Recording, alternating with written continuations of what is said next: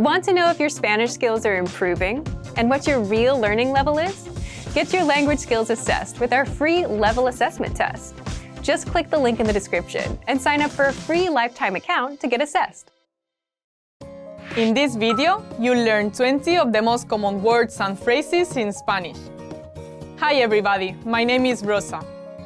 Welcome to the 800 Core Spanish Words and Phrases video series. This series will teach you the 800 most common words and phrases in Spanish. But there's a twist. With each new lesson in this series, we'll include the previous lessons at the end. So after you've learned the new words and phrases, stick around and review what you learned in previous lessons. Reviewing is one of the most important parts of learning a language. You can also get the full list right now at SpanishPop101.com. Click the link in the description to access more example sentences, create your own flashcard decks, and finally master Spanish. Okay, let's get started. First is poder. Can. Poder. Poder. Can. Poder comer. Can eat. Poder comer. Cero. Zero. Cero. Cero. Zero. Número cero. Number zero. Número cero. Uno. One. Uno. Uno. One. Un grado. 1 degree. Un grado. Dos. Two. Dos. Dos. Two. 2 semanas. 2 weeks long. 2 semanas. Tres. Three. Tres. Tres. Three. Son las 3 en punto ahora. It is 3 o'clock now. Son las 3 en punto ahora. 4. 4. 4. 4. 4. Número 4. Number 4. Número 4. 5. 5. 5. 5. 5. 5 manzanas. 5 apples. 5 manzanas. 6. 6. 6. 6. 6. 6 cosas. 6 things. 6 cosas. 7. 7. 7. 7. 7. 7 días a la semana. 7 days a week. 7 días a la semana. 8. 8. 8. 8. 8. Una araña tiene 8 patas. A spider has 8 legs. Una araña tiene 8 patas. 9. 9. 9. 9. 9. 9 pisos. 9 floors. 9 pisos. 10. 10. 10. 10. 10. 10 piezas. 10 pieces. 10 piezas. Vendedor. Salesman. Vendedor. Vendedor. Salesman. Vendedor de coches. Car salesman. Vendedor de coches. Encargado. Manager. Encargado. Encargado. Manager. El encargado de la fábrica está dando instrucciones. The factory manager is giving instructions. El encargado de la fábrica está dando instrucciones. Cocinero. Cook. Cocinero. Cocinero. Cook. El cocinero está asando el pollo a la parrilla. The cook is barbecuing the chicken. El cocinero está asando el pollo a la parrilla. Ingeniero. Engineer. Ingeniero. Ingeniero. Engineer. Soy ingeniero. I am an engineer. Soy ingeniero. Programador. Programmer. Programador. Programador. Programmer. Soy programador. I am a programmer. Soy programador. Enfermero. Nurse. Enfermero. Enfermero. Nurse. Enfermera. Female nurse. Enfermera. Cuerpo. Body. Cuerpo. Cuerpo. Body.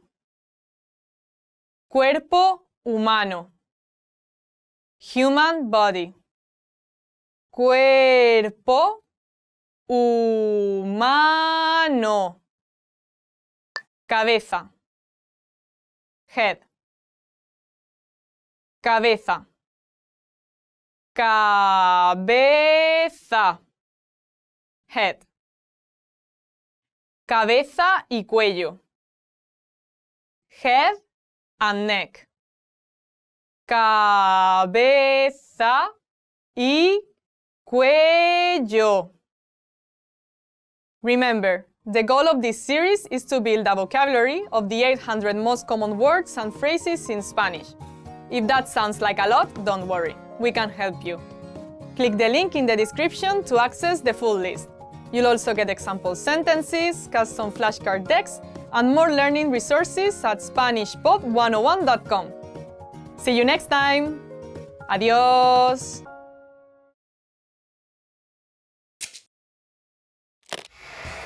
How are your Spanish listening skills?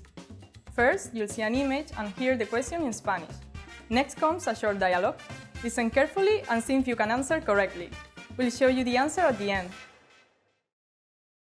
Una mujer está hablando con su estilista. ¿Cómo le gustaría cambiar su corte de cabello? Hola, ¿la puedo ayudar? Hola, tengo una reservación a las 3 en punto para Richie. Ah, sí. Bienvenida, señora Richie. Por favor, venga por aquí. ¿Qué puedo hacer por usted hoy? Me gustaría cambiar un poco mi corte de cabello. Está bien. ¿Qué largo le gustaría? Más o menos a la altura del hombro. Perfecto. ¿Y cómo le gustaría el fleco? Quiero conservar el fleco. ¿Parejo o de lado? Un poco de lado. ¿De qué lado? Tal vez un poco a la izquierda. Entendido. Empezaremos con el champú. Así que venga por acá, por favor. ¿Cómo le gustaría cambiar su corte de cabello?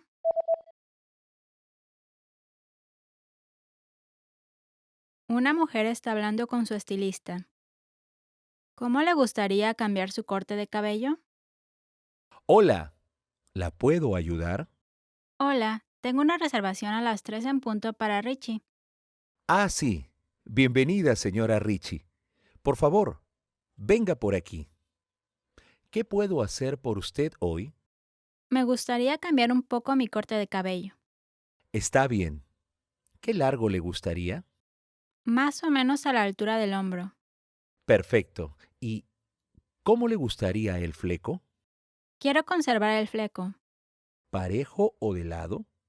Un poco de lado. ¿De qué lado? Tal vez un poco a la izquierda.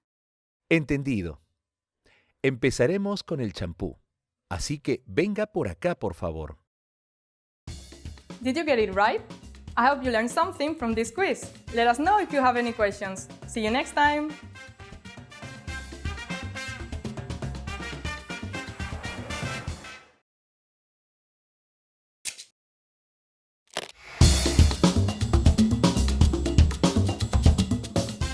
Hola a todos, soy Rosa. En esta lección os quiero hablar de cómo se celebra en España el día que la mayoría de las parejas de gran parte del mundo utilizan para expresar su amor de una forma algo más especial. La celebración en que todos los centros comerciales se llenan de corazones, rosas y ositos de peluche. Es el amado y odiado 14 de febrero, día de San Valentín. ¿Sabes cuáles son algunas de las canciones que más se dedican los enamorados en estos días? Os enseñaré la respuesta al final del vídeo. Hoy día, la Iglesia Católica reconoce 3 mártires llamados Valentín.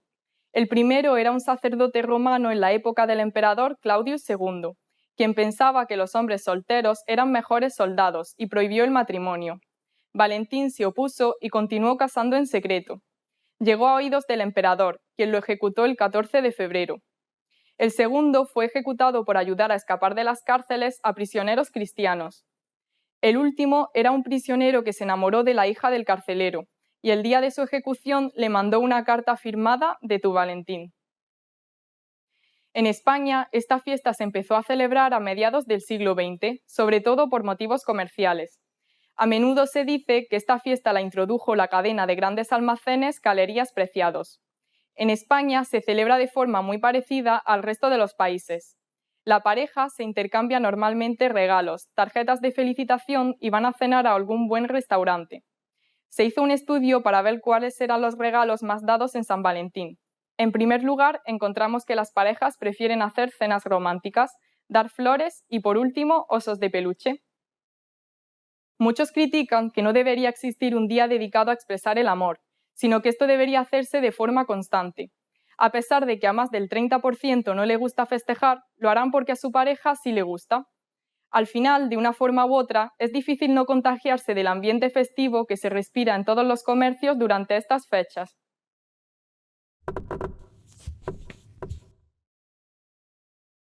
Es frecuente que cuando esta fecha se acerca, aquellos que en ese momento no tienen pareja se sientan algo solos. Por eso el 13 de febrero se celebra el Día del Soltero, una iniciativa que surgió en Internet y que gracias a las redes sociales se extendió por todo el mundo. Y ahora voy a daros la respuesta a la pregunta que lancé antes. ¿Sabes cuáles son algunas de las canciones que más se dedican los enamorados en estos días? Algunas de las canciones que más se dedican los enamorados por estas fechas son Me enamora, de Juanes, Juntos, de Paloma San Basilio y Si tú no estás, de El sueño de Morfeo. ¿Qué tal esta lección? ¿Aprendiste algo interesante?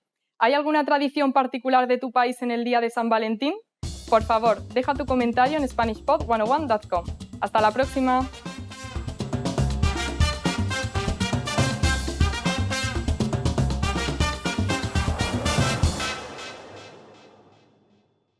Want to speak real Spanish from your first lesson? Sign up for your free lifetime account at SpanishPod101.com.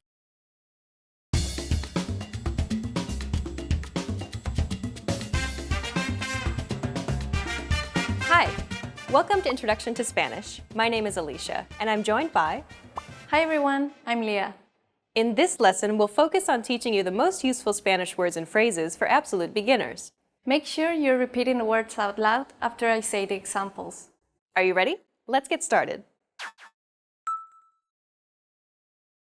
The best phrase to learn when studying a new language is one that expresses gratitude and appreciation. If you had to learn only a single phrase, this would be it. We taught you this phrase in the first lesson of this series.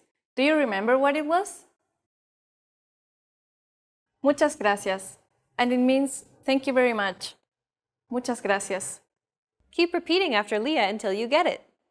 Muchas gracias. Your turn. Muchas gracias. Muchas gracias. Okay, one last time. Muchas gracias.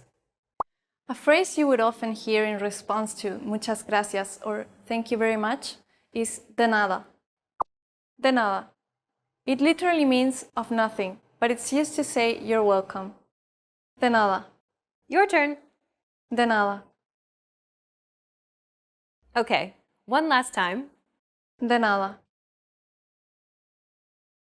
Both muchas gracias and de nada are expressions often used by Spanish speakers. The next phrase we'll teach you is perhaps the second most useful phrase of all. It's used to apologize or to excuse yourself. Perdone. Perdone. Okay, your turn. Perdone. Perdone. One last time. Perdone. Perdone is the formal way to apologize or excuse yourself. To say it in a more casual way, it's perdona. Perdona. Your turn. Perdona. Perdona. One last time. Perdona. Now you can say thank you very much, excuse me, and I'm sorry in Spanish. Let's move on. Asking where something is an incredibly important and useful phrase to learn. You're going to need this when asking where the bathroom, the train station, or where the hotel is. To do so, say, ¿Dónde está? then add the location. Cuarto de baño. ¿Dónde está el cuarto de baño? ¿Dónde está el cuarto de baño? Repeat after Leah. ¿Dónde está el cuarto de baño? Remember, if you want to be a bit more polite, you could add excuse me before the question. Perdone, ¿dónde está el cuarto de baño? One last time. Perdone, ¿dónde está el cuarto de baño? For a hotel, it'd be, Perdone, ¿dónde hay un hotel? Perdone, ¿dónde hay un hotel? Have you noticed how the sentences vary slightly? If the thing you're looking for isn't specific, a hotel, we would use the articles un, unos, una, or unas. On the other hand, if it's a specific, the hotel, then we would use el, la, los, or las instead. Perdone, ¿dónde hay un hotel? Perdone, ¿dónde está el hotel? And remember to thank the person if they were helpful. Muchas gracias. In this final lesson, you learned how to say thank you, excuse me, I'm sorry, and to ask where something is in Spanish.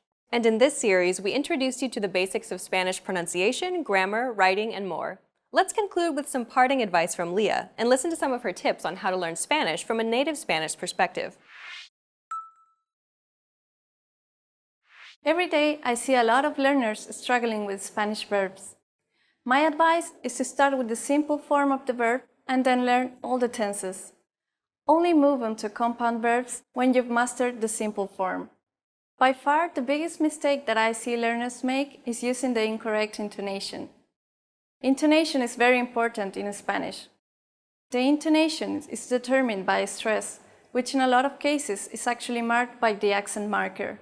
We go into great detail about this aspect of Spanish in our Ultimate Guide to Spanish Pronunciation video series. We'll link that at the end of the video. Get comfortable with stress patterns and accents in Spanish, and you'll avoid making this mistake. My last piece of advice is to watch contemporary videos, such as our videos here at SpanishPod101.com.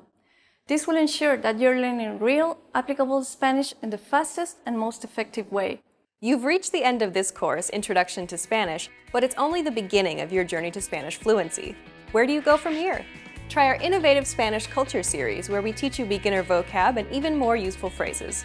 Or check out any of our other video series. We have many different categories for you to choose from.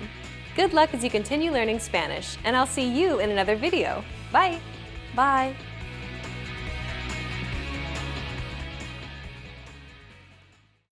In this video, you learned 20 of the most common words and phrases in Spanish. Hi everybody, my name is Rosa. Welcome to the 800 Core Spanish Words and Phrases video series. This series will teach you the 800 most common words and phrases in Spanish.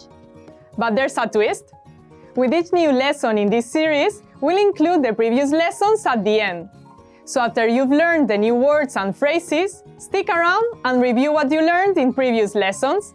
Reviewing is one of the most important parts of learning a language. You can also get the full list right now at SpanishPod101.com. Click the link in the description to access more example sentences, create your own flashcard deck, and finally master Spanish. Okay, let's get started. First is corbata, necktie, corbata, corbata, necktie. Si no te pones la corbata adecuadamente, parecerás un vago. If you don't tie your necktie properly, you will look like a slob. Si no te pones la corbata adecuadamente, parecerás un vago. Traje, suit, traje, traje, suit. Todos en la oficina usan traje excepto el jefe. Everyone at the office wears a suit except the boss.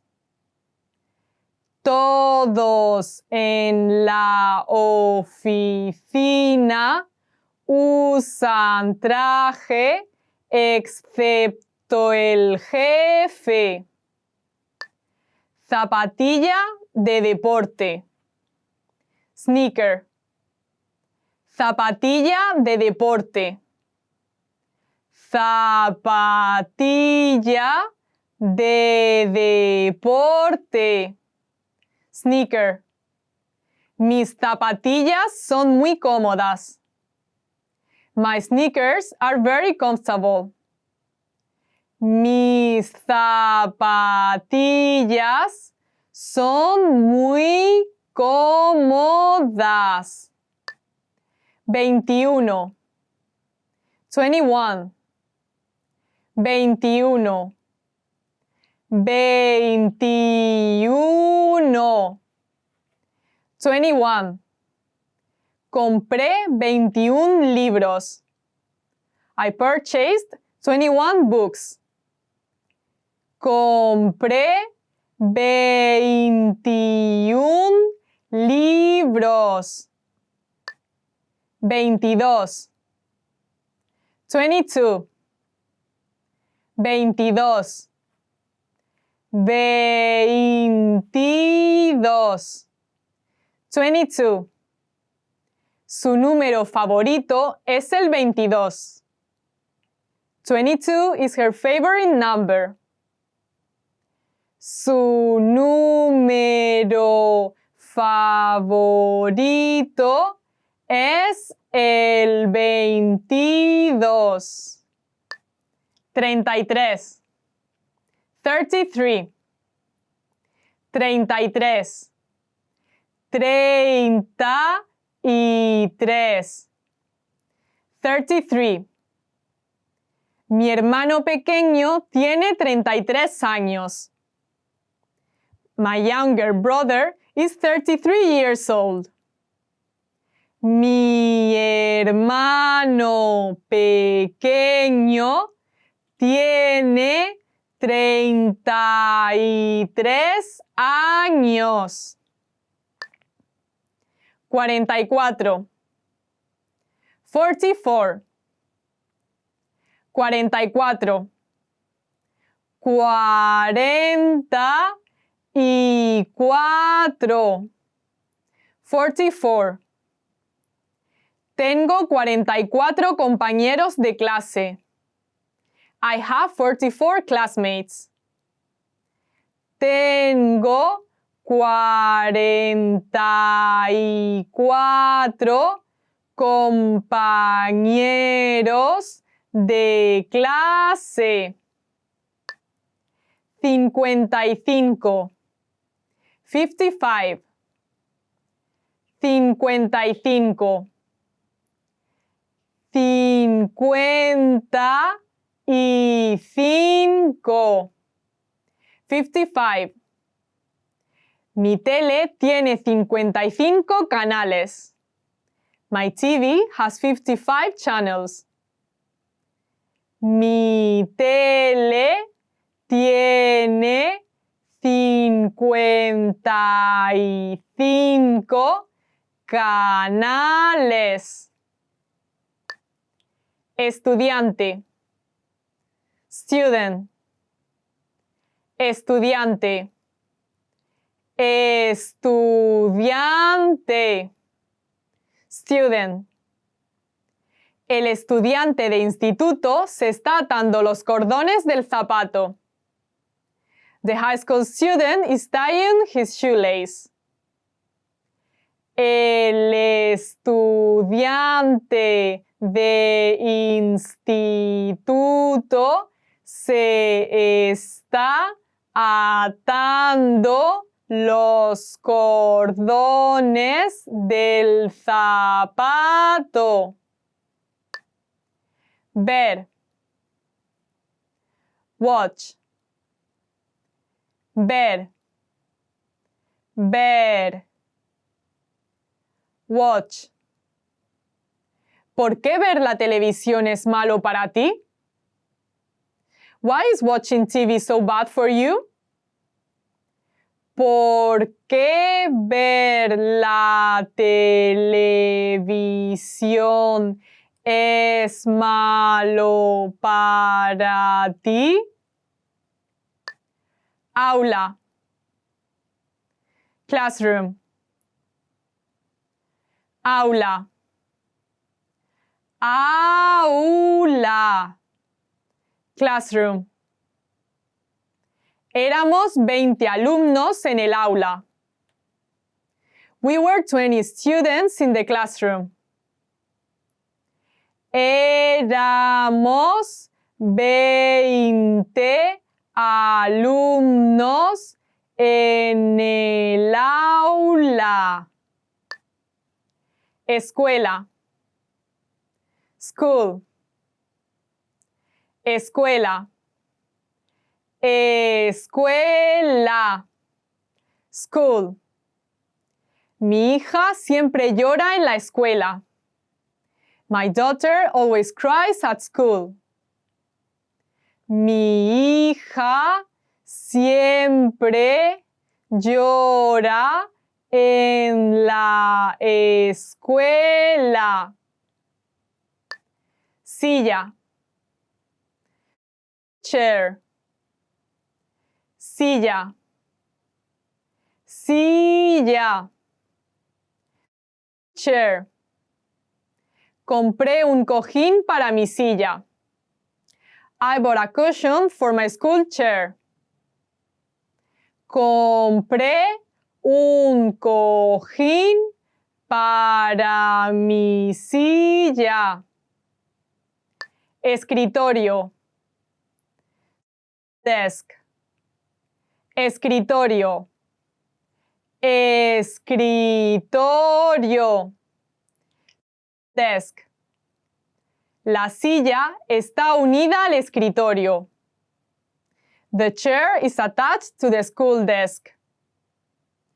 La silla está unida al escritorio. Navegar por Internet. Surf the Internet. Navegar por Internet. Navegar por Internet. Surf the Internet. Navego por Internet cada noche antes de ir a la cama. I surf the Internet every night before bed. Navego por Internet cada noche antes de ir a la cama. Norte. North. Norte. Norte. North. Vengo del norte de México. I come from the north of Mexico. Vengo del norte de México. Devolver. Return. Devolver. Devolver. Return. Tengo que devolverlo en el mismo lugar. I have to return it to the same place. Tengo que devolverlo en el mismo lugar. Bañar. Bathe. Bañar. Bañar. Bathe. No voy a bañar al bebé porque hace frío afuera.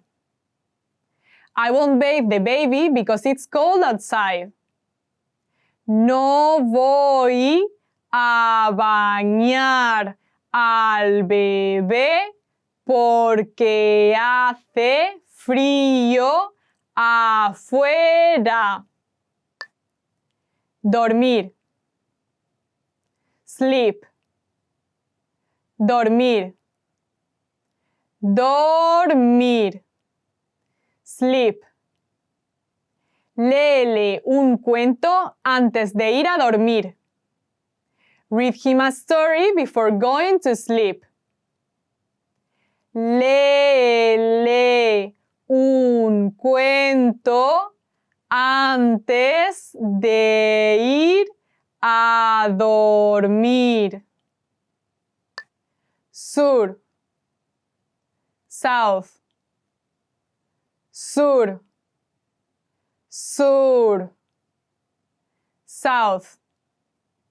Los pájaros vuelan al sur. The birds are flying south. Los pájaros vuelan al sur. Well done! In this lesson, you expanded your vocabulary and learned 20 new useful words. Click the link in the description and sign up for free at SpanishPod101.com to get access to the full list of vocabulary you need for daily life conversations. You'll also get example sentences, custom flashcard decks, and more learning resources. See you next time! Adios! Did you take your free level assessment yet? Here's an extra bonus resource you'll get when you take the assessment. When you receive your result and learning level, you also unlock a free language course for your specific level, so you can start learning and level up your language skills. Just click the link in the description to get access. ¿Cuál es la diferencia entre hay, había y hubo? Eso vamos a ver en la clase de español de hoy. Hola, soy Brenda Romagnelo, tu profesora de español. Hoy tenemos una clase muy interesante en la que vamos a hablar del verbo haber. In today's class, I'm going to explain the difference between hay, había, and hubo. First, as always, I will do the explanation in Spanish, try to see if you can understand the explanation with the examples, and then I'll translate very quickly into English so that if you are say lower intermediate or upper intermediate and you're still not very comfortable with your Spanish, do not worry. I just want to make sure that you understand how everything works. Muy bien, entonces, hay, había y hubo son las tres formas del verbo haber. El verbo haber es un verbo de existencia que lo usamos para hablar de la existencia de algo. Empecemos con hay. Hay está conjugado, el verbo haber conjugado en el presente simple de el indicativo, ¿sí? El presente. Hay. Y la buena noticia es que hay significa there is y también significa there are, ¿sí? Significa las dos cosas. No tenemos que cambiarlo para el plural. Es simplemente la misma forma para there is y también para there are en inglés. O sea que para hablar de la existencia de algo, para decir que algo existe o que está presente en el presente, vamos a decir hay.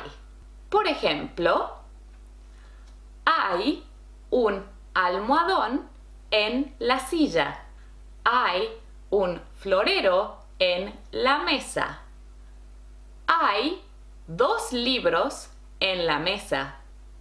Hay 3 teléfonos en la mesa. Hay 20 personas en la clase de español. Como puedes ver aquí en todos estos ejemplos, no importa si la existencia de algo es una cosa o 2 o más cosas, no importa si lo que estamos diciendo que existe es una cosa o muchas cosas, singular o plural, no importa, siempre vamos a usar hay para decir que existen, ¿sí? There is and there are. Siempre decimos hay en español. Hay, había, and hubo are the 3 different verbs, conjugations of the verb haber, which is a verb that we use to talk about the existence of things. Hay is in the simple present in Spanish, and we can use it for 2 things, for both. It actually means there is, and it also means there are. So we have only one way to say there is and there are in Spanish, which is hay. Isn't that great? That means that you don't have to think about it. Woohoo! You can always use the same, hay. So as we were looking into the examples, you can see that it doesn't matter if I want to say there is or there are in Spanish, I will always say hay. So it doesn't matter if what you want to say, the existence of something that you want to say, if it's one thing or 2 things or more, singular or plural, it doesn't matter, you will always say hay. Remember, this is if you want to describe the existence of something or to ask about the existence of something in the present. Ahora hablemos de había y hubo. Había y hubo están en el pasado simple en español. Había es la forma del pasado del imperfecto y hubo está en el pretérito o indefinido, ¿sí? ¿Cuál es la diferencia? Bueno, como tú sabes, tenemos dos pasados en español. El pasado simple. Tenemos dos pasados simples en español, el imperfecto y el pretérito, o también se dice el indefinido. Son dos nombres para el pretérito. Muy bien, ¿cuándo usamos el imperfecto? Usamos el imperfecto para hablar de rutinas en el pasado, acciones que tenían duración en el pasado, ¿sí? O acciones que se repetían de manera constante o de vez en cuando en el pasado. También usamos el imperfecto para describir personas, una cosa, para describir un lugar, una característica en el pasado, ¿sí? Las descripciones son particularmente importantes en el pasado cuando queremos contar una historia, ¿sí? O cuando queremos crear o describir, ¿sí? Una situación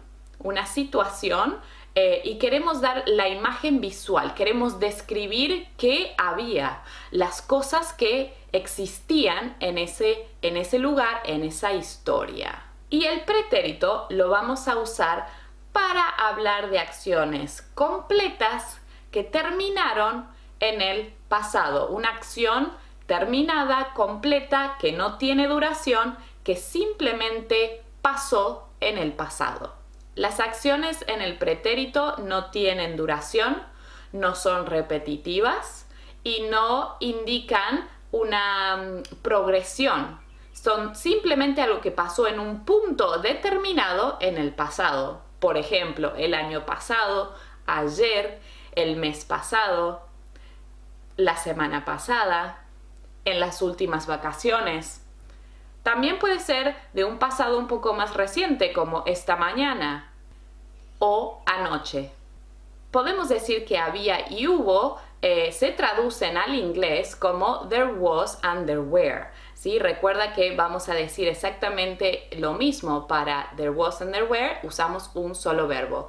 There was and there were, cuando usamos el imperfecto va a ser había, y there was and there were, cuando usamos el pretérito o indefinido, vamos a decir hubo. Había and hubo are conjugated in the simple past tense in Spanish. Remember, we have two different past tenses. We're going to have the imperfecto and the pretérito, or also known as the indefinido. Yes, it has two names, the pretérito in Spanish, or more. You know, there's lots of linguistic schools giving it different names. But what is the main difference between these two past tenses in Spanish? The imperfecto, we use it for actions that had repetitiveness in the past, for example, routines or things that we used to do on several occasions or more than one time in the past.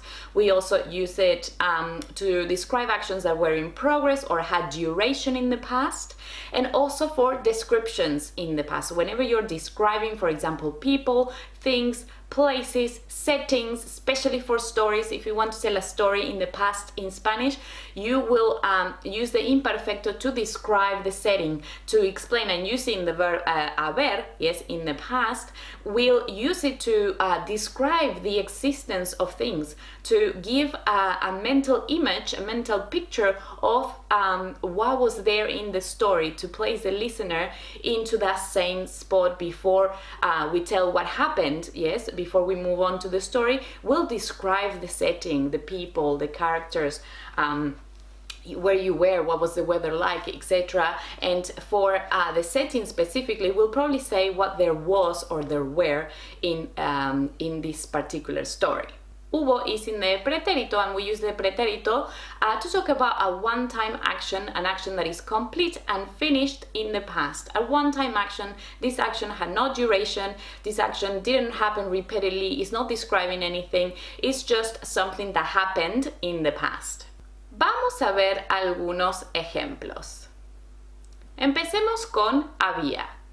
En el barrio en el que crecí había una verdulería, había una panadería y también había una plaza con juegos para niños.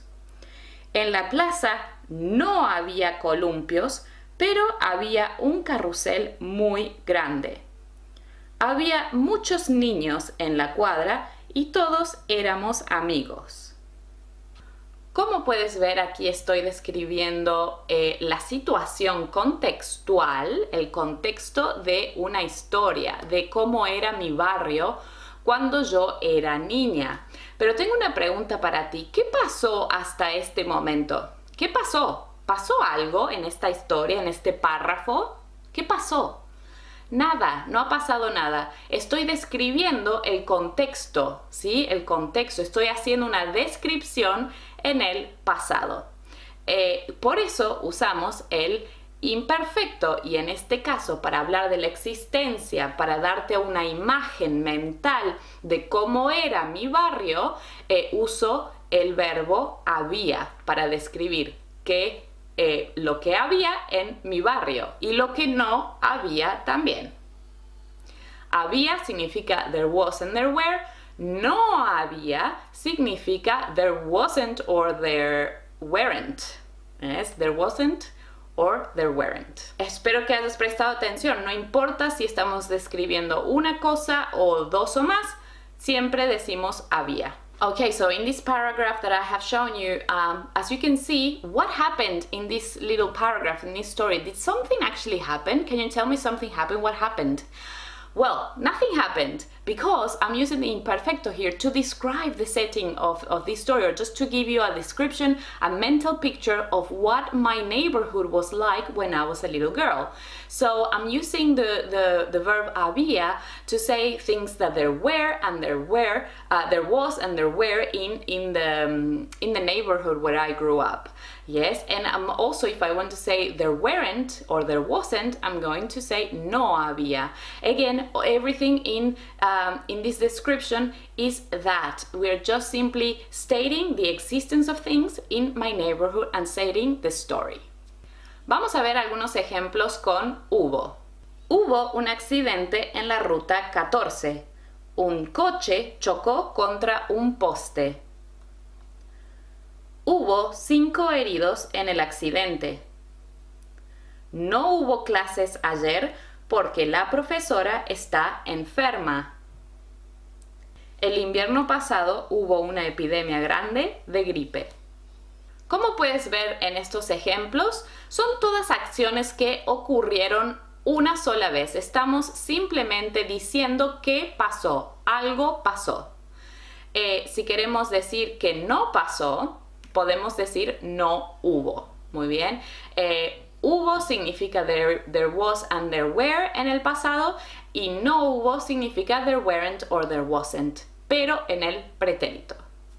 So as you can see in all these examples, we are using hubo to describe what there was and there were, or what there wasn't and there weren't. One-time actions, complete action, finish. We're just describing only what happened. We're just mentioning, saying what happened. We're not describing the scene. We're not describing what the place looked like. Nothing like that. We're just simply mentioning the episode, the action that took place. What happened. That's about it. Muy bien, vamos a comparar cuándo podemos combinar había y hubo en la misma oración y vamos a analizar por qué usamos había y por qué hubo en estas situaciones. Número 1. Había mucho tráfico esta mañana porque hubo un accidente muy grande.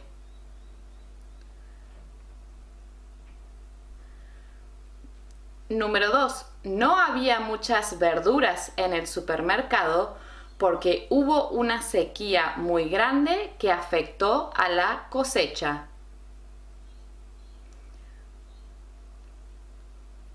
Número 3.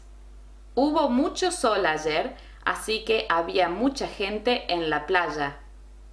Había mucho tráfico esta mañana porque hubo un accidente. ¿Sí? Aquí puedes ver. ¿Cuál es la acción que sucedió una vez terminada, finalizada? ¿Qué pasó? ¿Qué pasó? Hubo un accidente esta mañana, ¿sí? There was an accident this morning. había mucho tráfico, usamos había en este caso porque queremos describir la situación contextual. So I'm using hubo to say that's what happened. Yeah, there was an accident. So that's the one-time action, that's the past finished complete action. Doesn't have any duration or anything. I'm just mentioning what happened in this particular situation. And había mucho tráfico, I'm using this to describe the setting of the story. Yes, there was a lot of traffic. Muy bien, en la número 2, no había muchas verduras en el supermercado.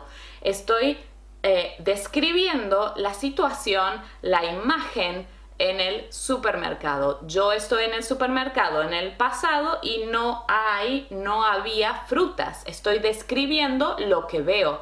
No había frutas. Pero ¿qué pasó?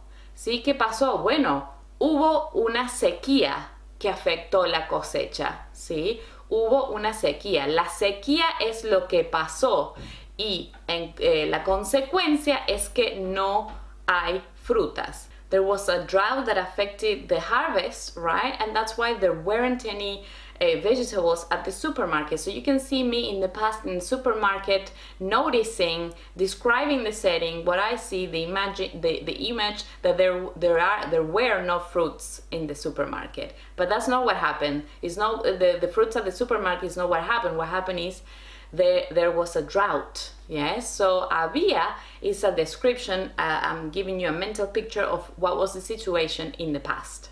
En la número 3, la misma situación.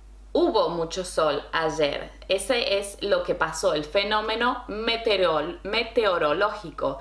Eso es lo que pasó. Y como consecuencia, yo fui a la playa y había mucha gente. Estoy describiendo la playa. Había mucha gente. In this case, we're talking about what happened was the heat. Yes, it was very hot yesterday. There was a lot of sun. It was very sunny. So that's what happened. And then you can see me at the beach, yes, en la playa, and I'm describing what I can see. Había mucha gente. There were a lot of people. Muy bien, espero que este tema esté un poquito más claro para ti, la diferencia entre hay, había y hubo. Y bueno, muchísimas gracias por ver la clase de hoy y nos vemos en la próxima. Adiós, hasta luego.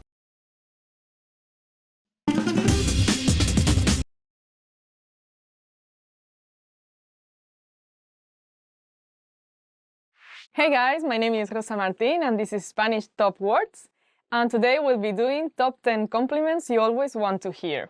Eres guapo. You're handsome. Eres guapo. You're handsome. If you're telling this to a girl, you would say eres guapa. So be careful about that. Gran trabajo. Great job. Gran trabajo. Great job. This is the kind of compliment you always want to hear from your boss, I guess. Tu currículum es impresionante. Your resume is impressive. Tu currículum es impresionante. Your resume is impressive. I think for me, an impressive resume would be one that shows that the people traveled a lot and knows a lot of languages maybe and have a lot of different experience in very different fields. Me haces querer ser una mejor persona. You make me want to be a better person. Me haces querer ser una mejor persona. You make me want to be a better person. Yeah, that's the type of people you want to be with. Esa chaqueta te queda bien. That jacket looks good on you. Esa chaqueta te queda bien. That jacket looks good on you. So, what do you guys think about my t-shirt? Do you like it? Eres inteligente. You're smart. Eres inteligente. You're smart. Yeah, it feels really good to hear that, especially from your teachers. Eres un amigo genial. You're an awesome friend. Eres un amigo genial. You're an awesome friend. I think an awesome friend is someone that it's there always for you, like for both the good and the bad times, especially the bad times. Tu sonrisa es preciosa. Your smile is beautiful. Tu sonrisa es preciosa. Your smile is beautiful. Me encanta cómo cocinas. I love your cooking. Me encanta cómo cocinas. I love your cooking. I'm not that good at cooking, to be honest. Te ves impresionante. You look gorgeous. Te ves impresionante. You look gorgeous. I hope like someone would tell that to me. So that's it for today. Today we did top 10 compliments you always want to hear. Which one was your favorite? So please tell us, and don't forget to check out SpanishPod101.com and please subscribe to this channel. See you!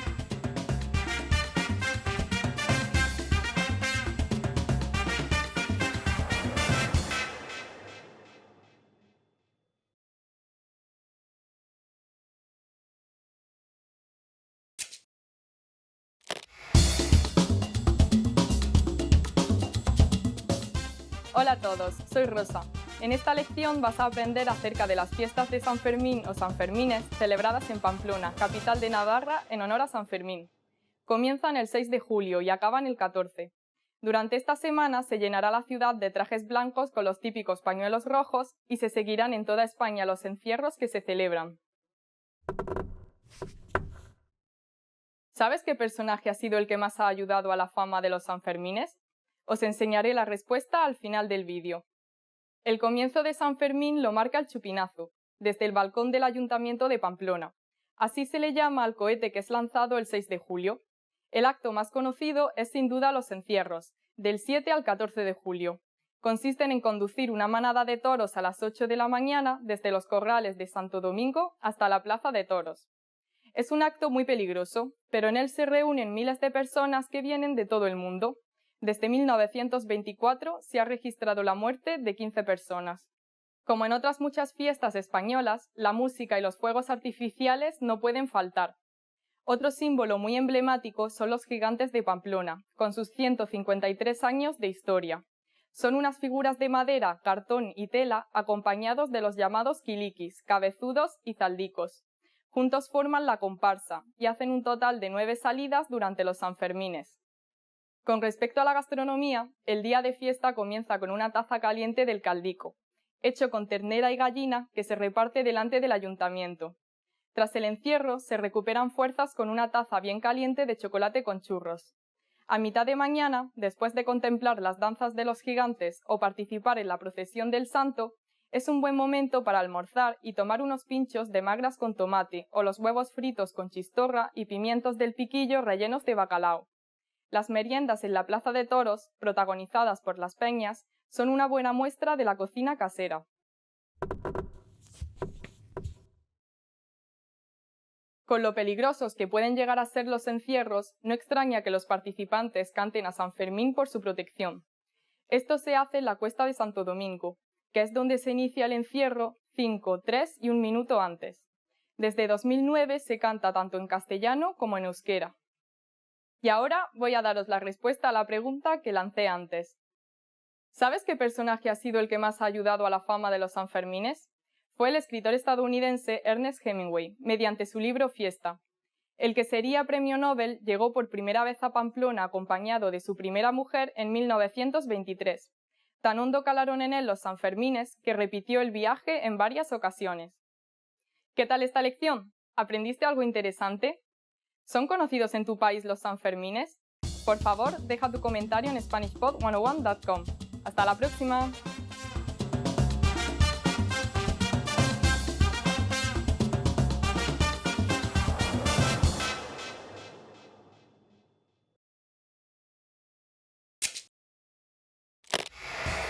Hi everyone, I'm Rosa.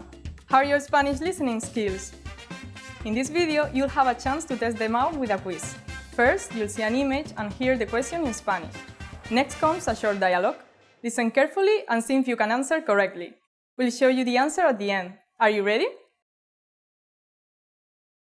Un hombre está reportando el desempeño en ventas de su compañía en una junta. ¿Cuáles 2 cuadros está usando en su presentación? Por favor, miren el reporte impreso. El cuadro a la izquierda muestra las ventas de nuestra compañía en lo que va del año. Y el cuadro a la derecha muestra el desempeño de ventas mensual hasta octubre de este año. Ahora, por favor, observen el cuadro de la izquierda. Muestra que las ventas han estado aumentando firmemente en los últimos 3 años. Y si podemos seguir aumentando nuestras ventas, las ventas totales de este año serán mayores que las del año pasado. Ahora, observen el cuadro a la derecha. El cuadro a la derecha muestra que las campañas llevadas a cabo en abril y agosto fueron bastante efectivas. Ya veo, pero las ventas disminuyeron en mayo y en septiembre posterior a las campañas. Sí, pero este tipo de rebote es inevitable. Yo espero que las ventas de este año mostrarán un aumento sobre las del año pasado, si es que podemos seguir aumentando nuestras ventas. ¿Cuáles 2 cuadros está usando en su presentación?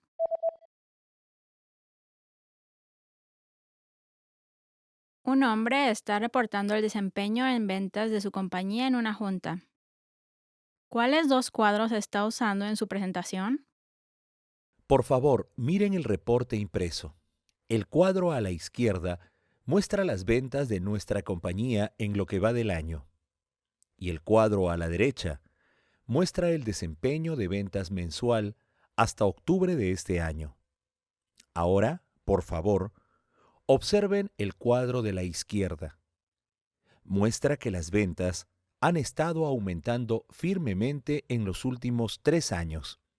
Y si podemos seguir aumentando nuestras ventas, las ventas totales de este año serán mayores que las del año pasado. Ahora, observen el cuadro a la derecha.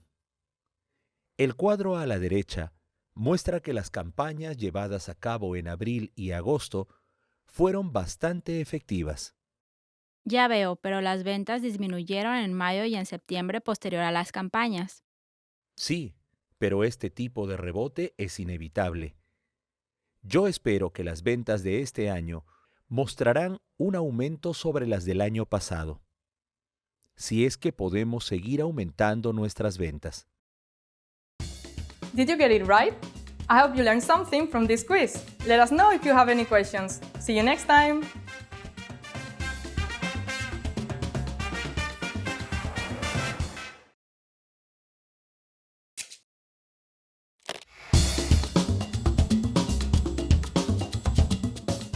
Hola a todos, soy Rosa. En esta lección quiero hablaros de los carnavales, una fiesta llena de color, alegría y mucho cachondeo. Estos se realizan por toda España y empiezan el jueves graso o de carnaval, una semana antes del miércoles de ceniza, es decir, 46 días antes de Pascua de Resurrección. En 2014 cae el 2 de marzo y en 2015 el 15 de febrero. Ahora me gustaría comentar por encima los carnavales más conocidos en España. ¿Sabes cuál es una de las teorías que existen sobre el origen de los carnavales? Os enseñaré la respuesta al final del vídeo. Los carnavales de Cádiz fueron en 2010 considerados como uno de los 10 tesoros de patrimonio cultural inmaterial de España. Aunque dura oficialmente 11 días, los ensayos, concursos y actos gastronómicos consiguen que el ambiente de carnaval dure cerca de un mes. De Cádiz son conocidísimas las chirigotas. Son agrupaciones musicocoral que cantan principalmente por las calles ofreciendo coplas humorísticas. Es típico en estas fechas ver los concursos de estas y otras agrupaciones por televisión. El Carnaval de Santa Cruz de Tenerife es otro de los más populares. En esta fiesta se disfruta de más de una semana de música, baile y disfraces. A estos días le preceden otros en los que tienen lugar la presentación a las candidatas a reina.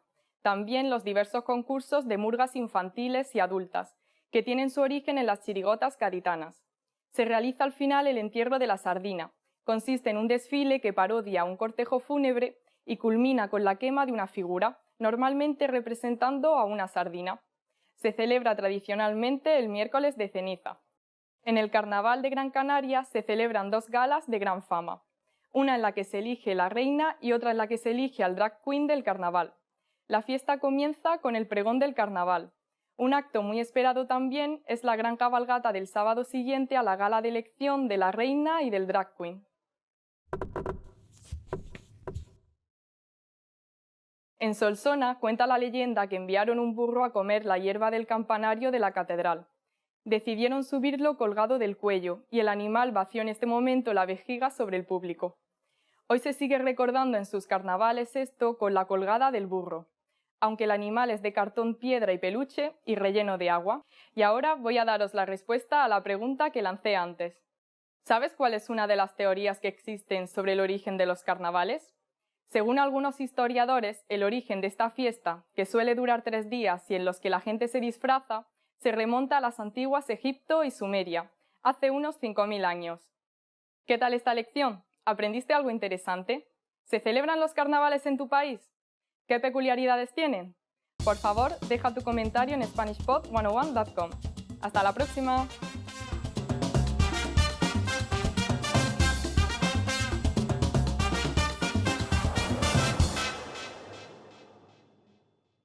Hello everyone, I'm Rosa and today we'll be doing the 10 hardest words to pronounce in Spanish. So let's begin. Frigorífico, refrigerator. Frigorífico, which means refrigerator. Cuando el frigorífico se estropeó, tuvimos que tirar mucha comida. When the refrigerator broke down, we had to throw away a lot of food. Correr, run. Me gustaría algún día correr una maratón. I would like to someday run a marathon. Espantapájaros, scarecrow. Me gusta cuando la gente viste a los espantapájaros como si fueran personas. I like when people dress up scarecrows as if they were people. Exquisito, delicious. Fuimos a un restaurante muy caro y toda la comida era exquisita. We went to a very fancy restaurant and all the food was very delicious. Idiosincrasia, idiosyncrasy. The next word is idiosincrasia, which means idiosyncrasy. Una de sus idiosincrasias es lavarse las manos cada hora. One of his idiosyncrasies is washing his hands every hour. Perro, dog. Cuando era pequeña tenía miedo de los perros. When I was a child, I was scared of dogs. Niño, child. Cuando era niño se portaba muy mal con los otros niños. When he was a child, he was very bad to the other children. Paraguas, umbrella. The next word is paraguas, which means umbrella. Siempre me olvido el paraguas en los sitios. I always forget my umbrella at places. Pelo, hair. The next word is pelo, which means hair. Me corté el pelo hace poco. I cut my hair recently. Pingüino, penguin. The next word is pingüino, which means penguin. Me gusta la forma de andar de los pingüinos. I like how penguins walk. So this is the end of today's 10 hardest words to pronounce in Spanish.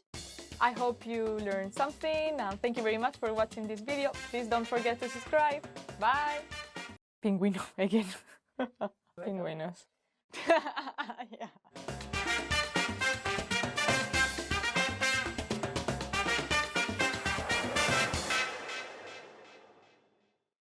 Hi everybody, I'm Rosa from SpanishPod101.com. Do you know what monsters Spanish people are scared of? In this lesson, you'll learn about 3 scary monsters in Spain.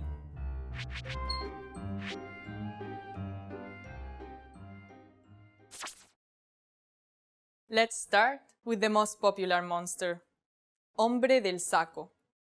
Hombre del Saco. It means sack man. This is an ugly, demonic old man with a sack. The horrific sack man visits homes at noon to catch disobedient and misbehaving children. That sounds pretty scary, right?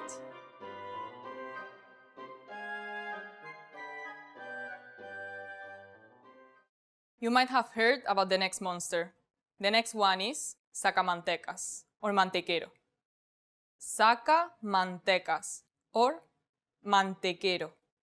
It means fat extractor.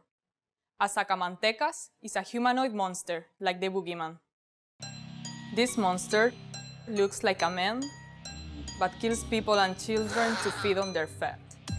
Living in deserted areas, the sacamanteca often lure lonely travelers to their deaths.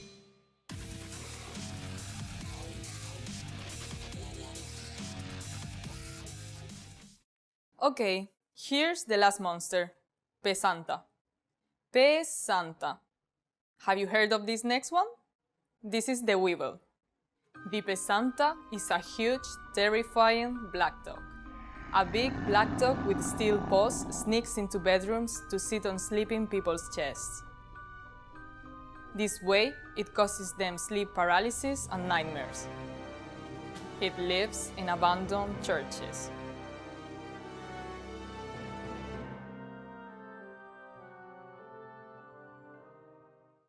Let's wrap up this lesson by recapping what we've learned. Listen to the names of each monster and repeat after me. Sackman. Hombre del saco.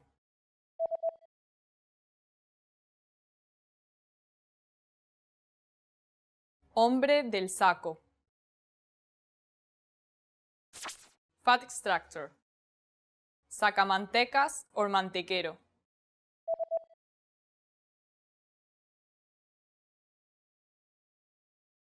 Sacamantecas or mantequero. Weevil. Pesanta.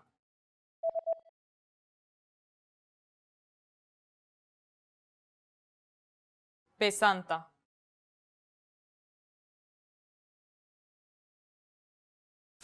Well done! Did you know there's a similar holiday to Halloween in Spain? The Día de los Muertos, or Day of the Dead, is a Spanish festival similar to Halloween, and it is celebrated on November 2nd. On this day, it is believed that the souls of the departed join the living for 24 hours. This occasion is celebrated with festive meals and gifts for the dead. And that's it! You just learned about 3 of the scariest monsters in Spain and about Día de los Muertos, the Spanish festival similar to Halloween. Now, learn Spanish twice as fast by downloading all your PDF cheat sheets, including survival phrases, pick-up lines, business etiquette, and more. Check out the description below and go to SpanishPod101.com now. I'll see you next time. ¡Nos vemos!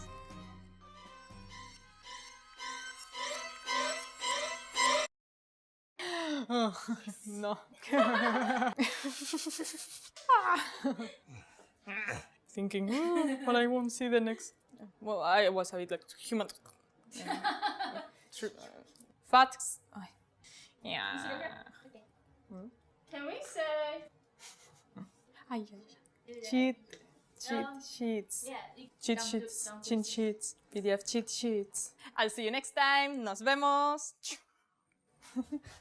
Hi everyone, this is Rosa, and today I'll be teaching you 15 ways to remember words, and these ways were submitted by fans. So let's start!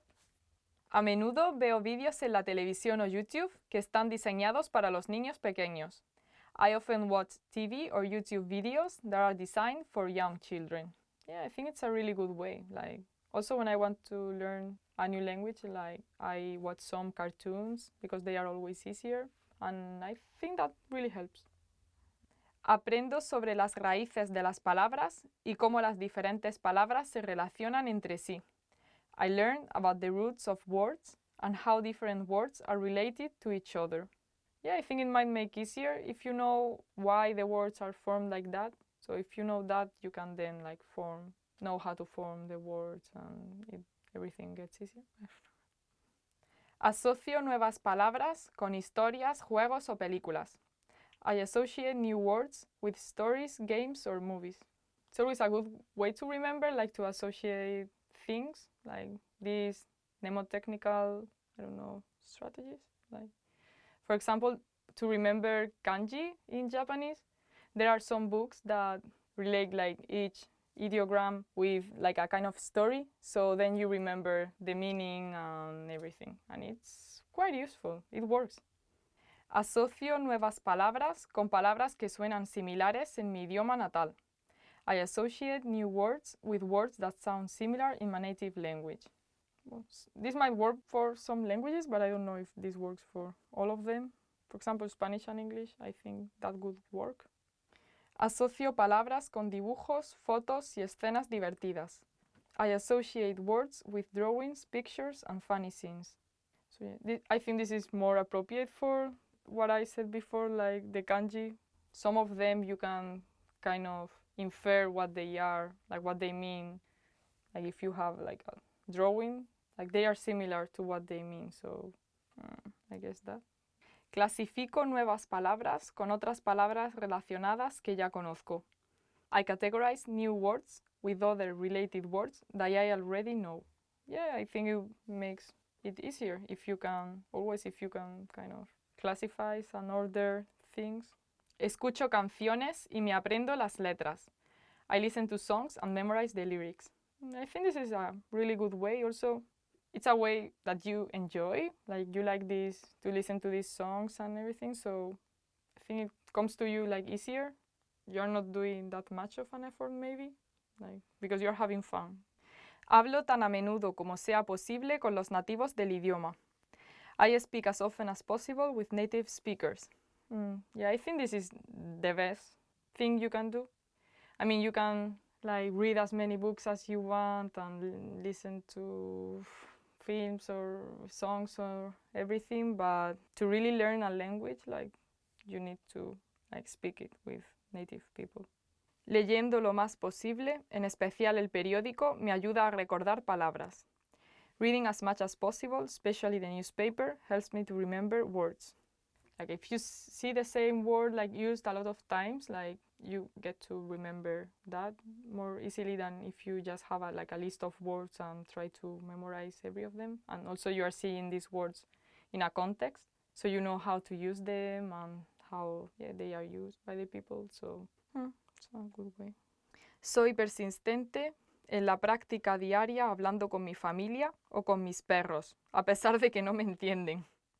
I am persistent in practicing every day by talking to my family or my dogs, even though they don't understand me. Why not? Well, you can also talk to yourself, right? But yeah, it's very important to be constant. I think it's like the most important point. Like you have to be constant to learn a language. You just cannot study it for a week and then, okay, the next month I will study a bit more. Like you have to be constant. Trato de usar el lenguaje de forma cotidiana en el contexto de la vida cotidiana. I try to use the language routinely in the context of daily life. It's important to try to use it as much as you can, I guess. Because sometimes you have to adapt the language depending on their situation, depending on who you are talking to. So it's important to know how you really use the language in your daily life, like how it changes. Like not learning just from some book, but learning it in like practicing in your day-to-day life. Yo uso la repetición, leyendo, escribiendo y hablando las palabras una y otra vez. I use repetition, reading, writing, and speaking words over and over again. I used to do that. The only problem is that I normally forget like pretty quickly after that, but well, maybe there are some people that... Well, I guess if you do that in a constant way, like it's not like you repeat these words one day and then don't do that after that. Maybe if you go back to these words, like it can help you. I think it can be a good way then. Yo digo palabras en voz alta para poder realmente escucharlas. I say words out loud so that I can actually hear them. It's very important because sometimes we don't say them out loud and then we are kind of afraid to pronounce it. We don't really know how to do it, so it's nice to know. Even if you can, like record yourself with a mic or something, so you can hear yourself talking and you can know like whether you are pronouncing it right or not. Yo intento pensar en español para que se incorpore naturalmente a mi proceso de pensamiento. I try to think in Spanish so it becomes natural to my thought process. Well, it's fine. It's like you're using Spanish during your day, so like if you're thinking in Spanish, you are also thinking in ways you can form new sentences and use the words you learned. So yeah, I think it's a good way. Like if you don't have anyone to talk to in Spanish, it can also be nice to try to like talk to yourself and make your sentences. Usar tarjetas, use flashcards. I have like some apps in my mobile phone, so especially to learn Japanese, it's really helpful. Like they show you new words and the translation. Then you get these flashcards repeated, depending on whether you are answering them right or not. Like they show you these cards more often or not. So yeah, I think it really helps to memorize words. So this is the end of today's 15 ways to remember words submitted by fans. I hope you liked it. If you have any other ways to memorize words, please tell us. And thank you for watching. Please don't forget to subscribe. Bye.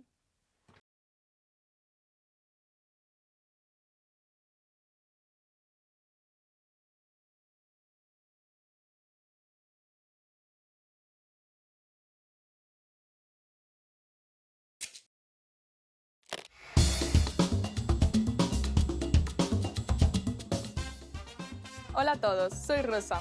En esta lección me gustaría hablaros acerca de un día celebrado por todos los hispanohablantes. Es el Día de la Hispanidad, celebrado el 12 de octubre. Conmemora el descubrimiento de América por parte de España y el nacimiento del Imperio Español. ¿Sabes con qué otros nombres se conoce esta celebración? Os enseñaré la respuesta al final del vídeo. La gran importancia que tuvo el descubrimiento de América ha hecho que el 12 de octubre se convirtiera en un día remarcable. Con este hecho se iniciaron las relaciones entre Europa y América. Estas relaciones revolucionaron la visión del mundo de ambos. Es conocido que este día, sin embargo, no se supo que se había descubierto un nuevo continente. Cristóbal Colón siempre creyó haber llegado a la India. Después se continuaron realizando viajes por esta ruta. Finalmente, el florentino Américo Vespucio recorrió parte de la costa de América del Sur y se le considera el primer europeo en comprender que esas eran tierras pertenecientes a un continente desconocido hasta entonces. En 1913, el presidente de la Unión Iberoamericana, Rodríguez Sampedro, creó esta festividad para estrechar los vínculos que unían a España con los países latinoamericanos. En España, el Día de la Hispanidad coincide con la Fiesta Nacional de España, y es además la misma fecha que el Día de la Virgen del Pilar, patrona de la ciudad de Zaragoza y de España. En Madrid, para la celebración de este día, se realiza un imponente desfile militar en el que participan todas las unidades del ejército, aviones, tanques y otros cuerpos.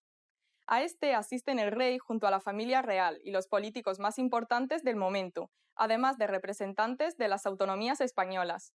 El Día de la Hispanidad es además jornada de puertas abiertas en muchos museos y palacios madrileños. Existen también diversas actuaciones en el Instituto Cervantes de Madrid y exposiciones especiales.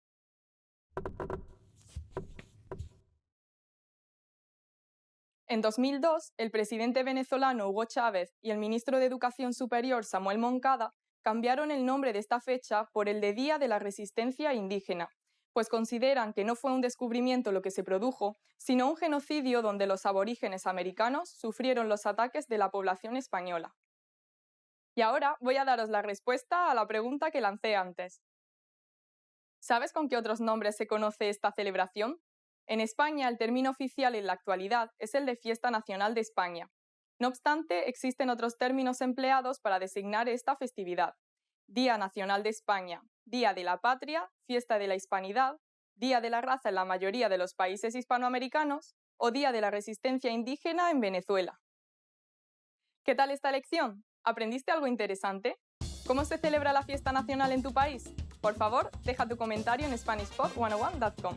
¡Hasta la próxima!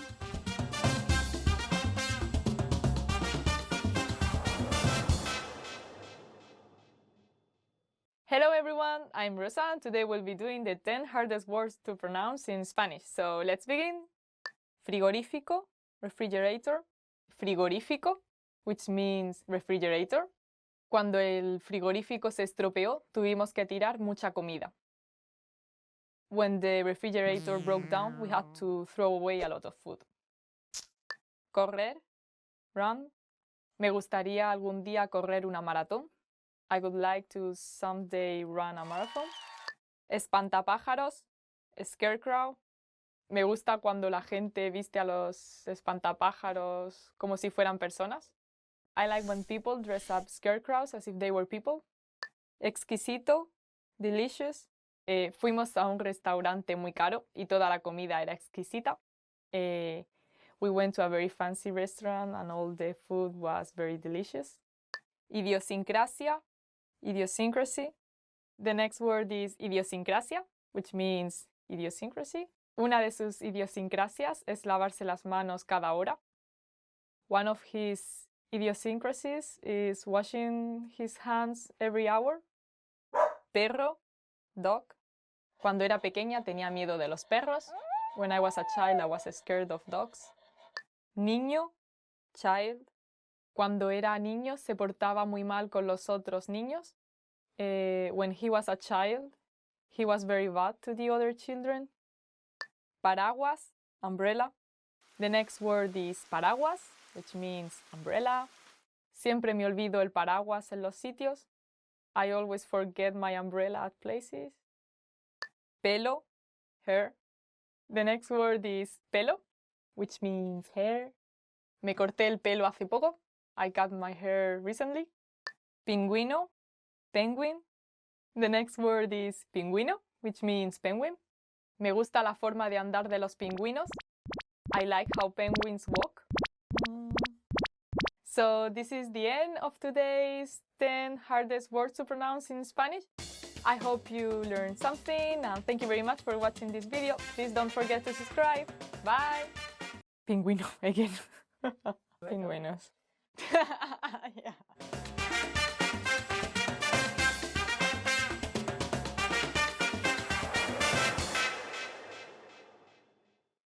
Hi everyone! Do you know how to say I love you in Spanish? In this lesson, you'll learn 3 different ways to say it. Let's start with how to express your feelings to your loved one. Te amo. Te amo. Te amo. Or if you want to explain those butterflies in your stomach, you can say Me estoy enamorando de ti. Me estoy enamorando de ti.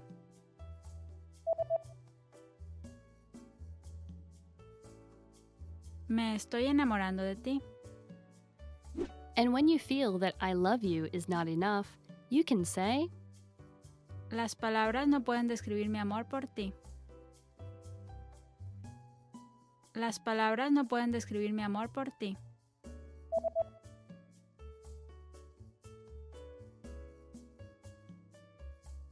Las palabras no pueden describir mi amor por ti. You just learned 3 different ways to say I love you in Spanish. And if you're interested in learning more, don't forget to download your free Romance and Love cheat sheet, which includes romantic words, compliments, and pickup lines. Check out the description below and go to SpanishPod101.com now. See you next time! Hi everyone, this is Rosa and today I'll be teaching you 15 ways to remember words and these ways were submitted by fans. So let's start! A menudo veo vídeos en la televisión o YouTube que están diseñados para los niños pequeños. I often watch TV or YouTube videos that are designed for young children. Yeah, I think it's a really good way. Like, also when I want to learn a new language, like I watch some cartoons because they are always easier and I think that really helps. Aprendo sobre las raíces de las palabras y cómo las diferentes palabras se relacionan entre sí.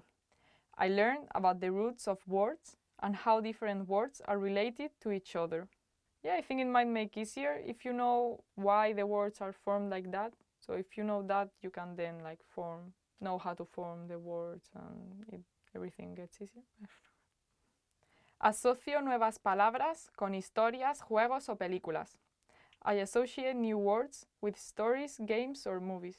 It's always a good way to remember, like to associate things, like these mnemotechnical, strategies. Like, for example, to remember kanji in Japanese, there are some books that relate like each ideogram with like a kind of story. So then you remember the meaning and everything. And it's quite useful. It works. Asocio nuevas palabras con palabras que suenan similares en mi idioma natal. I associate new words with words that sound similar in my native language. Well, this might work for some languages, but I don't know if this works for all of them. For example, Spanish and English, I think that would work. Asocio palabras con dibujos, fotos y escenas divertidas. I associate words with drawings, pictures, and funny scenes. So yeah, I think this is more appropriate for what I said before, like the kanji. Some of them you can kind of infer what they are, like what they mean. Like if you have like a drawing, like they are similar to what they mean. So I guess that. Clasifico nuevas palabras con otras palabras relacionadas que ya conozco. I categorize new words with other related words that I already know. Yeah, I think it makes it easier if you can kind of classify and order things. Escucho canciones y me aprendo las letras. I listen to songs and memorize the lyrics. I think this is a really good way. Also, it's a way that you enjoy, like you like this to listen to these songs and everything. So I think it comes to you like easier. You're not doing that much of an effort maybe, like because you're having fun. Hablo tan a menudo como sea posible con los nativos del idioma. I speak as often as possible with native speakers. Yeah, I think this is the best thing you can do. I mean, you can like read as many books as you want and listen to films or songs or everything, but to really learn a language, like you need to like speak it with native people. Leyendo lo más posible, en especial el periódico, me ayuda a recordar palabras. Reading as much as possible, especially the newspaper, helps me to remember words. Like if you see the same word like used a lot of times, like you get to remember that more easily than if you just have a list of words and try to memorize every of them. And also you are seeing these words in a context, so you know how to use them and how they are used by the people. So it's a good way. Soy persistente en la práctica diaria hablando con mi familia o con mis perros, a pesar de que no me entienden. I am persistent in practicing every day by talking to my family or my dogs, even though they don't understand me. Why not? Well, you can also talk to yourself, right? But yeah, it's very important to be constant. I think it's like the most important point. Like you have to be constant to learn a language. You just cannot study it for a week and then, okay, the next month I will study a bit more. Like you have to be constant. Trato de usar el lenguaje de forma cotidiana en el contexto de la vida cotidiana. I try to use the language routinely in the context of daily life. It's important to try to use it as much as you can, I guess. Because sometimes you have to adapt the language depending on their situation, depending on who you are talking to. So it's important to know how you really use the language in your daily life, like how it changes. Like not learning just from some book, but learning it in like practicing in your day-to-day life. Yo uso la repetición, leyendo, escribiendo y hablando las palabras una y otra vez. I use repetition, reading, writing, and speaking words over and over again. I used to do that. The only problem is that I normally forget like pretty quickly after that, but well, maybe there are some people that... Well, I guess if you do that in a constant way, like it's not like you repeat these words one day and then don't do that after that. Maybe if you go back to these words, like it can help you. I think it can be a good way then. Yo digo palabras en voz alta para poder realmente escucharlas. I say words out loud so that I can actually hear them. It's very important because sometimes we don't say them out loud and then we are kind of afraid to pronounce it. We don't really know how to do it, so it's nice to know. Even if you can, like record yourself with a mic or something, so you can hear yourself talking and you can know like whether you are pronouncing it right or not. Yo intento pensar en español para que se incorpore naturalmente a mi proceso de pensamiento. I try to think in Spanish so it becomes natural to my thought process. Well, it's fine. It's like you're using Spanish during your day, so like if you're thinking in Spanish, you are also thinking in ways you can form new sentences and use the words you learned. So yeah, I think it's a good way. Like if you don't have anyone to talk to in Spanish, it can also be nice to try to like talk to yourself and make your sentences. Usar tarjetas, use flashcards. I have like some apps in my mobile phone, so especially to learn Japanese, it's really helpful. Like they show you new words and the translation. Then you get these flashcards repeated, and depending on whether you are answering them right or not, like they show you these cards more often or not. So yeah, I think it really helps to memorize words. So this is the end of today's 15 ways to remember words submitted by fans. I hope you liked it. If you have any other ways to memorize words, please tell us. And thank you for watching. Please don't forget to subscribe. Bye.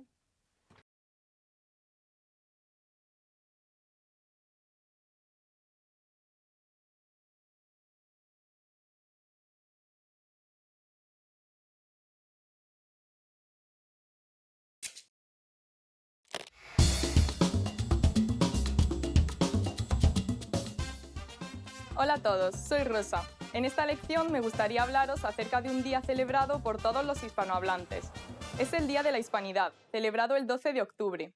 Conmemora el descubrimiento de América por parte de España y el nacimiento del Imperio Español. ¿Sabes con qué otros nombres se conoce esta celebración? Os enseñaré la respuesta al final del vídeo. La gran importancia que tuvo el descubrimiento de América ha hecho que el 12 de octubre se convirtiera en un día remarcable. Con este hecho se iniciaron las relaciones entre Europa y América. Estas relaciones revolucionaron la visión del mundo de ambos. Es conocido que este día, sin embargo, no se supo que se había descubierto un nuevo continente. Cristóbal Colón siempre creyó haber llegado a la India. Después se continuaron realizando viajes por esta ruta. Finalmente, el florentino Américo Vespucio recorrió parte de la costa de América del Sur y se le considera el primer europeo en comprender que esas eran tierras pertenecientes a un continente desconocido hasta entonces. En 1913, el presidente de la Unión Iberoamericana, Rodríguez Sampedro, creó esta festividad para estrechar los vínculos que unían a España con los países latinoamericanos. En España, el Día de la Hispanidad coincide con la Fiesta Nacional de España, y es además la misma fecha que el Día de la Virgen del Pilar, patrona de la ciudad de Zaragoza y de España. En Madrid, para la celebración de este día, se realiza un imponente desfile militar en el que participan todas las unidades del ejército, aviones, tanques y otros cuerpos. A este asisten el rey junto a la familia real y los políticos más importantes del momento, además de representantes de las autonomías españolas. El Día de la Hispanidad es además jornada de puertas abiertas en muchos museos y palacios madrileños. Existen también diversas actuaciones en el Instituto Cervantes de Madrid y exposiciones especiales.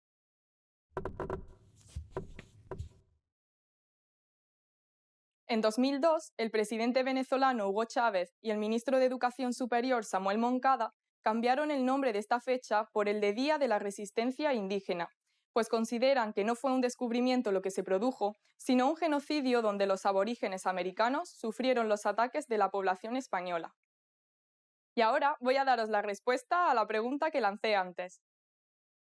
¿Sabes con qué otros nombres se conoce esta celebración? En España, el término oficial en la actualidad es el de Fiesta Nacional de España. No obstante, existen otros términos empleados para designar esta festividad. Día Nacional de España, Día de la Patria, Fiesta de la Hispanidad, Día de la Raza en la mayoría de los países hispanoamericanos o Día de la Resistencia Indígena en Venezuela. ¿Qué tal esta lección? ¿Aprendiste algo interesante? ¿Cómo se celebra la fiesta nacional en tu país? Por favor, deja tu comentario en SpanishPod101.com. ¡Hasta la próxima!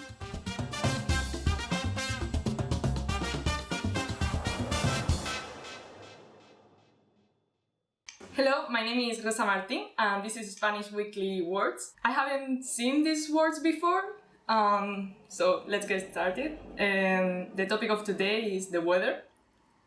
The first word is fresco, which means cool, but only referred to the weather.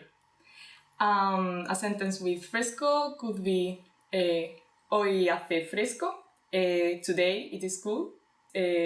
Tormenta eléctrica, thunderstorm.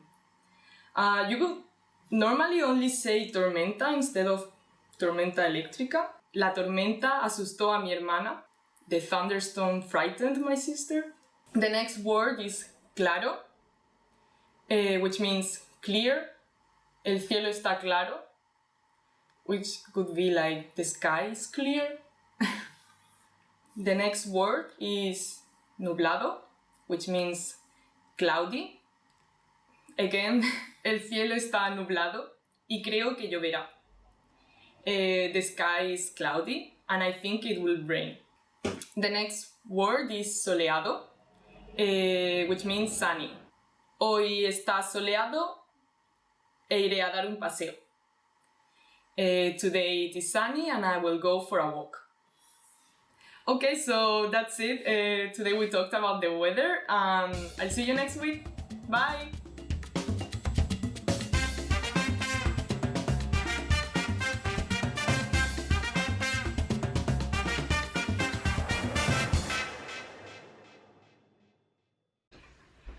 Mate, por favor. Gracias. Hola, me llamo Romina. Soy tu profesora de español. Hoy voy a enseñarte 5 palabras del lunfardo argentino. Today I'm going to teach you 5 words from the lunfardo, which is sort of like slang of Argentina, from my home country, Argentina. Número 1. Number 1. Che. Che es una expresión que utilizamos todo el tiempo en Argentina. It's an expression that we use all the time in Argentina. We are well known for using che. Che is the Argentinian version of hey. So when someone is distracted and they're not paying attention to you, you can use che to say like, hey, I'm about to say something and I want you to pay attention to what I'm about to say, right? So if someone is distracted, you can go like, che, disculpame. So, hey, I'm sorry, blah, blah, blah, blah, blah, right? So that's how you can use che. Also, you can use che in the middle of a conversation to sort of like introduce a new idea that you have, right? Like, let's imagine that you're talking and you all want with a friend and you just want to suggest that you want to go to the park, right? So you can go like, che, estaba pensando, ¿qué te parece si vamos a la plaza? Hey, I was just thinking, what about if you just go to the park? See?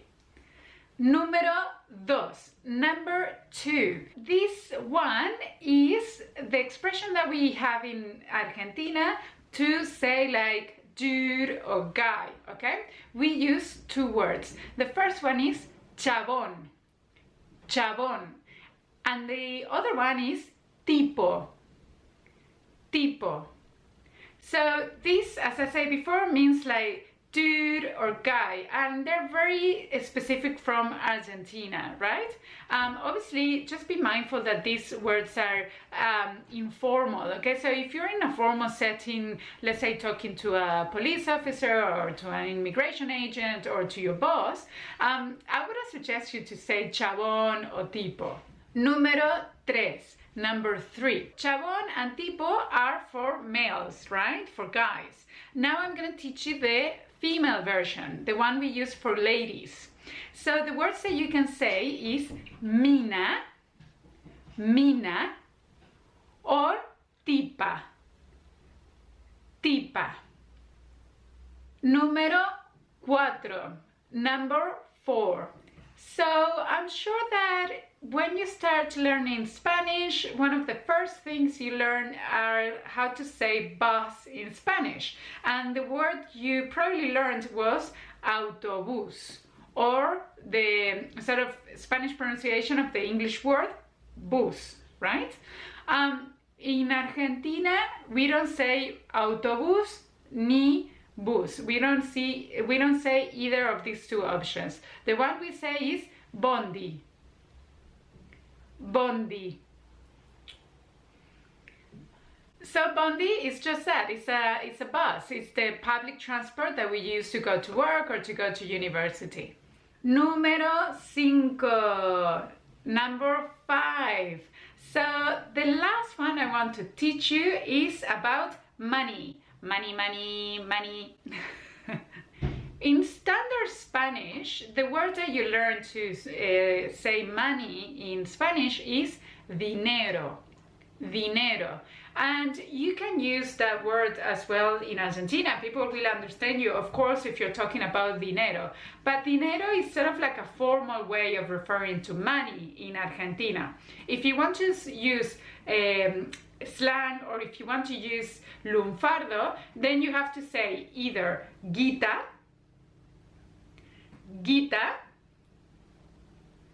or plata. Plata. Plata actually is translated as silver, okay? That's the meaning of plata. When it comes to money, if you ever visit Argentina, you're gonna notice that we actually have heaps of words, slang words to refer to money, but definitely guita and plata are the most common ones. Again, these are informal words. If you are trying to be polite and you want to be formal, please do not say any of these words. Che, it's okay, but if you're talking to an elderly person, I would say that even che is not very appropriate, okay? So just be mindful of that, okay? Just use these ones when you are with friends and with family and with any person that you feel really comfortable with, and you know that they're not gonna get offended by you saying all these words, okay? They're not bad words, it's just that they're really informal. Muy bien, I really hope that you enjoyed this lesson. I hope that you take a moment to go back into this video and to memorize these 5 lunfardo words. And if you're planning to visit Argentina, I strongly recommend you to use these words. I'm sure you're gonna get like people reacting impressed at your Spanish. Oh my God, how do you know that? How come you know that word? Right? Bien, muchísimas gracias y nos vemos en la próxima clase. Chao. Hola, soy Brenda, tu profesora de español. Hoy tengo 5 frases argentinas, típicas de Argentina. Today I would like to share with you 5 typical phrases from Argentina. Número 1. Agárrate, Catalina. So we use this phrase as a warning when we want to warn someone, or when we want to say that there is a situation coming up that is not going to be easy. And we use this phrase in Argentina all the time. Let me tell you where this phrase is coming from. So Catalina was a trapezist, so she used to work in a circus in the 40s in Buenos Aires. And her great-grandmother, her grandmother and mother actually also worked for the circus, and they passed away. They actually died during the shows. So before the show, people that knew the story used to scream at her, Agárrate, Catalina. So, Catalina, please hold on tight before every single show, as trying to warn her to be extremely careful so that she doesn't have the same fate. So every show, before she came up to the stage, someone will scream, Agárrate, Catalina. Catalina, hold on tight.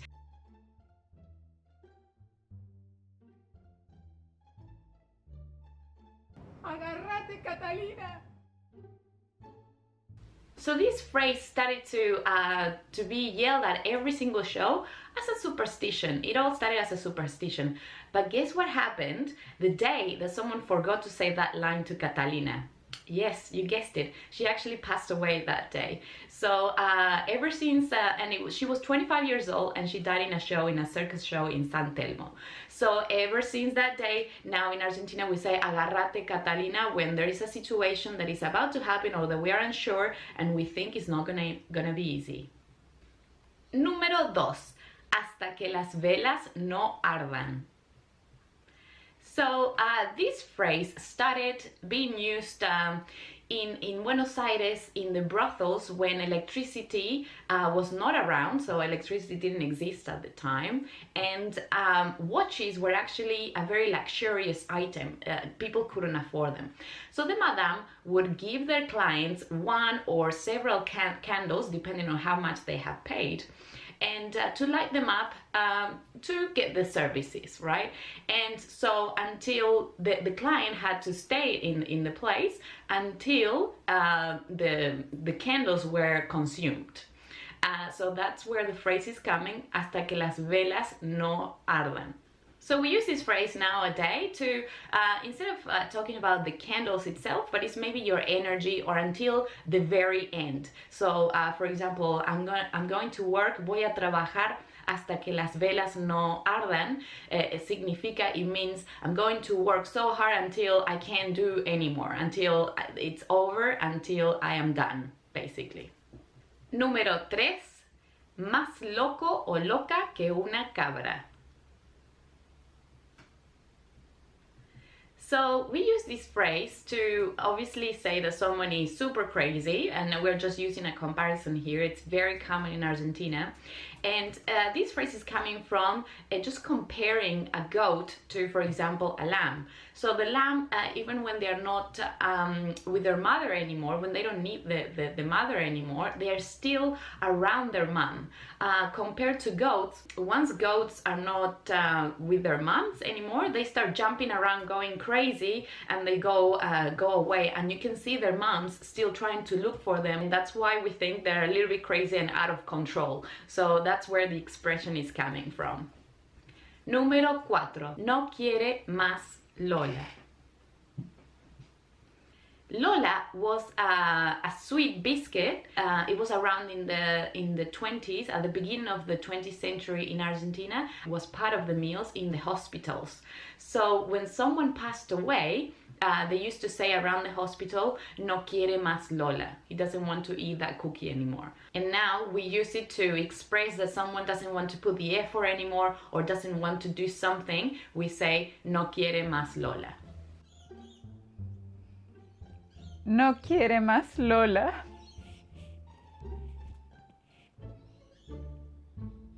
Número 5. A cada chancho le toca su San Martín. So this phrase comes from the 11th of November, which is the day that we celebrate the day of San Martín de Tours, who was the patron saint of the city of Buenos Aires. This day was celebrated by eating a piglet. We use this phrase to talk about that each person gets what they deserve, either because of their good deeds or their bad deeds. Muy bien, estudiantes, esa es la clase de hoy. That is the end of today's lesson. We had a look at some typical phrases that we use all the time in Argentina, what they literally mean and where they come from. Muchas gracias y nos vemos la próxima clase. We'll see you next class. Adiós. Agarrate, Catalina.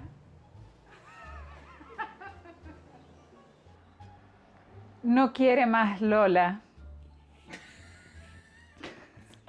¿Lola? ¿Alguien dijo Lola?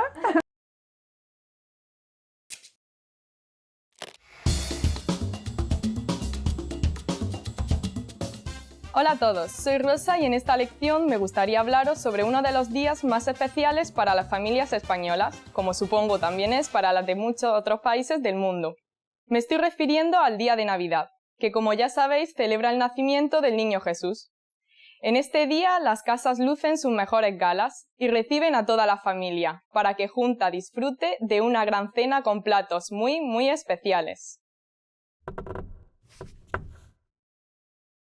Antiguamente, más que ahora, había muchos niños que en este día no recibían regalos. ¿Por qué crees? ¿Será porque se portaron mal durante el año? Os enseñaré la respuesta al final del vídeo. Un día tan especial como es la Navidad necesita ir acompañada de una decoración igualmente especial.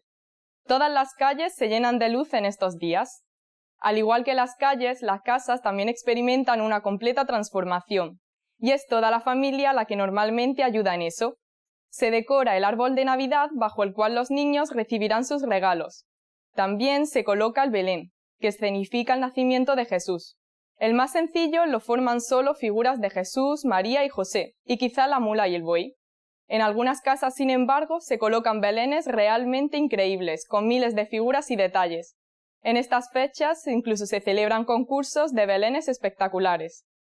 Como veis, antes de la cena de Nochebuena, el 24 de diciembre, puede sentirse ya el ambiente navideño. No solo con la decoración, sino también con los típicos villancicos que suenan sin parar en todos los centros comerciales y los Papá Noeles que reparten caramelos delante de las tiendas. Otra de las cosas que ayudan a sentir aún más el espíritu navideño es el sorteo de la Lotería de la Navidad el 22 de diciembre, en el que las familias escuchan en la televisión nacional los números del sorteo cantados por niños, con la esperanza de ganar algún dinero. Es este además el día en que los niños comienzan las vacaciones de Navidad en la escuela. El 24 de diciembre todas las familias están ajetreadas intentando cocinar toneladas de comida que seguramente les sirva para comer durante los 2 o 3 días que siguen. Lo más típico en este día es cocinar mariscos. Mucha gente los compra con varios días de adelanto, porque los precios en Navidad son altísimos. Además tenemos cochinillo, cordero, pavo. De bebida, lo más típico son los vinos, y cava o sidra para brindar. Después de la cena viene el momento de los dulces típicos, turrones, mazapanes y polvorones. Con todo esto, es normal que el número de personas a dieta después de Navidad sea enorme.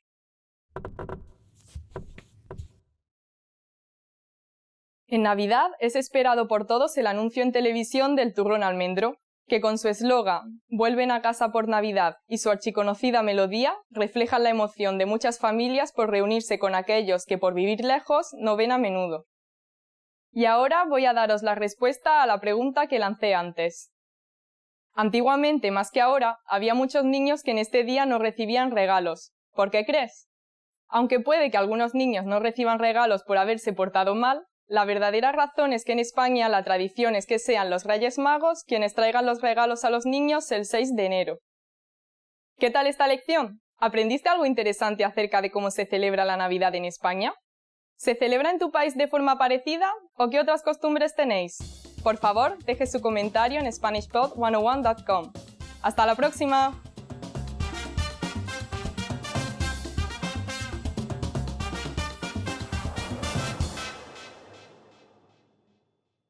Hola, soy Brenda Romaniello, tu profesora de español.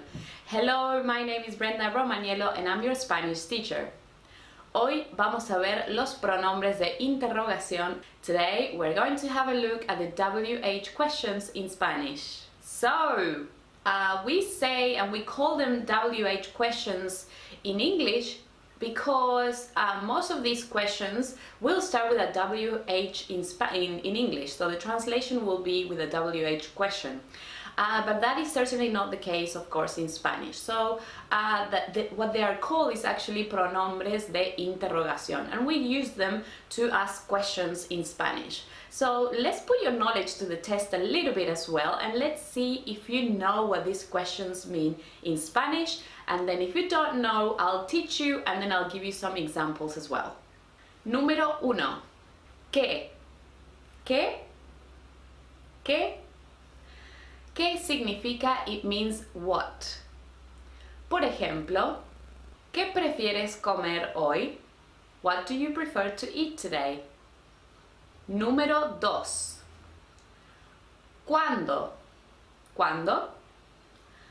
¿Cuándo significa when, and we use it to talk about time. Por ejemplo, ¿cuándo vuelves de tus vacaciones? When are you coming back from your holidays? Número 3. ¿Dónde? ¿Dónde significa where, and we use it to talk about a location. Por ejemplo, ¿dónde vives? Where do you live? Número 4. ¿Cómo? ¿Cómo? ¿Cómo significa how? Por ejemplo, ¿cómo prefieres tu carne? How do you like your steak cooked? Número 5. ¿Por qué? ¿Por qué significa why? Por ejemplo, ¿por qué estudias español? Why do you study Spanish? Número 6. ¿Cuál and cuáles? ¿Cuál and cuáles significa which? But hang on a second, we have two questions here. So, can you tell me what the difference between cuál and cuáles is? Do you know why we have two options for which in Spanish? The answer to this question is because it's going to depend on the number. So if we're talking about only one thing, we're going to say cuál. So cuál is for the singular, and cuáles will be the plural form when we talk about two or more things. Por ejemplo, ¿cuál es tu casa? Which one is your house? ¿Cuáles son tus documentos? Which are your documents? Número 7. ¿Quién and quiénes? So again, here we're going to have two options, and it means they mean in English who. So again, why do you think we have two options here, quién and quiénes? Exactly the same as cuál and cuáles. Quién is going to be used to refer to one person, and quiénes is the plural form, and we're going to use it for two people or more. Por ejemplo, ¿quién es tu mejor amigo? Who is your best friend? ¿Quiénes son tus hermanas? Who are your sisters? Número 8. And the last one. ¿Cuánto, cuánta, cuántos, cuántas? Cuánto and cuántas significa how much. And we are going to use these two options with uncountable nouns, so things that we cannot count or measure.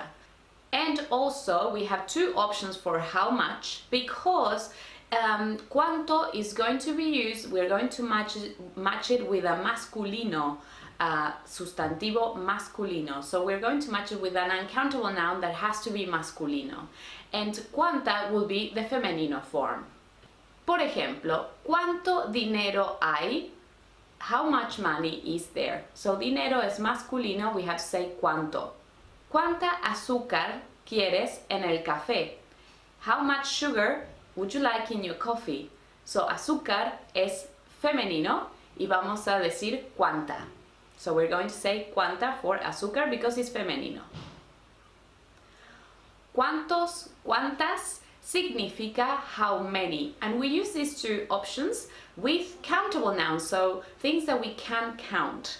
And again, we're going to differentiate cuántos for nouns that are masculino and cuántas for femenino. ¿Cuántos limones necesitas? How many lemons do you need? ¿Cuántas naranjas necesitas? How many oranges do you need?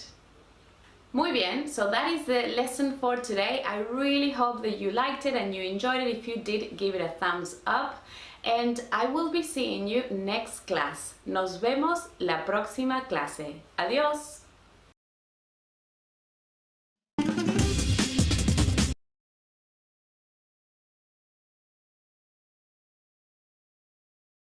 Hello everyone, I'm Rosa, and today we'll be doing the 10 hardest words to pronounce in Spanish. So let's begin.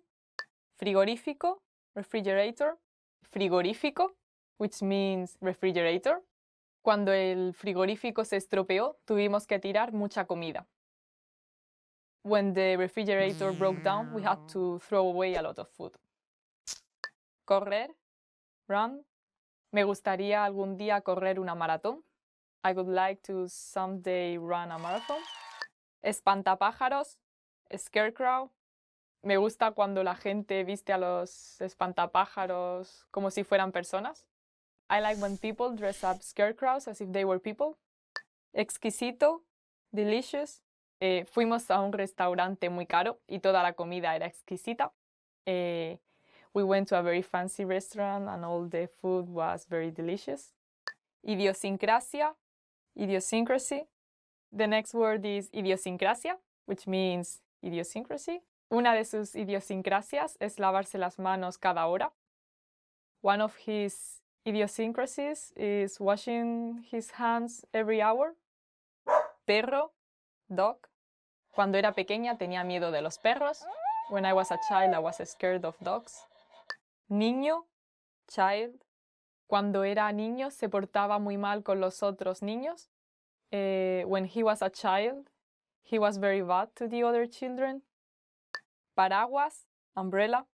The next word is paraguas, which means umbrella. Siempre me olvido el paraguas en los sitios. I always forget my umbrella at places. Pelo, hair. The next word is pelo, which means hair. Me corté el pelo hace poco. I cut my hair recently. Pingüino, penguin. The next word is pingüino, which means penguin. Me gusta la forma de andar de los pingüinos. I like how penguins walk. So this is the end of today's 10 hardest words to pronounce in Spanish. I hope you learned something and thank you very much for watching this video. Please don't forget to subscribe. Bye! Pingüino again. Pingüinos. Yeah.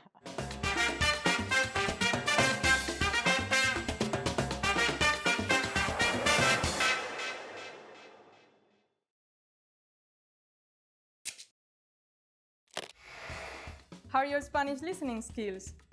First, you'll see an image and hear the question in Spanish. Next comes a short dialogue.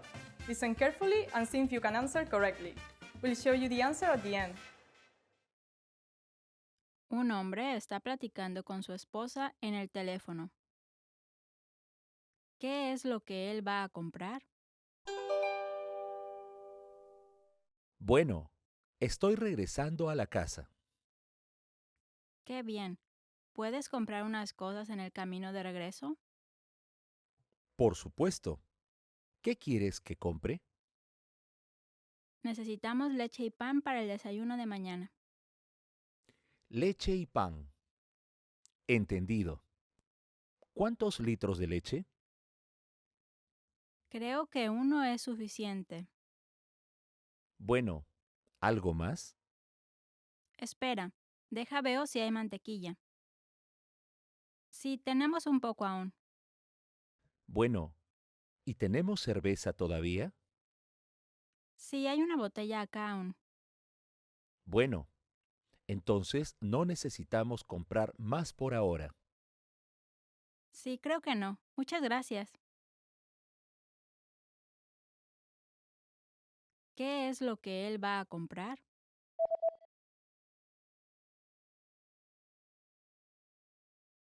Un hombre está platicando con su esposa en el teléfono. ¿Qué es lo que él va a comprar? Bueno, estoy regresando a la casa. Qué bien. ¿Puedes comprar unas cosas en el camino de regreso? Por supuesto. ¿Qué quieres que compre? Necesitamos leche y pan para el desayuno de mañana. Leche y pan. Entendido. ¿Cuántos litros de leche? Creo que uno es suficiente. Bueno, ¿algo más? Espera, deja veo si hay mantequilla. Sí, tenemos un poco aún. Bueno, ¿y tenemos cerveza todavía? Sí, hay una botella acá aún. Bueno, entonces no necesitamos comprar más por ahora. Sí, creo que no. Muchas gracias. Did you get it right? I hope you learned something from this quiz. Let us know if you have any questions. See you next time!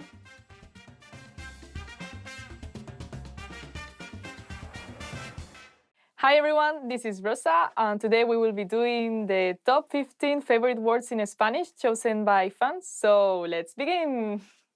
Amigo, friend. Me encanta salir con mis amigos. I love hanging out with my friends. Araña, spider. Araña, which means spider. Las arañas me dan mucho miedo.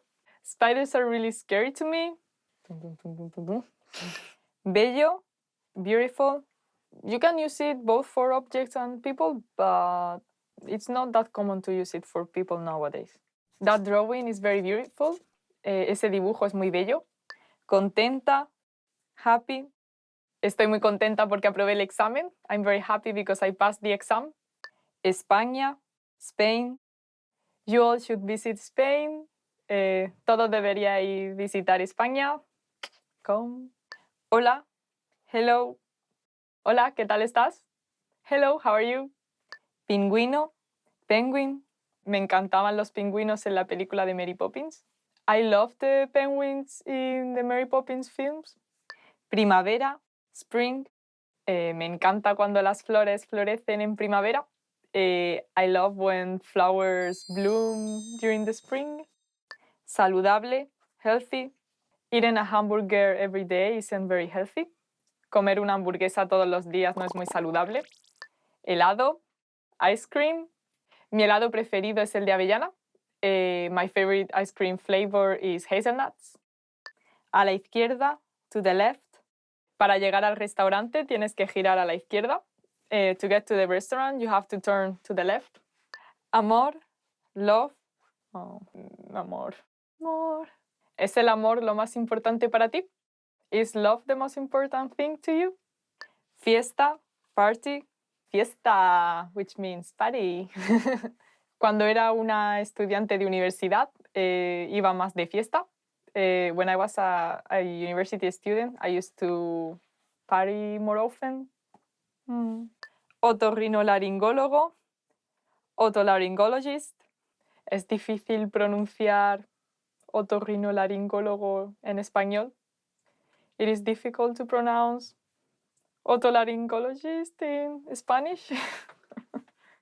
Why did you... Señorita, miss. Esa señorita baila muy bien el flamenco.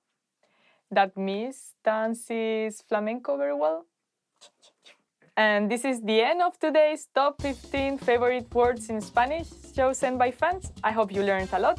Thank you very much for watching. Please don't forget to subscribe. Bye. I love the hairstyles of some alpacas. Ah.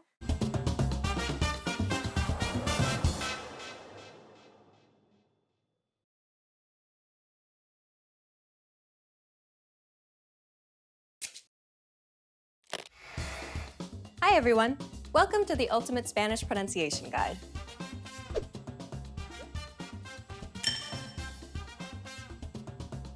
In this lesson, you'll learn all 5 Spanish vowel sounds. A, E, I, O, U. With these sounds, you can pronounce any vowel that could possibly appear in Spanish. Are you ready? Then let's get started. The first vowel is A, rata, rana, azahar. This is similar to the A sound in the word spa, but there is one subtle difference. Try to relieve the pressure from the back of the throat a little. A, A.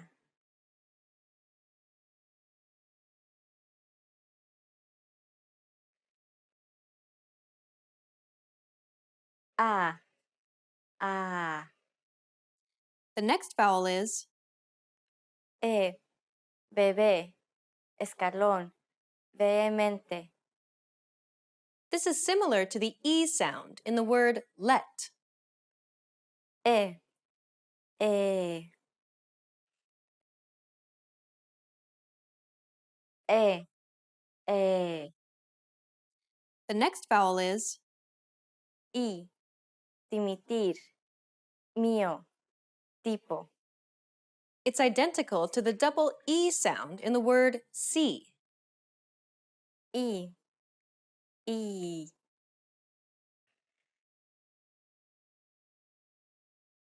I, I.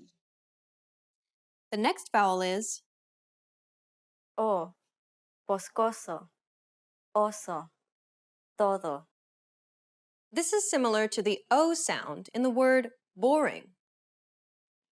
O, O.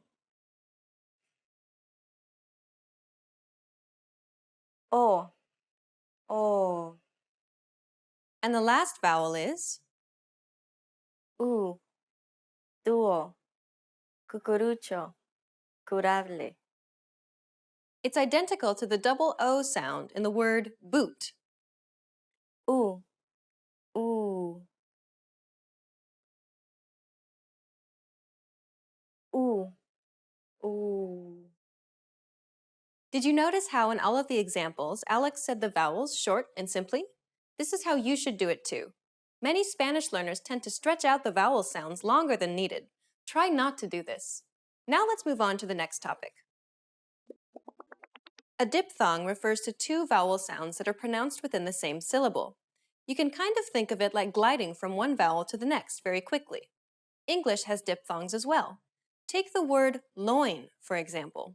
It's not pronounced lo-in, but loin. Notice how the O transitions into the I very quickly. It's almost like you're trying to merge the two sounds. Loin. Notice the difference? Okay, now let's listen to a few examples in Spanish. Gracias, gracias. Hierba, hierba.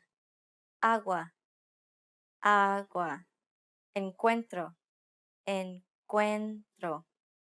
Causa, causa. Neutro, neutro. Aire, aire. Trapezoide, trapezoide. Okay, I think you got the hang of it. Most vowel sound pairings are diphthongs in Spanish. However, sometimes they're pronounced individually. Listen to the following examples. Tía, país, mío, río. Words that are pronounced separately are marked with a rising accent from left to right. We'll cover more about accentuation in Lesson 8, but that's all for vowels. Well done! You've just learned all 5 vowel sounds in Spanish. With these sounds, you can properly pronounce any vowel that could possibly appear in the Spanish language. Isn't that great? In the next lesson, you'll start learning consonant sounds. Which diphthong is the most difficult to pronounce for you?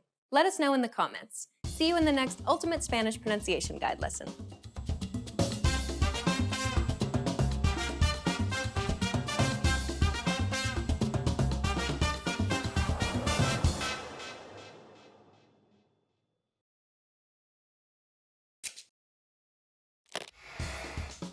Hi everyone! Welcome to the Ultimate Spanish Pronunciation Guide.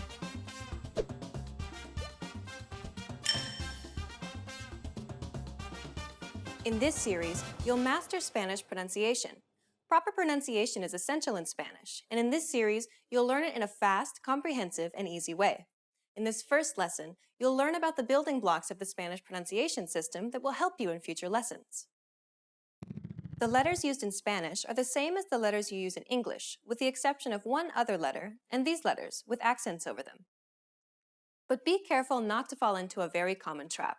As you're learning to speak correctly, you shouldn't concern yourself with all the letters. That's right, forget them.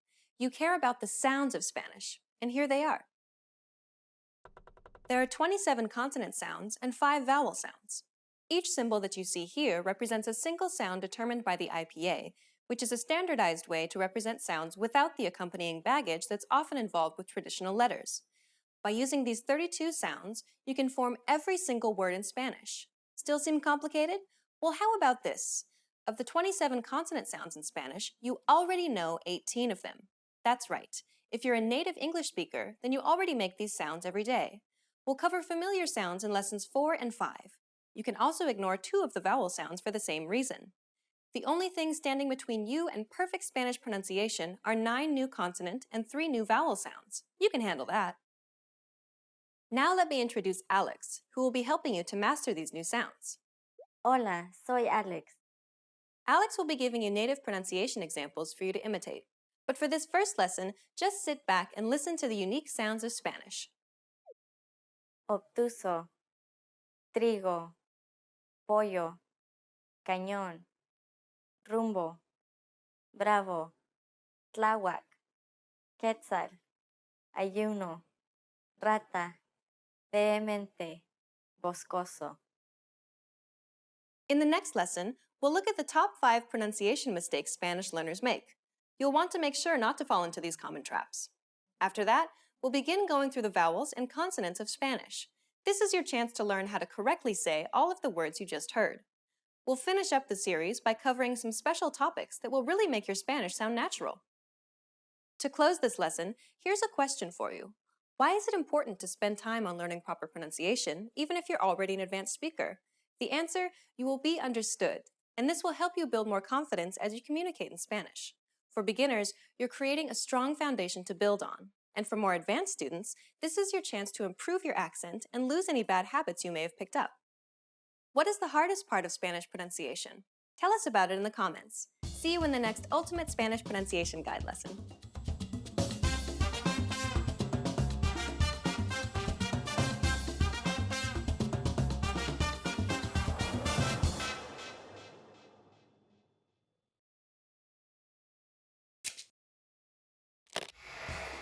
Hi everyone, I'm Rosa. How are your Spanish listening skills? In this video, you'll have a chance to test them out with a quiz. First, you'll see an image and hear the question in Spanish. Next comes a short dialogue. Listen carefully and see if you can answer correctly. We'll show you the answer at the end. Are you ready? Una pareja de esposos está viendo algunos planos de apartamentos. ¿Cuál apartamento van a ir a ver? ¿Cómo ves este? Tiene una linda y grande sala. Me agrada la sala grande, pero yo quiero lugar de estacionamiento. Veamos. ¿Cómo ves este? Sí, se ve bien. ¿Deberíamos ir a verlo? Espera un segundo. ¿No crees que el guardarropa es un poco pequeño? Buen punto. Parece que no hay ninguno perfecto. Espera. ¿Cómo ves este? Tiene todo lo que necesitamos, ¿no es así? Y el guardarropa es bastante grande también. Vayamos a verlo. Está bien. ¿Cuál apartamento van a ir a ver?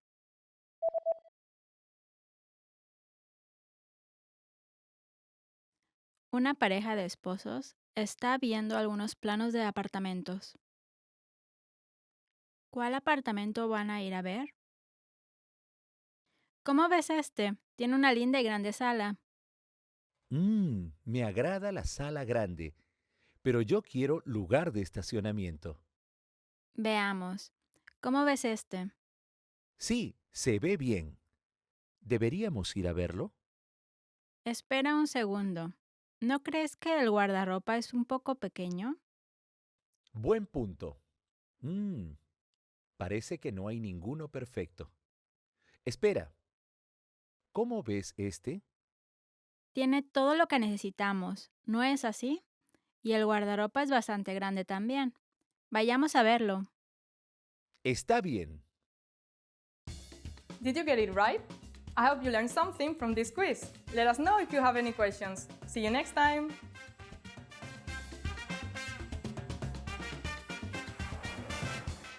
Hi everybody, this is Rosa from SpanishPod101.com. Do you know how to say thank you in Spanish? In this lesson, you'll learn 3 different ways to say thank you and how to respond.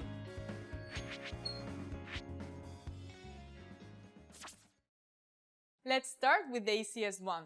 Gracias. Gracias. It means thank you. If you want to be more formal, you can use the following phrase. Muchas gracias. Muchas gracias. It means thank you so much. The word muchas means much or very. When you want to express gratitude in a more polite and direct manner, make sure to use muchas gracias. Muchas gracias. To sound like a pro, you can also add why you are thankful. For example, muchas gracias por su ayuda. Thank you very much for your help. What if you really appreciate something? Here's how you can say it. Mil gracias. Mil gracias. It means 1,000 thanks. Now you know 3 different ways to say thank you in Spanish. But how do you respond if someone thanks you? If someone thanks you in Spanish, simply say con gusto. It means with pleasure. Let's wrap up this lesson by recapping what we've learned. Listen to the expressions and repeat after me. Thank you. Gracias. Gracias. Thank you very much. Muchas gracias. Muchas gracias. Literally, 1,000 thanks. Mil gracias. Mil gracias. And to respond, just say, con gusto. Con gusto. Well done! In Spanish, you can use gracias in any situation, whether formal, informal, special, or common. Spanish people will appreciate your effort to speak their language. Also, you never have to worry about the person's age or profession. You just learned 3 different ways to say thank you and how to respond in Spanish. And if you really want to become fluent and speak Spanish from the very first lesson, go to SpanishPod101.com. I'll see you next time. Nos vemos!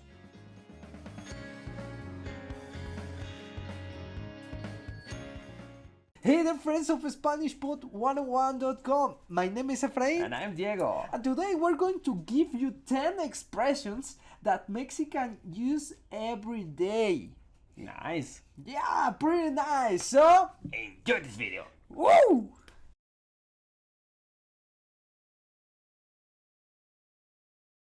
So, whereas in Mexico, you might want to blend right in the culture, and for that purpose, in this video, we will show you some expressions that we as Mexicans use basically every day. It wouldn't be strange to hear this in the streets or if you speak to a Mexican guy.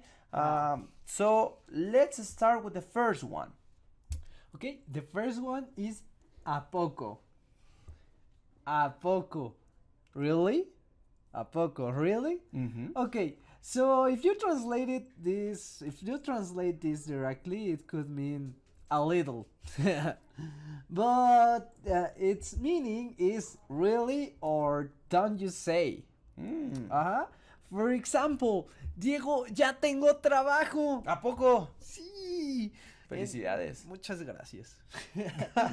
Okay, so the next one is chido or padre, which is in this case the same word.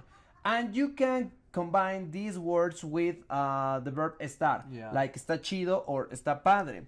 So, chido or padre means cool. Okay, so está chido, like it's cool, está padre, it's cool. Or for example, Efraín es chido, he's cool, or obviously Diego es chido. Like, Diego is cool, okay? Very good. So, chido or padre, which means cool. For example, Efraín, ¿viste la última película de Batman? No. No, está bien chida. ¿En serio? Or, está bien padre. Sí, vamos a verla, es muy buena. Vamos a verla. The next one is a huevo. Okay, and this expression has nothing to do with eggs. No. But it means hell yeah. Okay, well, it's, the closest translation is hell yeah. Yeah, okay. A huevo.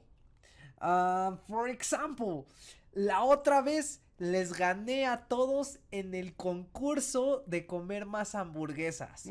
A huevo. Okay, well, okay, a huevo. Sí, a huevo. Bueno, eran hamburguesas de... chiquitas, sí, mini hamburguesas. A huevo. Okay, guys, so the next word, or the next expression actually, is que pedo or que onda. If you translate this literally, you can translate it as what fart or what wave, but of course it doesn't make any sense in English. So what we try to convey with this expression is just saying, what's up?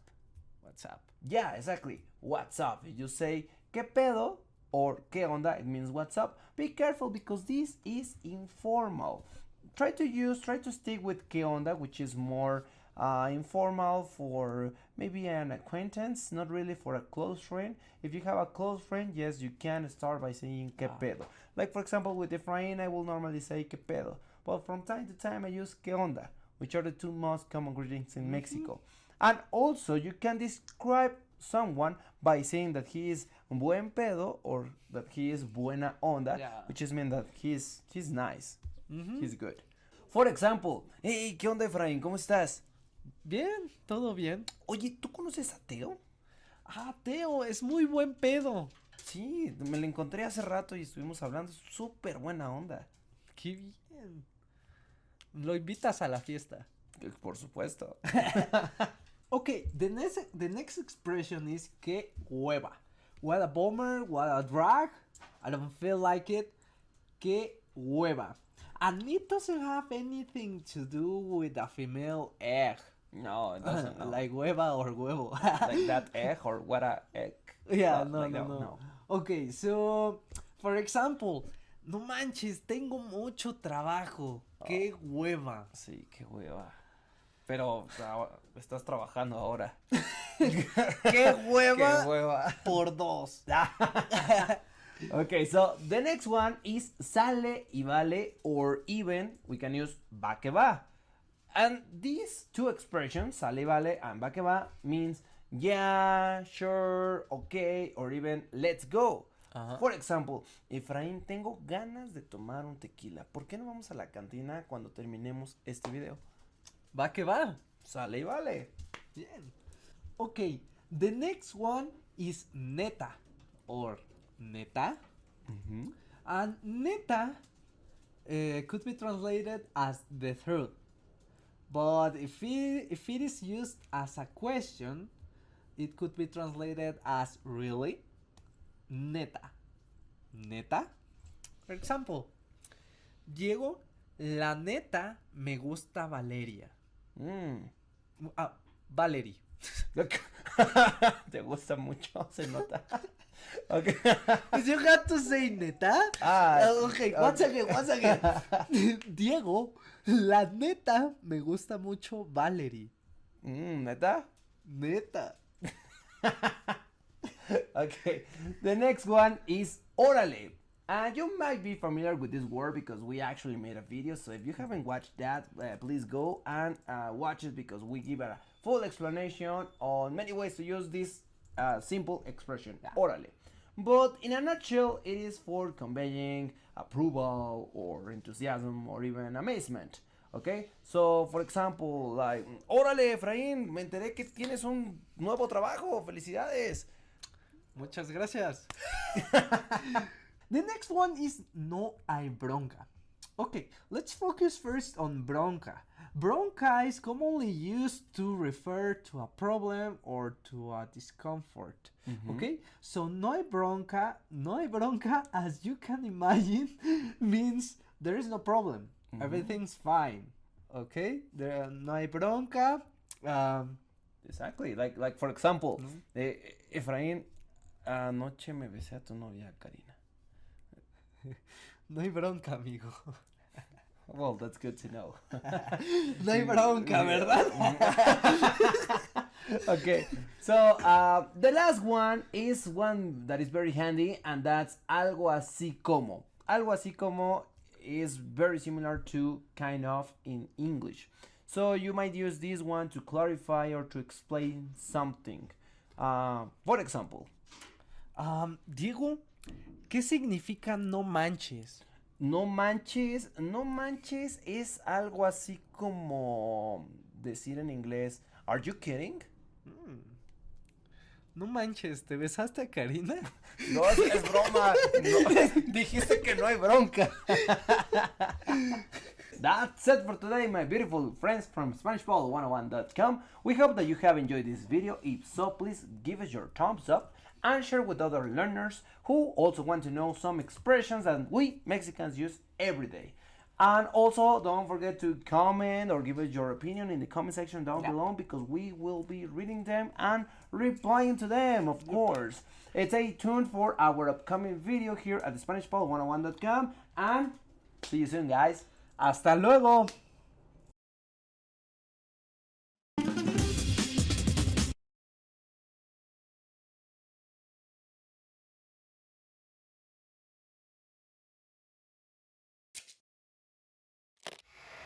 Imagine you want to order food at a restaurant in Mexico. What do? Hola, soy Alex. Alex here. Anyone can learn how to order food at a restaurant. In this lesson, you learn how. Ben, Mark, Sasha, and Karen are ordering food at a restaurant in Mexico. Let's watch. Bienvenidos. Pasen por aquí, por favor. Sí, gracias. Yo quiero una hamburguesa. ¿Tienen en el menú? Sí, está en la última página. Le traeré una. Yo quiero probar el pozole. Yo ordenaré enchiladas. Yo también. ¿Y de tomar? Un vaso de limonada para cada quien. Enseguida les traigo su orden. Disculpe, ¿nos trae la cuenta, por favor? Claro que sí. En un momento se la traigo. Aquí tiene. Gracias. ¿Aceptan tarjetas de crédito? No, señor, disculpe. Solo efectivo. No hay problema. Aquí tienen.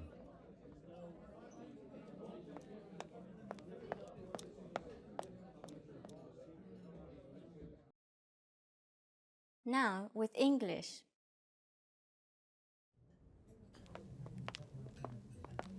Bienvenidos. Pasen por aquí, por favor. Sí, gracias. Yo quiero una hamburguesa. ¿Tienen en el menú? Sí, está en la última página. Le traeré una. Yo quiero probar el pozole. Yo ordenaré enchiladas. Yo también. ¿Y de tomar? Un vaso de limonada para cada quien. Enseguida les traigo su orden. Disculpe, ¿nos trae la cuenta, por favor? Claro que sí. En un momento se la traigo. Aquí tiene. Gracias. ¿Aceptan tarjetas de crédito? No, señor, disculpe. Solo efectivo. No hay problema. Aquí tienen.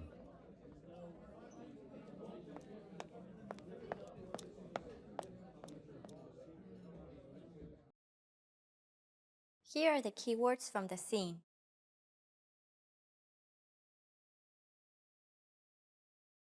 Pasen por aquí, por favor. Pasen por aquí, por favor. This way, please. Pasen por aquí, por favor. Pasen por aquí, por favor. Pasen por aquí, por favor. Ordenar. Ordenar. To order. Ordenar. Ordenar. Ordenar. Enseguida. Enseguida. Right away. Enseguida. Enseguida. Enseguida. Tomar. Tomar. To drink. Tomar. Tomar. Tomar. Efectivo. Efectivo. Cash. Efectivo. Efectivo. Efectivo.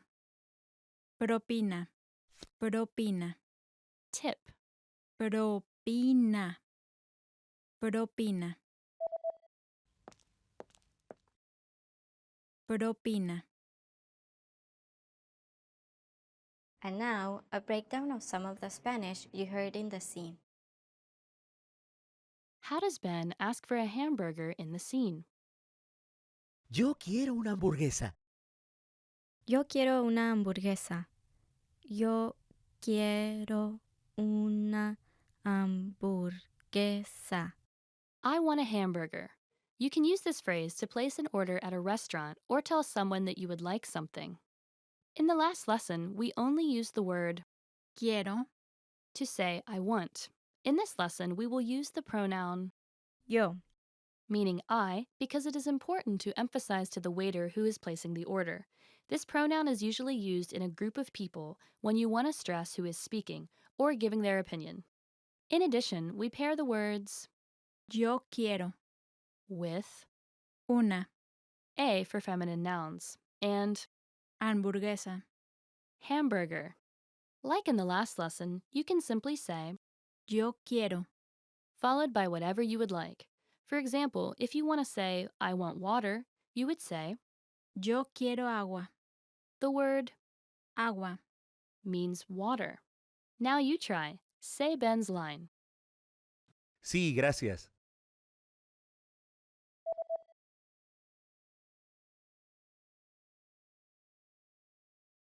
Yo quiero una hamburguesa.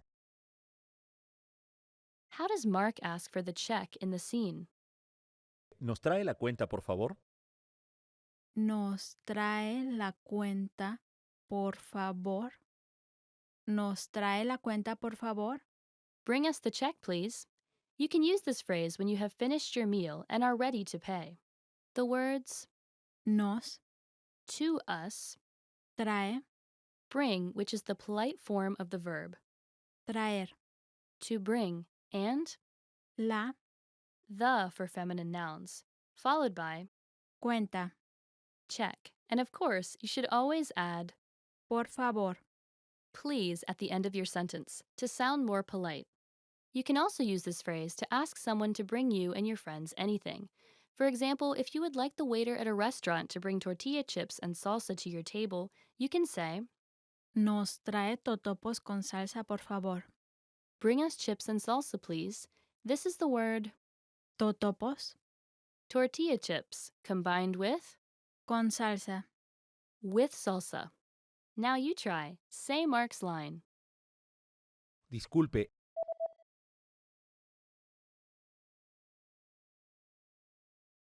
¿nos trae la cuenta, por favor? Now, the lesson focus. Here's how to order food at a restaurant in Mexico.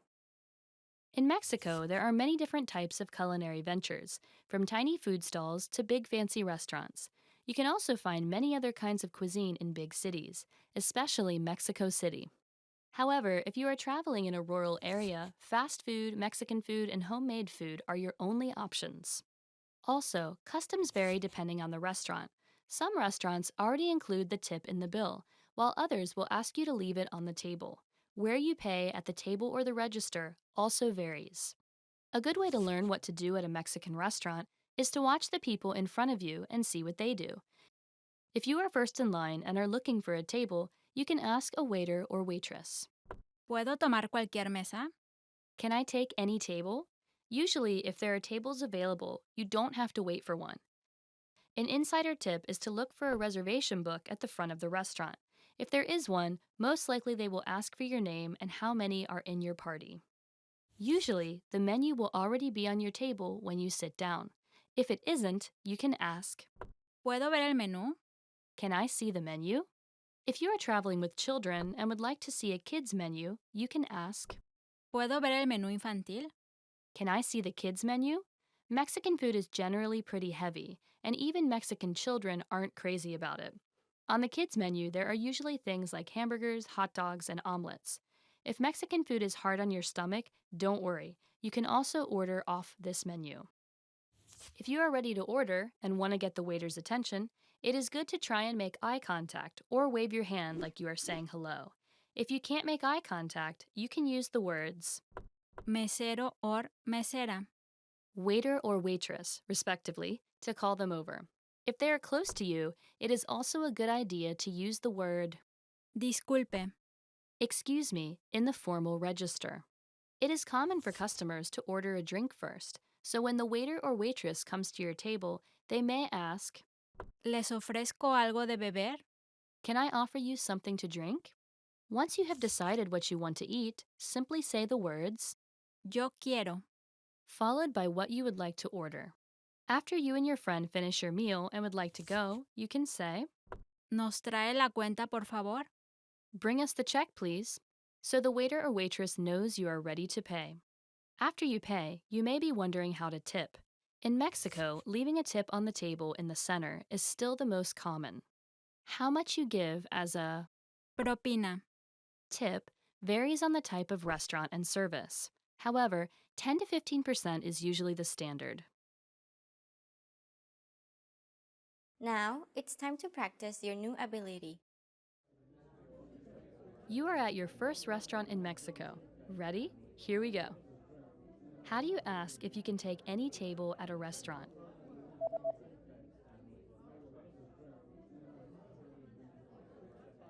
¿Puedo tomar cualquier mesa? How do you ask for tortilla chips and salsa for you and a friend?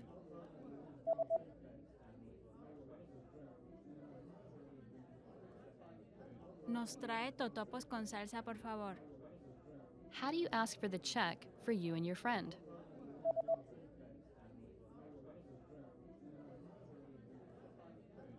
Nos trae la cuenta, por favor. How do you say the word for tip?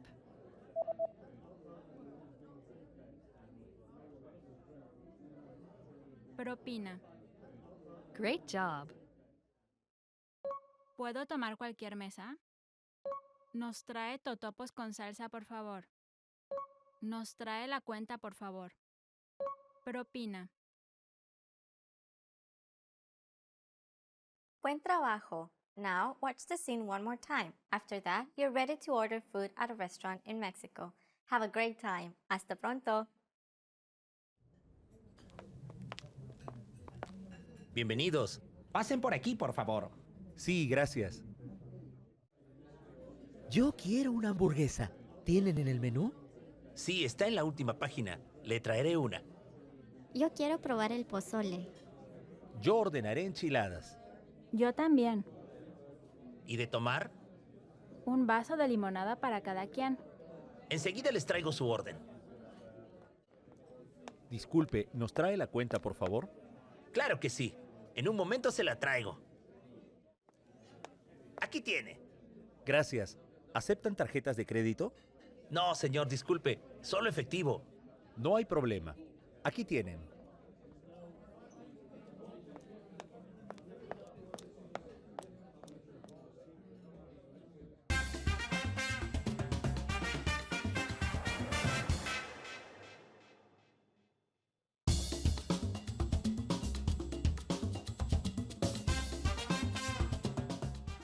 Hi, welcome to Introduction to Spanish. My name is Alicia, and I'm joined by...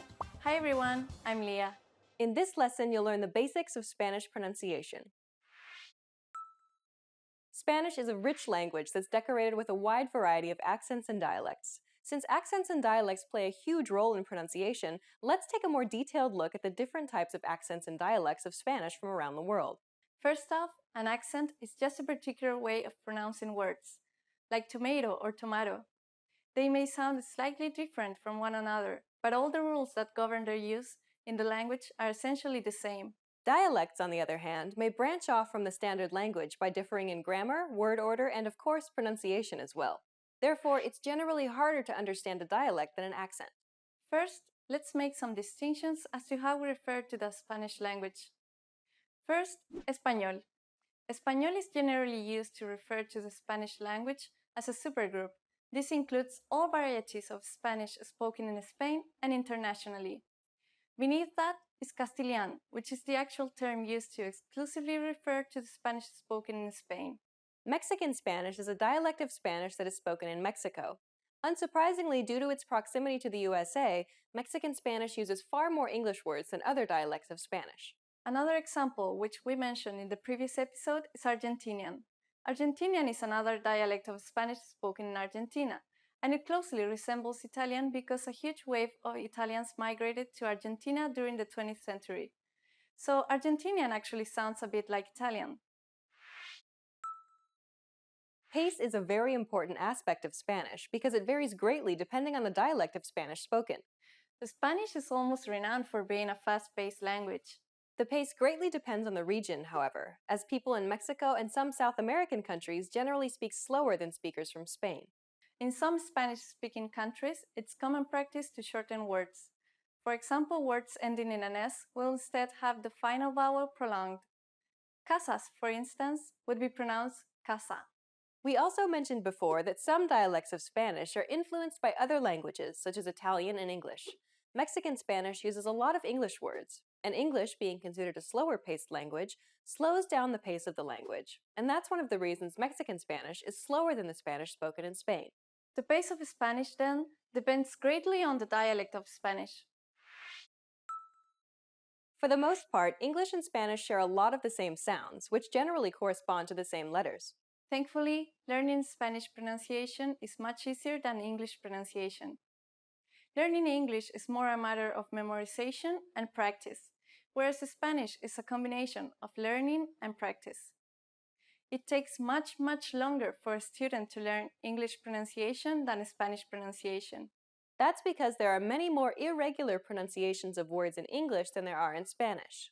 Take these words, for example. The first word is pronounced colonel, not colonel. The second word is pronounced arise. Adding an N, however, doesn't give you arisen, but arisen. The last word is pronounced ate, but adding an H doesn't give you hate. Instead, it becomes height. Spanish, on the other hand, can mostly be pronounced as it's read. Almendra. The word almendra, meaning almond, is pronounced al-men-dra. It's pronounced exactly the same as it's written. Almendra. The same thing happens with the word carretera, meaning road.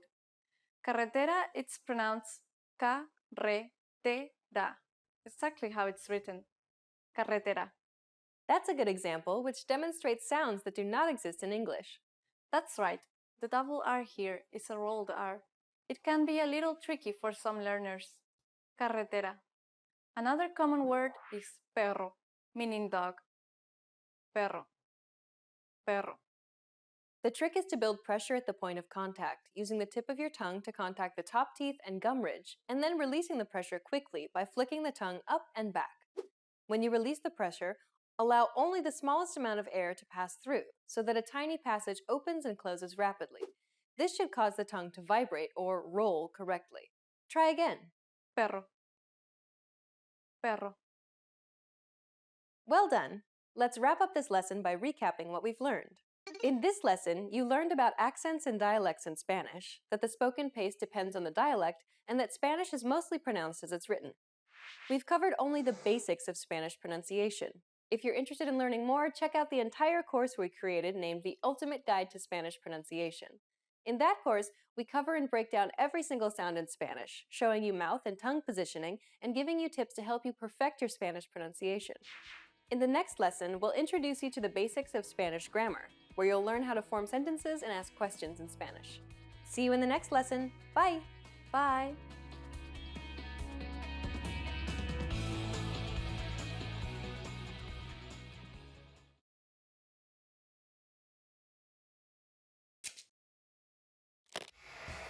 Hi everyone, I'm Rosa. How are your Spanish listening skills? In this video, you'll have a chance to test them out with a quiz. First, you'll see an image and hear the question in Spanish. Next comes a short dialogue. Listen carefully and see if you can answer correctly. We'll show you the answer at the end. Are you ready? Un hombre está buscando un regalo de cumpleaños para su esposa en una joyería. ¿Cuál collar va a comprar? ¿En qué puedo ayudarle? Estoy buscando un regalo de cumpleaños para mi esposa. ¿Qué me recomienda? Mire, ¿qué le parece este collar? Creo que es demasiado largo. ¿Qué le parecen estos de acá? Tenemos este con un dije de flor y este otro con un corazón. Estoy buscando algo un poco más sofisticado. ¿Cuánto cuesta aquel collar de perlas? 700 pesos. Está muy caro.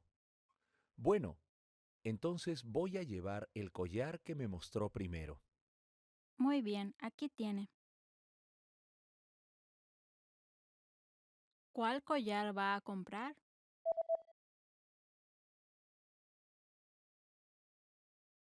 Un hombre está buscando un regalo de cumpleaños para su esposa en una joyería.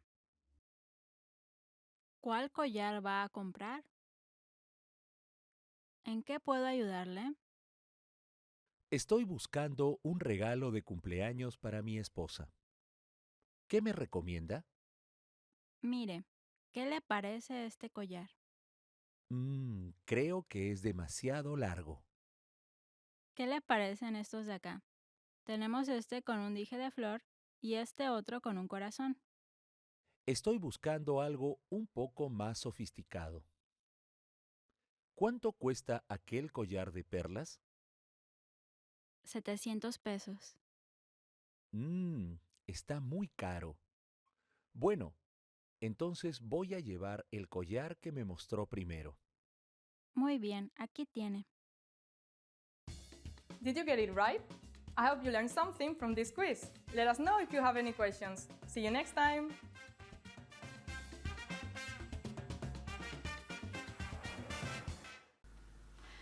Hola, soy Brenda, tu profesora de español.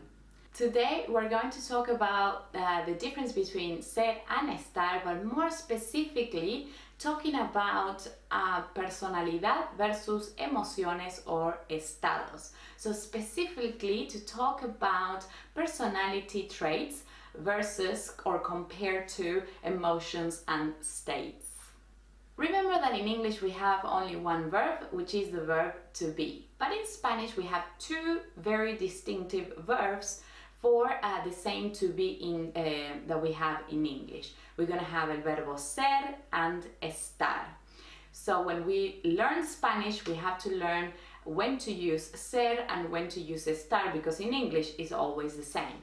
One of the main differences between these two verbs and when to use them is that we are going to use el verbo ser to talk about characteristics such as personality traits, versus estar, where we're going to use this verb to talk about emotions or emotional states. Vamos a ver algunos ejemplos. Let's have a look at some examples. Soy divertida. Soy activa. Soy sociable. Soy responsable. Soy amable.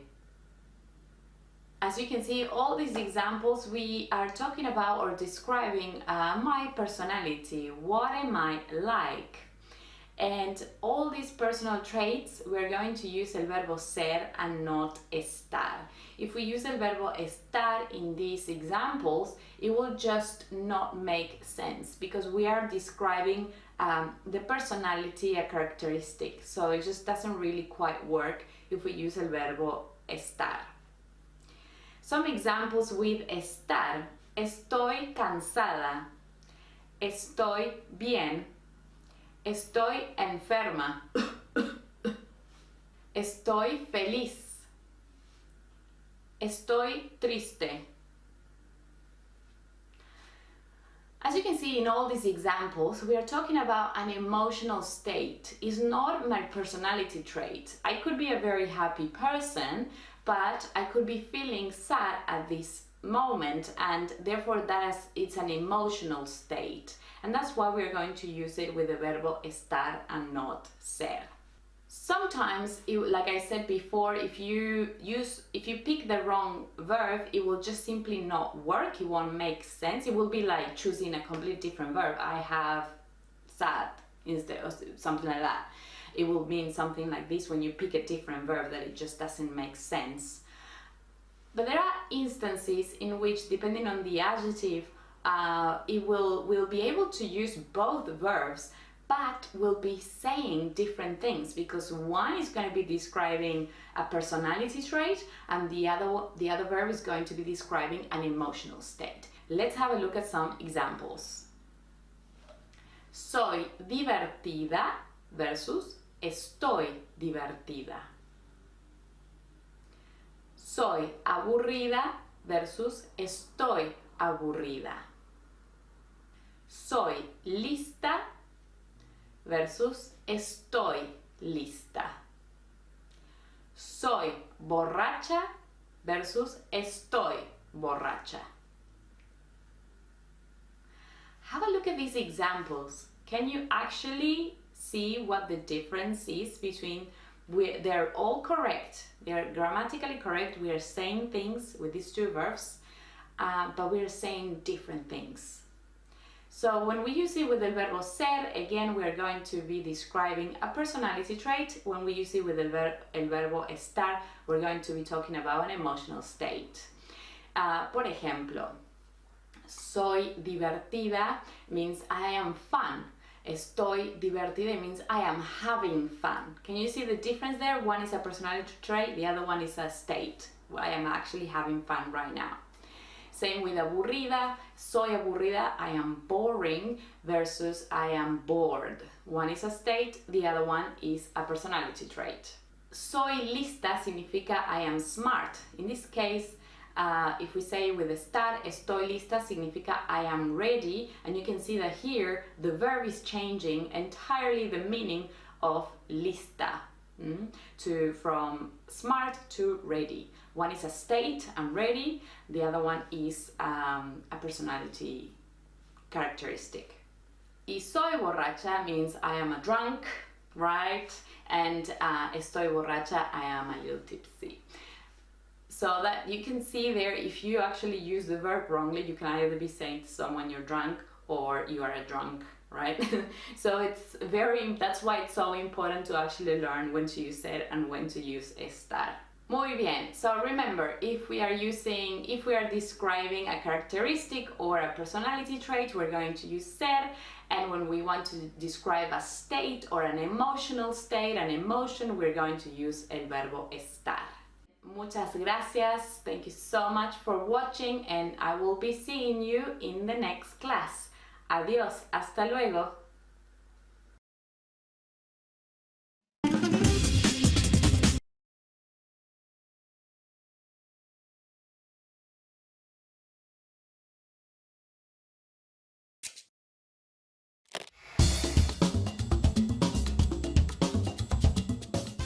Hola a todos, soy Rosa. En esta lección voy a hablar un poco de un día cargado de emoción, deseos y propósitos para los españoles. La Nochevieja, noche que marca la entrada a un nuevo año. En este día la fiesta no para hasta la mañana del 1 de enero. En un momento os contaré más acerca de ella. ¿Sabes por qué existe la tradición de comer uvas en Nochevieja? Os enseñaré la respuesta al final del vídeo. Para mucha gente, en especial los jóvenes, podríamos decir que esta noche se divide en dos partes, antes y después de las campanadas. Antes de las 12 de la noche es frecuente tener una gran cena parecida a la de Navidad con la familia. En la televisión todos los programas ofrecen especiales de Año Nuevo. En ellos participan los mejores humoristas del país y las más famosas celebridades. Son también muy frecuentes los conciertos de tanto los cantantes de moda del momento como de aquellos conocidos por abuelos, padres y niños. Conforme se acercan las 12 se respira cierta emoción. Se preparan los cuencos confirmando que cada uno contiene 12 uvas. El lugar más típico donde comer las uvas es la Puerta del Sol en Madrid. Hoy en día se celebra en todas las ciudades, pero es también normal comerlas en casa delante del televisor. Se escucha como cada año cómo sonarán las campanadas y cuándo comer las uvas. Y ¡ton, ton! Llega por fin el momento de comer la primera uva, la segunda... Pero cuidado, existen cada año casos de atragantamiento.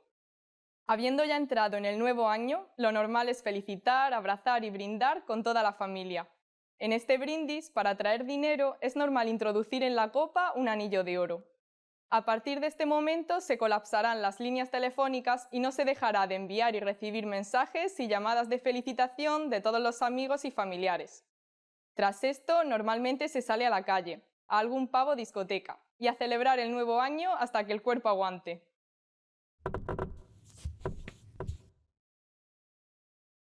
Es normal en este día estrenar nueva ropa, pero no solo eso. Es también tradición estrenar un conjunto de ropa interior.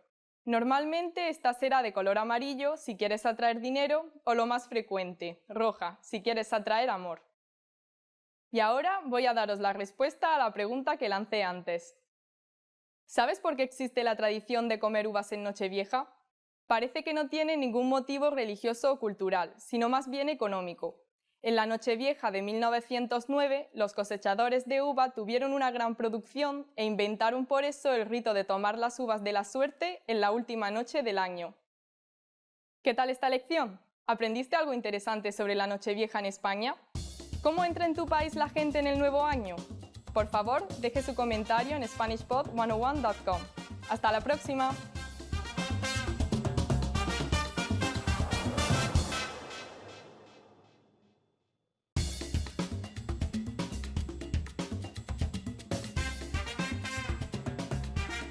Hi, welcome to Introduction to Spanish. My name is Alicia, and I'm joined by...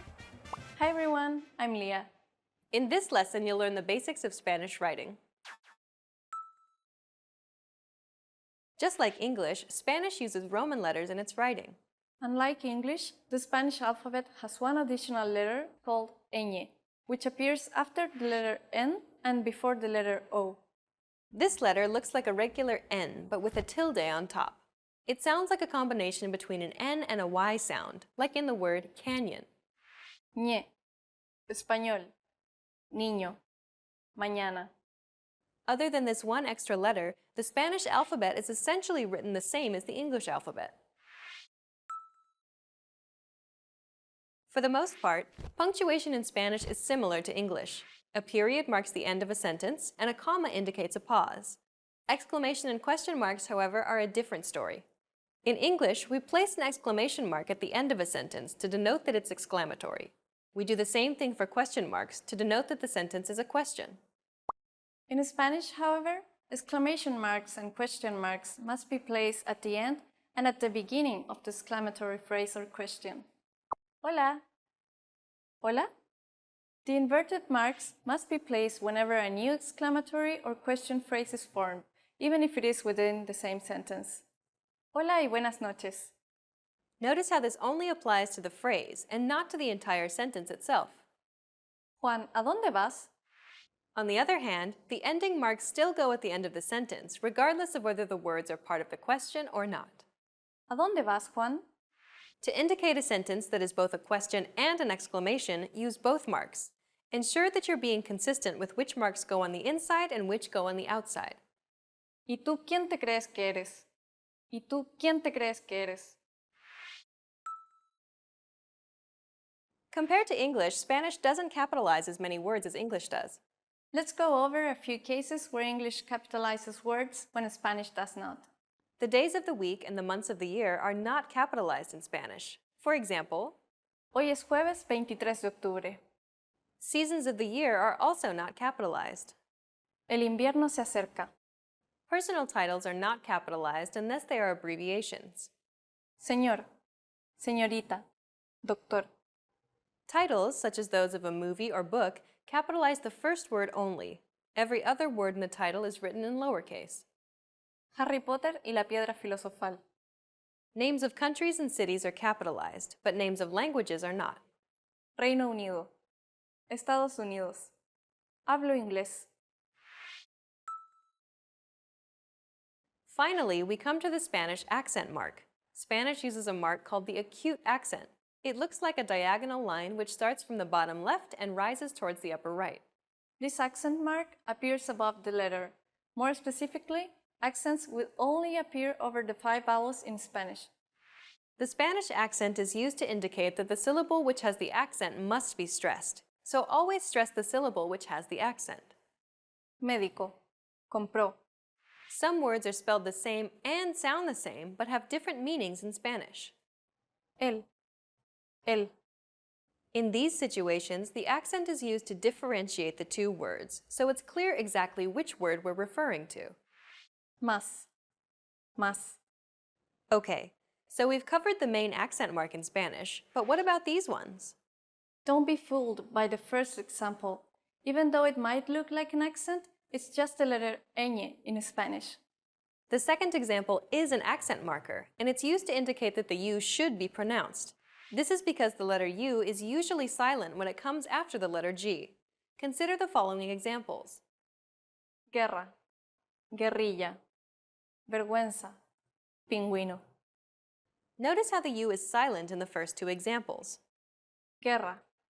Guerrilla. But pronounced in the last two. Vergüenza. Pingüino. Keep in mind, though, that this accent only occurs in a few words that have the letters G and U together.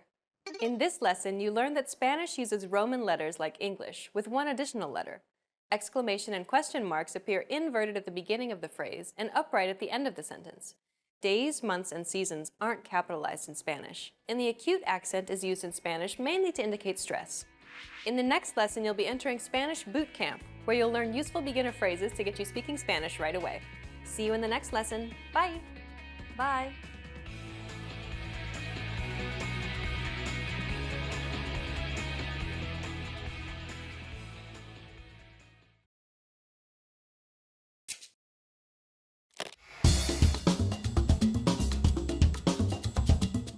Hola a todos, soy Rosa. En esta lección os quiero hablar sobre una fiesta con la que podréis deshaceros de todo el estrés que habéis acumulado hasta el momento arrojando tomates a diestro y siniestro. Se trata de la Tomatina, celebrada en Buñol, Valencia, el último miércoles del mes de agosto. En 2014 cae el 27 de agosto y en 2015 el 26 de agosto. ¿Sabes de dónde provienen los tomates usados en la Tomatina? Os enseñaré la respuesta al final del vídeo. El año que se considera origen de esta fiesta es 1945. Se celebraba la fiesta de gigantes y cabezudos, y algunos jóvenes allí reunidos querían formar parte del desfile. Quienes lo dirigían se negaron y comenzaron a pelear entre ellos cuando tras un forcejeo uno cayó al suelo. Se dice que había cerca un puesto de verduras, y los jóvenes los cogieron y lanzaron contra los otros. Acabaron los tomates volando de un lado a otro hasta que la policía intervino. Se dio fin y los que participaron tuvieron que pagar por los daños. La celebración comienza la noche anterior. En la plaza se preparan paellas y todos beben vino. Por la mañana temprano, todos los comerciantes con locales en la plaza se afanan en proteger puertas y ventanas. A las 10 de la mañana es cuando se produce el palo jabón. Consiste en subir un poste resbaladizo porque ha sido engrasado y con un jamón arriba. Se da la señal de inicio cuando alguien descuelga uno de los jamones. En este momento, camiones llenan la plaza de tomates. La pelea terminará en 1 hora exacta. Desde el ayuntamiento se han establecido algunas reglas para que no exista ningún altercado. La más importante es que solo pueden lanzarse tomates. Otra es que no se pueden llegar a romper la camiseta de los otros participantes. También piden que se aplasten los tomates para que al lanzarlos no hagan daño. Es importante, además, tener cuidado y mantenerse alejado de los camiones que transportan los tomates hacia la plaza. Hay que tener en mente también que cuando suena el segundo disparo deben dejarse de lanzar tomates. Además, por seguridad, recomiendan llevar gafas y guantes.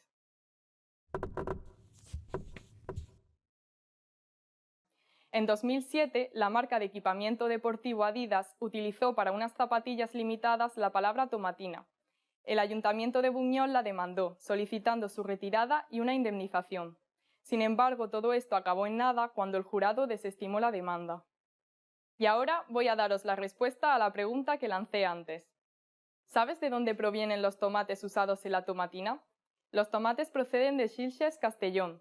Estos cuestan bastante menos dinero y se cultivan de hecho específicamente para estas fiestas, ya que no están lo suficientemente buenos como para comérselos.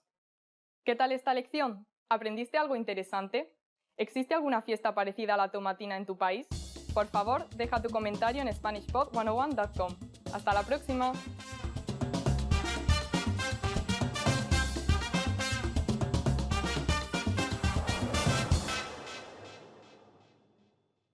Hi everyone, this is Rosa. Today we'll be doing the 15 questions you should know in Spanish. So let's begin. ¿Cómo estás? How are you? ¿Cómo estás? Which is how are you? ¿Cómo estáis? Are you fine? So for example, when you meet a friend, you would say, Hola, ¿cómo estás? I think you can use it with almost everyone. Like, it's not like super informal or anything, so. ¿Cómo te llamas? What's your name? ¿Cómo te llamas? What's your name? Mi nombre es Rosa. My name is Rosa. What's your name? Tell me. Are you Bob? Or maybe Christine? ¿Cuál es tu número de teléfono? What's your phone number? The next question is, ¿cuál es tu número de teléfono? What's your telephone number? My telephone number is 621. No. In Spain, the telephone code, my country code is 34. ¿Cuándo es tu cumpleaños? When is your birthday? ¿Cuándo es tu cumpleaños? When is your birthday? So, mi cumpleaños es el 21 de noviembre. My birthday is the 21st of November. When is yours? Tell me. I'm going to guess when your birthday is, so maybe the 2nd of May? ¿Qué tipo de música te gusta? What type of music do you like? ¿Qué tipo de música te gusta? What type of music do you like? So, do you like pop, rock, hip hop, R&B, reggae? I don't know. Tell me. ¿De dónde eres? Where are you from? ¿De dónde eres? Where are you from? Yo soy de España. So tell me where you're from. Maybe you're from Italy or from the United States. ¿Dónde aprendiste español? Where did you learn Spanish? ¿Dónde aprendiste español? Where did you learn Spanish? I learned Spanish at home. Where did you learn it? Maybe at a class or with these videos, maybe? ¿Dónde está el baño? Where is the bathroom? ¿Dónde está el baño? Where is the toilet? So for example, when you are at the restaurant and you want to go to the toilet, you can ask the waiter, ¿Dónde está el baño? Yeah, he will tell you. ¿Dónde trabajas? Where do you work? The next question is ¿Dónde trabajas? Which is where do you work? Do you work in a company? Or maybe you're a freelancer? For example, I don't know, if you're at a party and you meet someone, ¿dónde trabajas? ¿Cuáles son tus aficiones? What are your hobbies? ¿Cuáles son tus aficiones? Which is, what are your hobbies? If you like traveling, reading, taking photos, drawing, watching films, cooking. ¿Durante cuánto tiempo has estudiado español? How long have you been studying Spanish? The next question is, ¿durante cuánto tiempo has estudiado español? For how long have you been studying Spanish? It's a long process, but it will be worth it. Yeah. ¿Has estado en España? Have you been to Spain? So the next question is, ¿has estado en España? Have you been to Spain? And if so, where have you been to? Don't forget to go to the south of Spain. It's very beautiful. ¿Qué es esto? What's this? ¿Qué es esto? What is this? So yeah, you can just point at something and ask another person, ¿qué es esto? ¿Qué es esto? ¿Qué es esto? ¿Qué es esto? Can you guess? ¿Qué has dicho? What did you say? ¿Qué has dicho? Which is, what did you say? When you didn't understand well what another person said, you can tell them, ¿qué has dicho? ¿Te gusta la comida española? Do you like Spanish food? ¿Te gusta la comida española? Do you like Spanish food? So, do you like Spanish omelettes? Or what else can you like? Do you like gazpacho? So, yep, this is the end of today's 15 questions you should know in Spanish. So I hope it was useful for you, and thank you very much for watching. Don't forget to subscribe. Bye. Please tell me everything about you. Where do you work?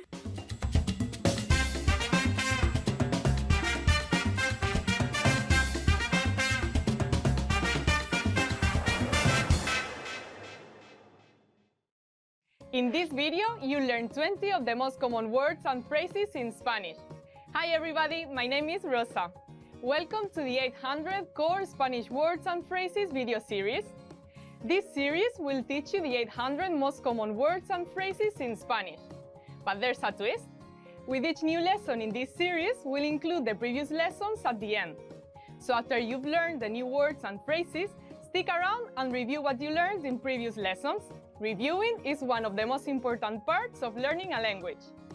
You can also get the full list right now at SpanishPod101.com. Click the link in the description to access more example sentences, create your own flashcard deck, and finally master Spanish. Okay, let's get started. First is pijama, pajamas, pijama, pijama, pajamas. Me puse el pijama y me fui a dormir. I put on my pajamas and I went to sleep. Me puse el pijama y me fui a dormir. Sujetador. Brasier. Sujetador. Sujetador. Brasier. Sujetador blanco. White brasier. Sujetador blanco. Despertar. Wake up. Despertar. Despertar. Wake up. Necesito una alarma para que me ayude a despertarme. I need an alarm to help me wake up. Necesito una alarma para que me ayude a despertarme. Ir al trabajo. Commute. Ir al trabajo. Ir al trabajo. Commute. Voy al trabajo en tren. I commute to work by train. Voy al trabajo en tren. Comer. Eat. Comer. Comer. Eat. A mi madre le encanta comer churros. My mother loves to eat churros. A mi madre le encanta comer churros. Arte. Art. Arte. Arte. Art. El museo exhibió arte moderno. The museum exhibited modern art. El museo exhibió arte moderno. Literatura. Literature. Literatura. Literatura. Literature. No sabía que este país tenía tanta buena literatura. I didn't know this country had so much great literature. No sabía que este país tenía tanta buena literatura. Película. Movie. Película. Película. Movie. ¿A qué hora empieza la película? What time does the movie start? ¿A qué hora empieza la película? Música. Music. Música. Música. Music. Escuchamos la música. We listen to the music. Escuchamos la música. Contestar. Answer. Contestar. Contestar. Answer. Por favor, contesta el teléfono. Please answer the phone. Por favor, contesta el teléfono. Enseñar. Teach. Enseñar. Enseñar. Teach. Mi amigo intentó enseñarme a tocar la guitarra eléctrica. My friend tried to teach me how to play the electric guitar. Mi amigo intentó enseñarme a tocar la guitarra eléctrica. Preguntar. Ask. Preguntar. Preguntar. Ask. Debes preguntarle a un médico. You must ask a doctor.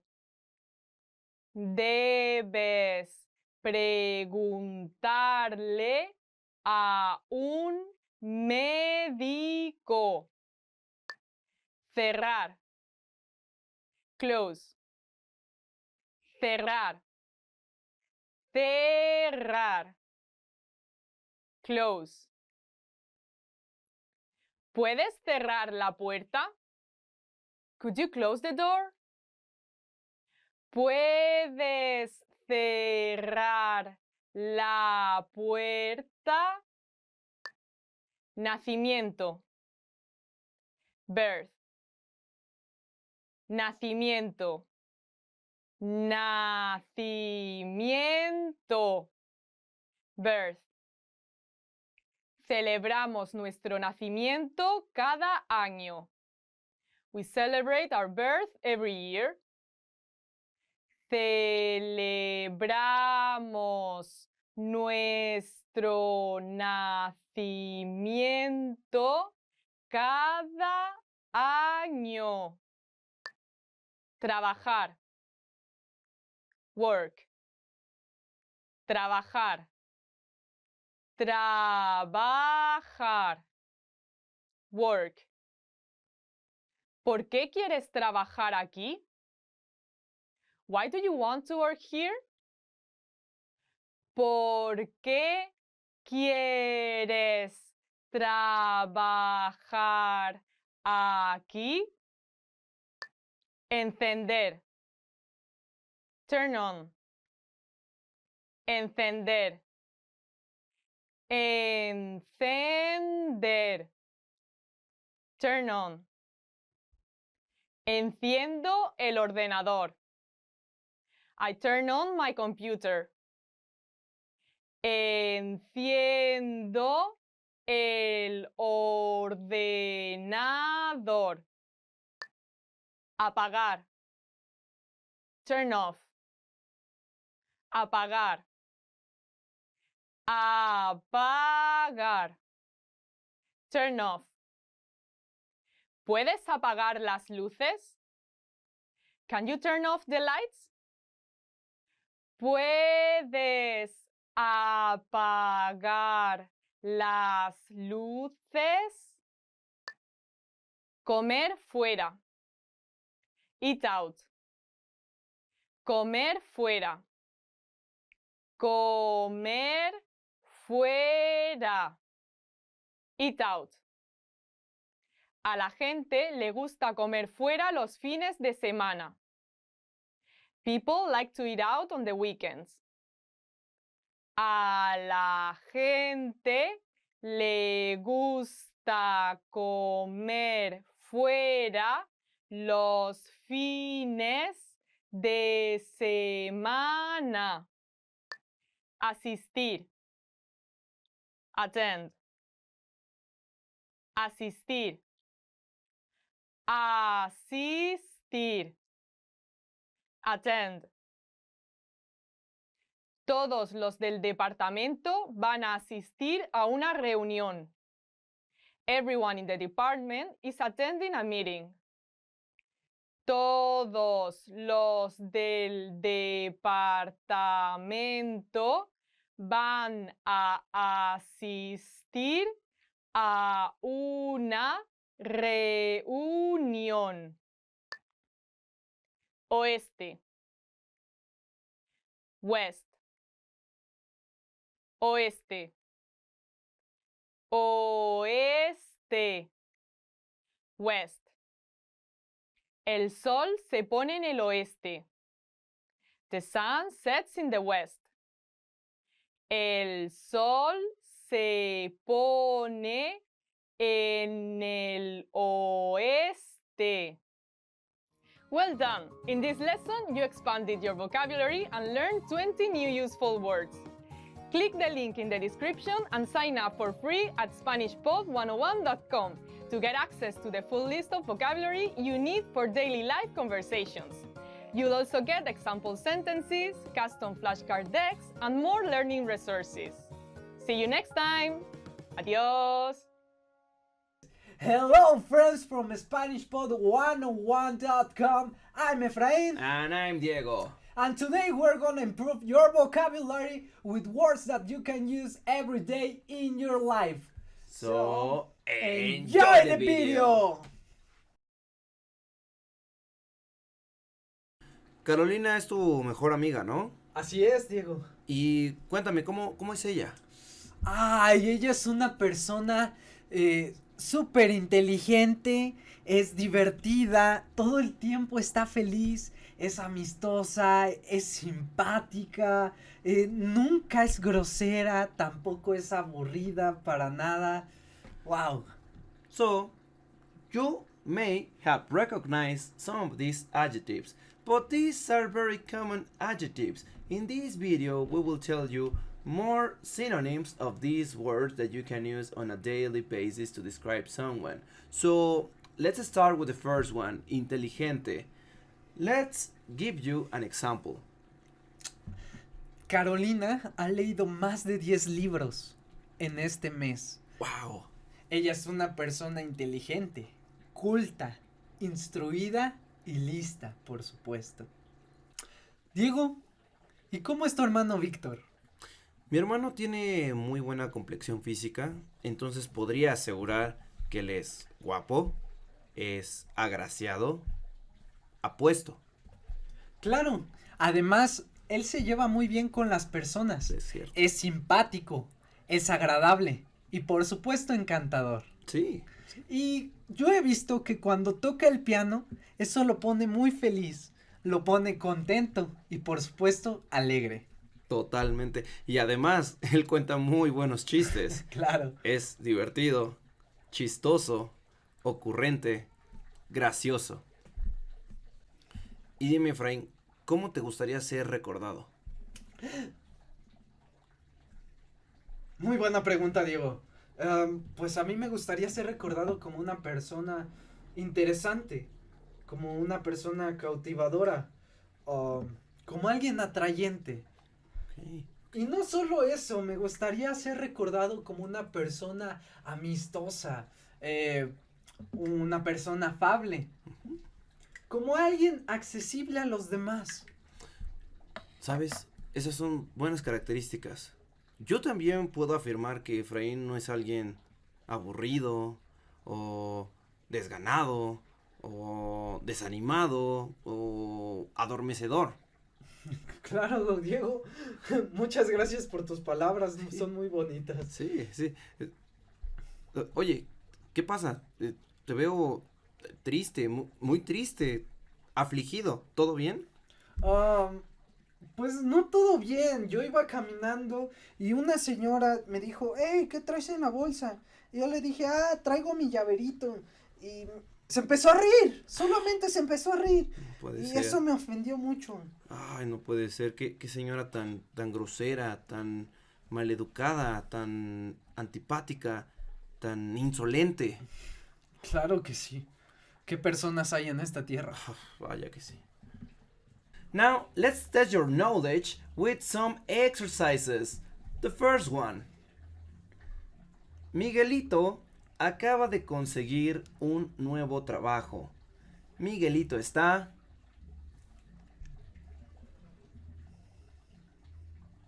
feliz, contento, alegre. A Paula se le acaba de morir su perrito. Paula está muy triste o afligida. Diego y Efraín son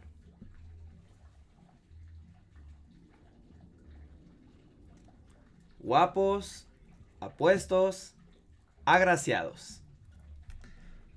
A Nacho le gusta mucho jugar ajedrez, le gusta mucho leer y nunca ha regresado con ninguna de sus ex. Nacho es una persona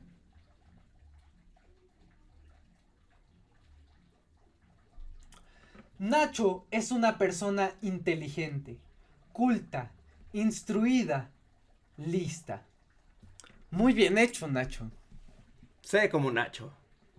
That's it for today, my friends from SpanishPod101.com. We hope that you have enjoyed the video. If so, please give us your thumbs up, and if you have any opinion, let us know in the comment section. Nos vemos en el siguiente video. ¡Hasta luego!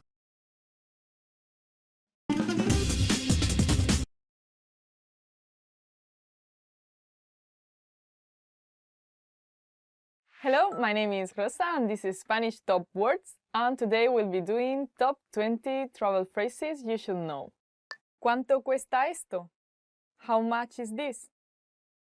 ¿Cuánto cuesta esto? How much is this? You can also say ¿cuánto vale? ¿Hablas inglés? Do you speak English? ¿Hablas inglés? Do you speak English? In most cases, the answer to that might not be that positive, but yeah, you can try. ¿Me puedo probar esto? Can I try this on? ¿Me puedo probar esto? Can I try this on? So if you enter a clothing store and there's something you like, you can ask the shopping assistant, ¿me puedo probar esto? ¿Tienes sitio para esta noche? Do you have any vacancies tonight? ¿Tienes sitio para esta noche? Do you have any vacancies tonight? Maybe try to not get to the point in which you have to ask this and book your room beforehand. No. ¿Tienes alguna recomendación? Do you have any recommendations? ¿Tienes alguna recomendación? Do you have any recommendations? Like if you travel to Spain, you have to go to Granada. Cannot miss it. Most beautiful city in the world. Me gustaría 10 de estos. I'd like 10 of these. Me gustaría 10 de estos. I'd like 10 of these. So if you want to buy souvenirs for all your friends and you don't really want to think a lot, you just can find some, I don't know, keychain or postcard. Say, me gustaría 10 de estos. I would like 10 of these. And it'll be over. Because it's pretty stressful to find souvenirs for everyone. Me gustaría este. I'd like this. Me gustaría este. I'd like this. So if you're talking to the shopping assistant and maybe the thing you want is a bit further away, you can point at it and say, me gustaría este. Tengo una reserva. I have a reservation. Tengo una reserva. I have a reservation. So if you really want to go to a restaurant, try to research a little bit and see if that place is normally full so that you can make a reservation beforehand. ¿Es este el autobús correcto para el aeropuerto? Is this the right bus for the airport? ¿Es este el autobús correcto para el aeropuerto? Is this the right bus for the airport? Normally going by taxi to the airport is pretty expensive, so you want to check the buses. ¿Es gratis el Wi-Fi? Is the Wi-Fi free? ¿Es gratis el Wi-Fi? Is the Wi-Fi free? The Spanish people have this tendency of saying Wi-Fi even in English because we are so used to call it that way in Spanish. So if person is talking to you and say something about Wi-Fi, you know they mean Wi-Fi. ¿Me podría dar un descuento? Could you give me a discount? ¿Me podría dar un descuento? Could you give me a discount? So it's not that common in Spain to ask for a discount in a store. So yeah, maybe if you go to an outdoors market or to these stalls near the beach, you can ask for a discount. ¿Me podría encontrar una habitación para no fumadores? Could you find me a non-smoking room? ¿Me podría encontrar una habitación para no fumadores? Could you find me a non-smoking room? So about smoking, in Spain is forbidden to smoke inside places. And I find it so funny that in Japan it's the opposite, you cannot smoke outside, but you can smoke in places. I just find it kind of weird. How is it in your country? ¿Podría sacarme una foto, por favor? Could you take a picture of me, please? ¿Podría sacarme una foto, por favor? Could you take a picture of me, please? I have the impression that lately, with all these selfie sticks and things, like people are not asking that anymore. But before, like, it was really common to get asked that. ¿Podría tener la cuenta? Could I have the check? ¿Podría tener la cuenta? Could I have the check? And also you can just say la cuenta, por favor. It's the same thing. ¿Tienen algún plato vegetariano? Do you have any vegetarian dishes? ¿Tienen algún plato vegetariano? Do you have any vegetarian dishes?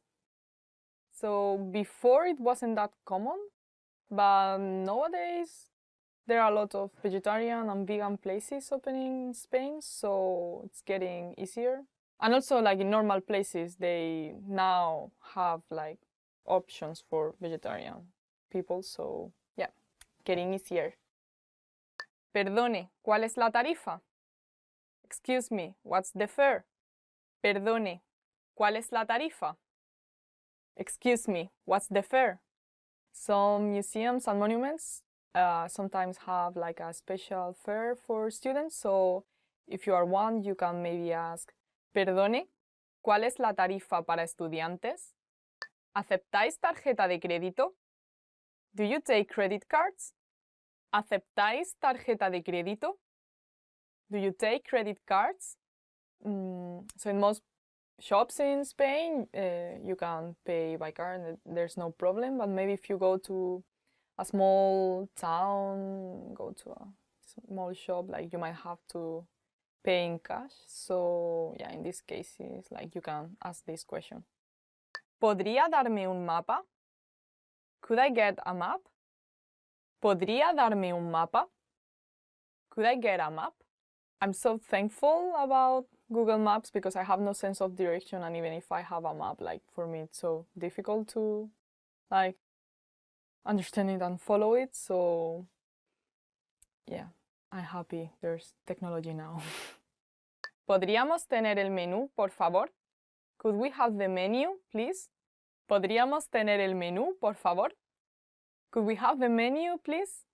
Yeah, if you go to a restaurant, you can ask this question and they'll bring you the menu. Esto no es lo que pedí. This isn't what I ordered. Esto no es lo que pedí. This isn't what I ordered. Yeah, normally if you get something different from what you ordered and you say this politely, like they will replace it for you. So no problem. Perdona, sorry, but this is not what I ordered. ¿Te importaría cambiarlo? Would you mind to change it? So this is the end. Today we did 20 travel phrases you should know. Tell me what would you like to see if you travel to Spain? Don't forget to check out SpanishPod101.com and don't forget to subscribe. Bye. Hasta pronto.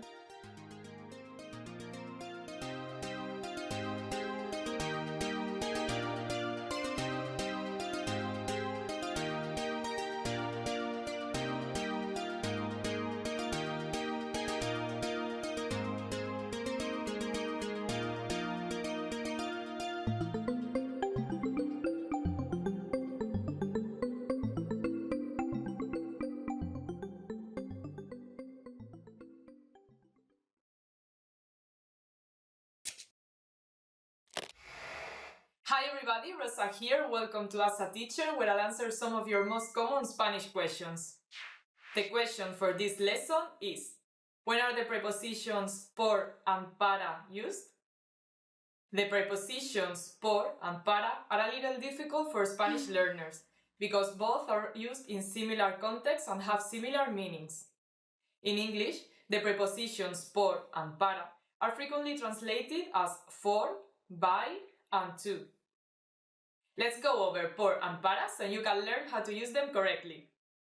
Por comes from the Latin word pro, meaning for, while para is formed from the combination of the Latin prepositions pro and ad, which mean for and to respectively. Por is frequently used to express a cause, such as viajo por placer, meaning I travel for pleasure, a place, such as camino por la calle, meaning I walk down the street, a period of time, por las mañanas voy a la universidad, in the morning I go to college, a medium, te enviaré el paquete por mensajero, I'll send the package by courier, a substitution or equivalence, haré los deberes por ti, I will do the task for you, and passive voice, el almuerzo fue preparado por mi madre, lunch was prepared by my mother. Para is used for.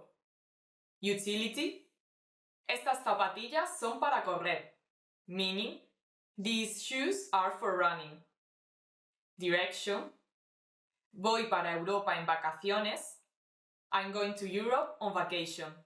Here, it can be replaced by con destino a, which means bound for. Time limitation, son 10 para las 5, it's 10 minutes to 5. Here, the difference is that we use para when time is fixed or when there's a deadline.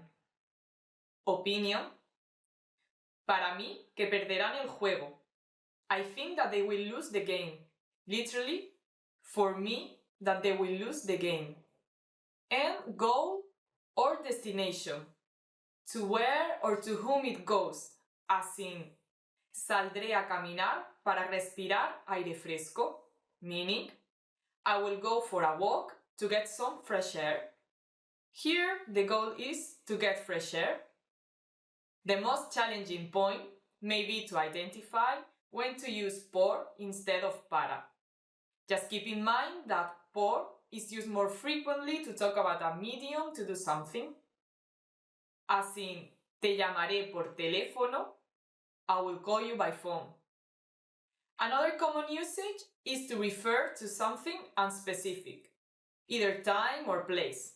For example, estoy por tu casa, meaning I'm around, close to your house. Or llegaré por la tarde, meaning I will arrive around the afternoon. Para, on the other hand, is more often used to talk about the purpose or destination of something. As in, este libro es para la clase, meaning this book is for the class. Or voy para tu casa, meaning I'm going to or in direction to your house. How was this lesson? Pretty interesting, right? Do you have any more questions? Leave them in the comments below and I'll try to answer them. Hasta luego, see you later!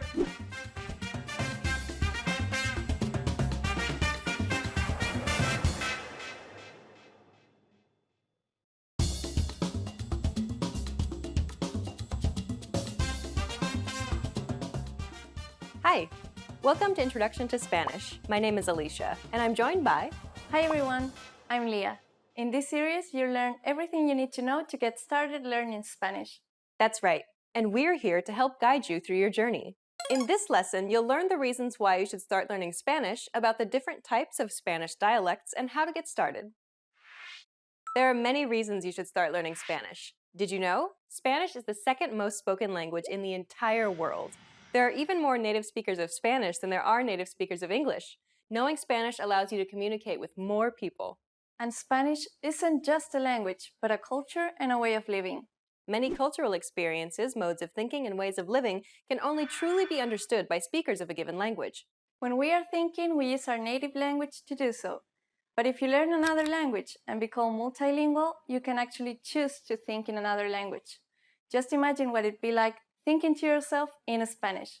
Things that are inherent in language, such as degrees of politeness or gender classes and everyday nouns, impact the way people in that culture interact with one another. Thinking in another language allows you to see why people in that culture do things the way that they do. Learning a new language then provides a new way for you to see life, and this ultimately helps you to grow as a person. If you like to travel, then you must know how important language is. This is particularly true for Spanish-speaking countries.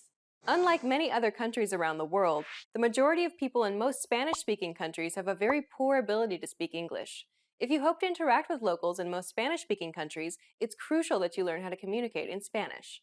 And considering that Spanish is the second most spoken language in the world, you're missing out on a lot of what Spanish culture has to offer if you don't know how to speak Spanish. If you're eager to travel and see the world, learning Spanish may be the catalyst you need to kickstart your journey, and perhaps one day make that dream a reality. Did you know the Spanish spoken in Mexico isn't exactly the same as the Spanish spoken in Spain? Spanish is a super language that spans multiple continents. There are some differences in the language based on region, but these differences will only reveal themselves to you once you start learning Spanish. The beauty of it is that once you learn standard Spanish, you'll be able to understand any Spanish-speaking person, regardless of where they're from. Some dialects and accents, however, can be more easily understood than others. Mexican Spanish, Argentinian, and Spanish from Chile, for example, are generally easier to understand because they're spoken slower and words are pronounced more clearly. Interestingly, Argentinian Spanish has a big Italian influence, so there are many uses of Italian words in the language itself. This makes it easier for people who know Italian to learn and understand Argentinian. In this series, we'll teach you the most universal form called Standard Spanish, and this will ensure that you'll be able to communicate with Spanish speakers from all over the world. Learning a new language is just a matter of having a good learning method, practice, and time. Let's begin by teaching your first few words in Spanish. In reality, though, you most likely know some Spanish already. Everybody knows patio, hola, and fiesta. Let's teach you something that you might not know, but which is very useful. Muchas gracias. It means thank you very much. Muchas gracias. This is perhaps the most useful phrase to learn since it's used a lot in Spanish. Always answer muchas gracias to show your appreciation. Muchas gracias. Now you try. Muchas gracias. Muchas means many, and gracias means thanks. So the phrase muchas gracias literally means many thanks. Muchas gracias. Repeat after Leah. Muchas gracias. Keep repeating until you get it. Muchas gracias. Okay, one last time. Muchas gracias. Well done. Now you know how to say thank you in Spanish. We've covered a lot of things already, so why don't we wrap up the first lesson and recap what we've learned? In this lesson, you learned the benefits of studying Spanish, the different dialects in Spanish, and how to say thank you in Spanish. Muchas gracias. In the next lesson, we'll dive into Spanish pronunciation by taking a look at the sounds of Spanish, so be sure to watch the next video. See you in the next lesson. Bye! Bye!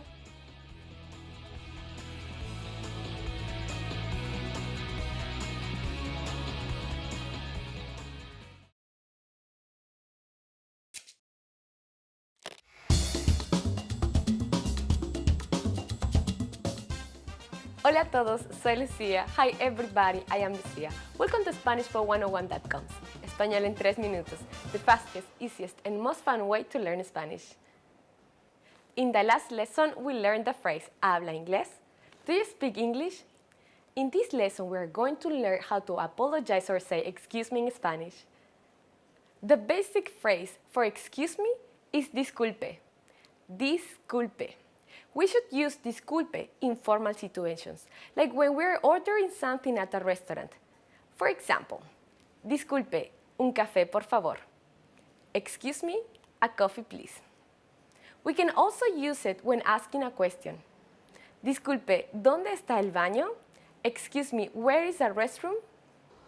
Another way to say excuse me is perdón. Perdón. Just like disculpe, we can use perdón when asking a question or when apologizing. Both of these phrases can be used for either excuse me or I'm sorry.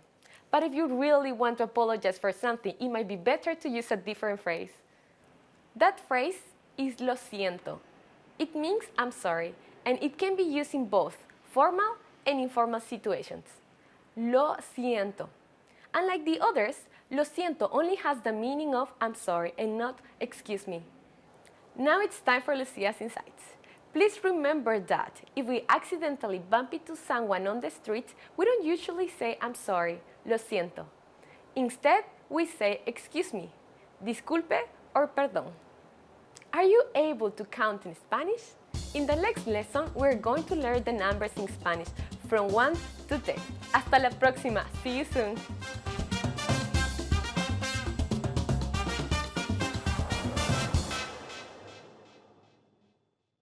Hello, friends from SpanishPod101.com. I'm Efrain. And I'm Diego.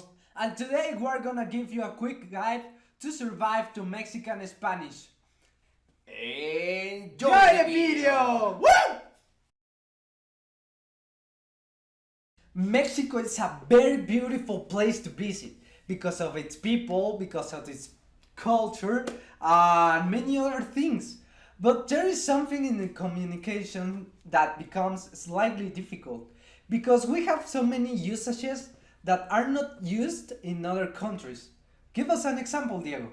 Yeah, so for example, we have a difference between the use of pretérito perfecto and the pretérito indefinido because, for example, in Spain, they tend to use the pretérito perfecto for an action that ended recently. So they will say something like, esta mañana he desayunado cereal, or hoy he desayunado cereal. However, in Mexico, we wouldn't say it in that way. We would rather say, esta mañana desayuné cereal, or hoy desayuné cereal. Now, in Mexico, many things are small.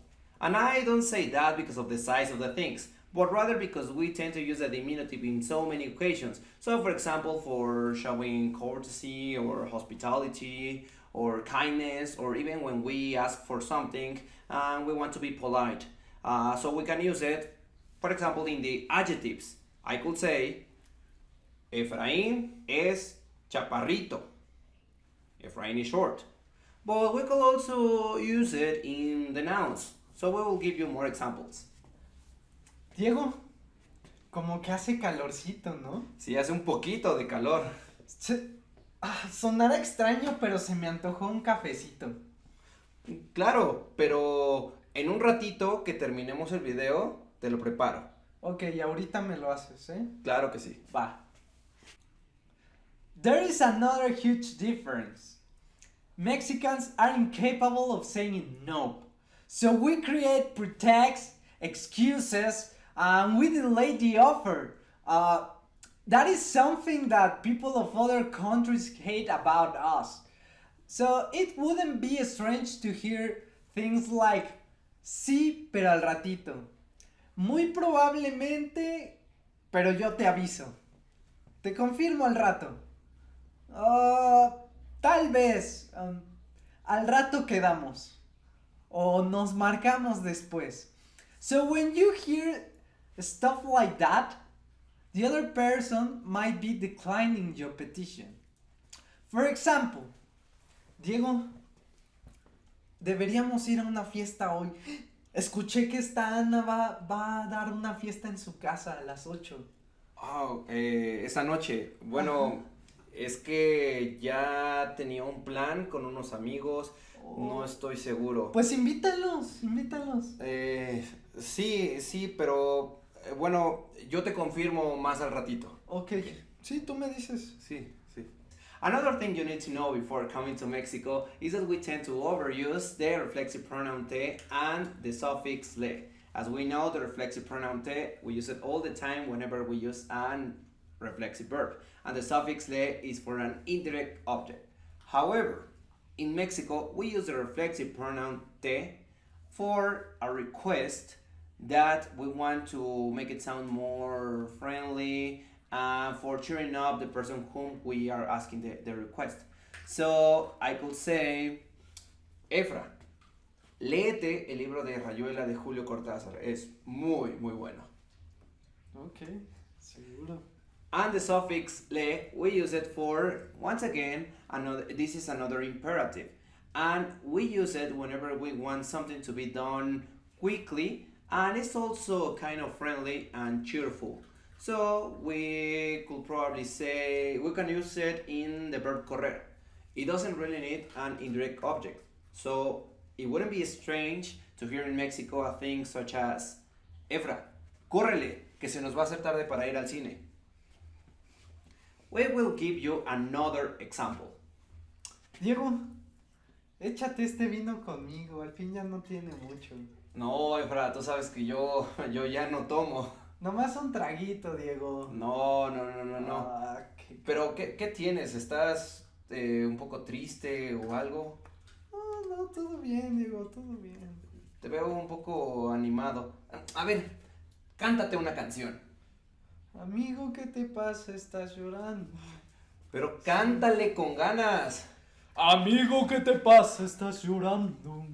Seguro es por destenes de mujeres. No hay golpe más mortal para los hombres. So, this is it, friends from SpanishPod101.com. We hope you have enjoyed this video and give us your thumbs up if you want to come to Mexico and meet some friends here. Let us know your opinion right below. In our comment section, and see you in the next video. See you!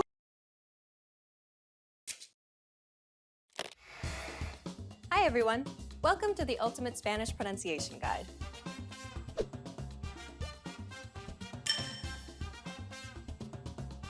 In this lesson, you'll learn the top 5 Spanish pronunciation mistakes to avoid. These are common mistakes that students of Spanish tend to make, so pay close attention and make sure that you don't make these same mistakes too. Are you ready? Then let's get started. Number 1. Pronouncing the letter H. The letter H is silent in Spanish. Most people learning Spanish try to pronounce it when in fact it should be silent. English speakers in particular are used to pronouncing it in their own language, so they try to do so in Spanish as well. But don't make this same mistake. Take hello, for example. Hola. Notice that Alex does not pronounce the H sound. Hola. Let's move on to number 2. Ñe.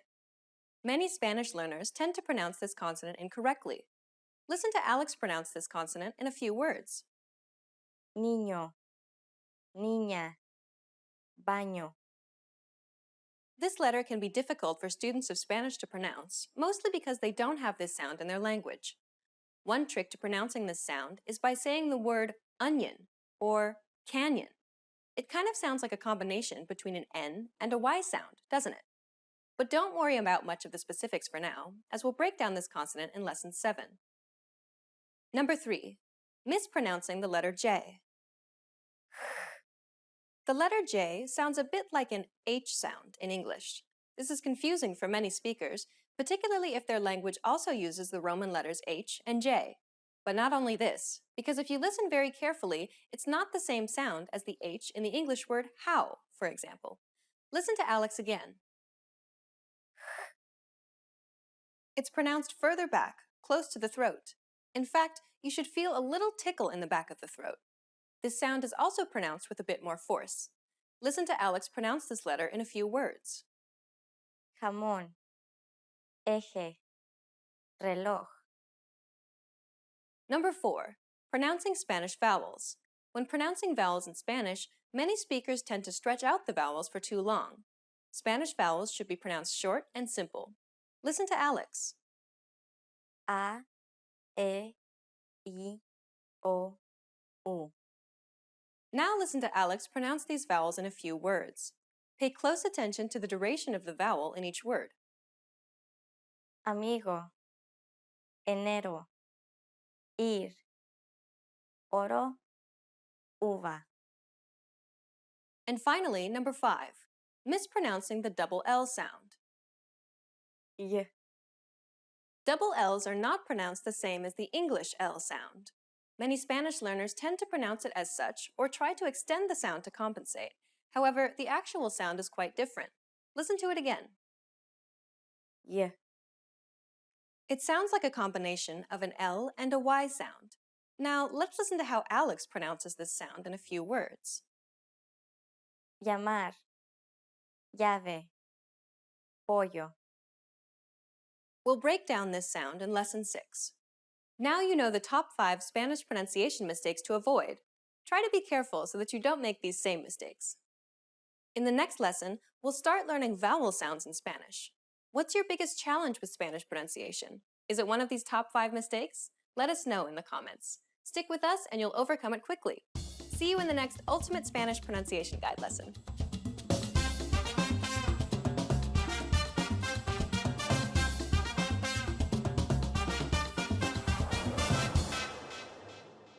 Hi everyone, this is Rosa, and today we'll be doing top 10 phrases to use when you're angry. Let's begin. No es de tu incumbencia. It's none of your business.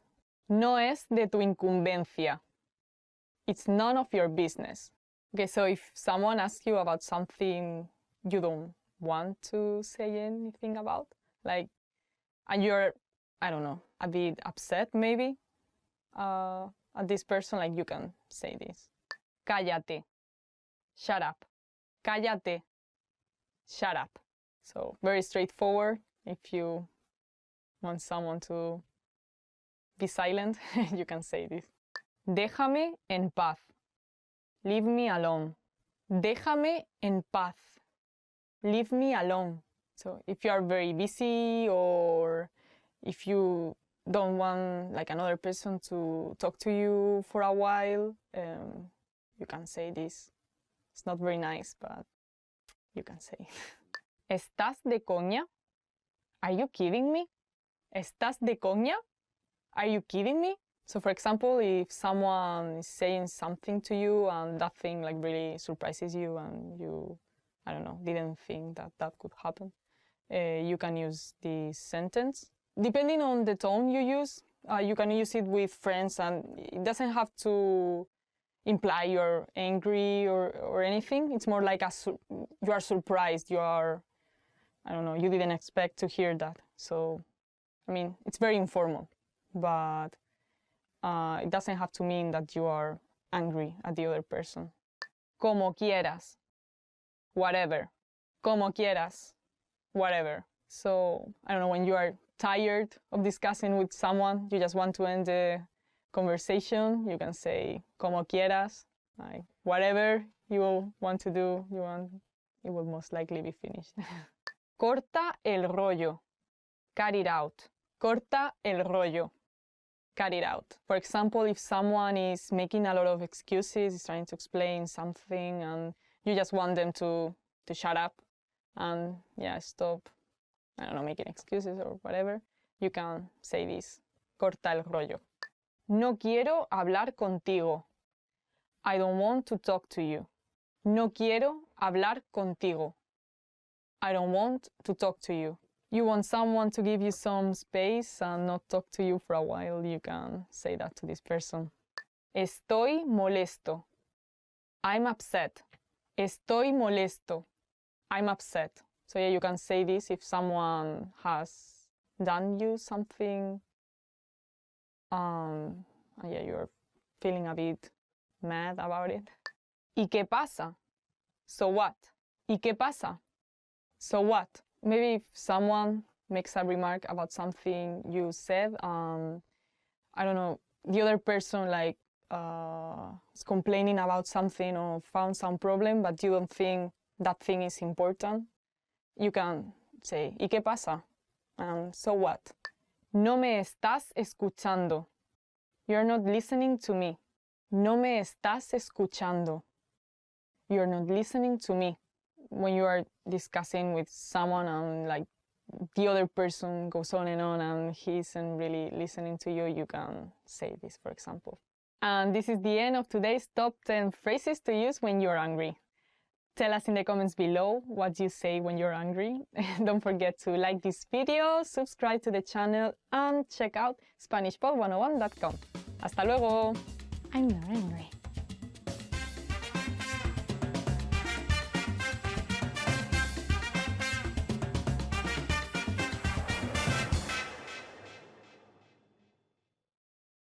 In this video, you learned 20 of the most common words and phrases in Spanish. Hi everybody, my name is Rosa. Welcome to the 800 Core Spanish Words and Phrases video series. This series will teach you the 800 most common words and phrases in Spanish. But there's a twist. With each new lesson in this series, we'll include the previous lessons at the end. So after you've learned the new words and phrases, stick around and review what you learned in previous lessons. Reviewing is one of the most important parts of learning a language. You can also get the full list right now at SpanishPod101.com. Click the link in the description to access more example sentences, create your own flashcard decks, and finally master Spanish. Okay, let's get started. First is hoy, today, hoy, hoy, today, hoy a las 6:15, today at 6:15, hoy a las 6:15, ayer, yesterday, ayer, ayer, yesterday, ayer por la tarde, yesterday afternoon, ayer por la tarde, mañana, tomorrow, mañana, mañana, tomorrow, hasta mañana, see you tomorrow, hasta mañana, semana, week, semana, semana, week, 7 días a la semana, 7 days a week, 7 días a la semana, año, year, año, año, year, año bisiesto, leap year, año bisiesto, segundo, second, segundo, segundo, second, solo un segundo, just a second, solo un segundo, minuto, minute, minuto, minuto, minute, 3 minutos, 3 minutes, 3 minutos, hora, hour, hora, hora, hour, durante una hora, for 1 hour, durante una hora, reloj, clock, reloj, reloj, clock, reloj despertador, alarm clock, reloj despertador, en punto, o'clock,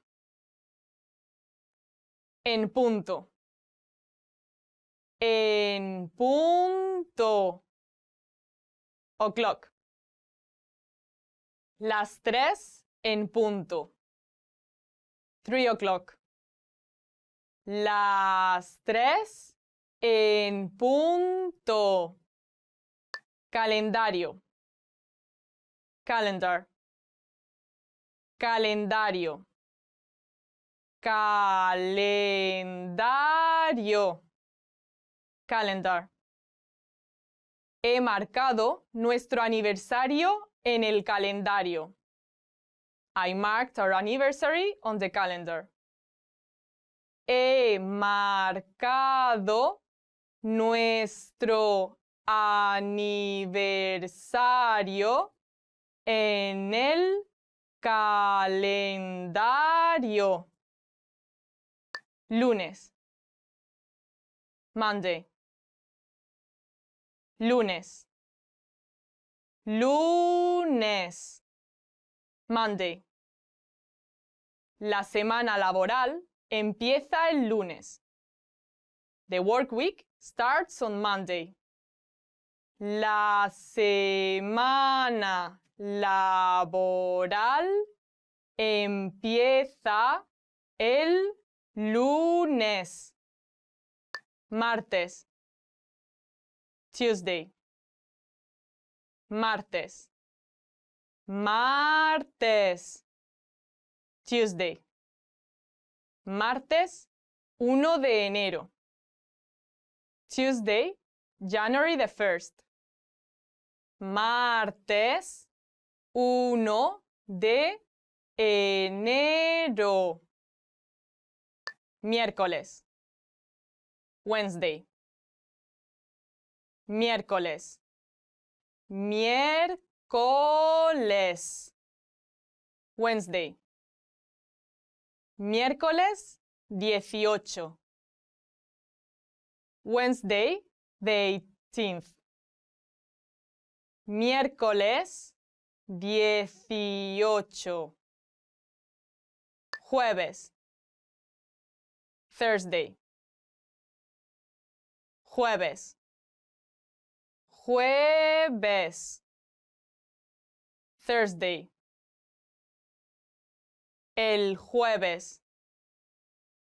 On Thursday. El jueves. Viernes. Friday. Viernes. Viernes. Friday. Viernes 8 de diciembre. Friday, December 8th. Viernes 8 de diciembre. Sábado. Saturday. Sábado. Sábado. Saturday. Sábado noche. Saturday night. Sábado noche. Domingo. Sunday. Domingo. Domingo. Sunday. Hoy es domingo. Today is Sunday. Hoy es domingo. Hacer. Do. Hacer. Hacer. Do. Hacerlo todo.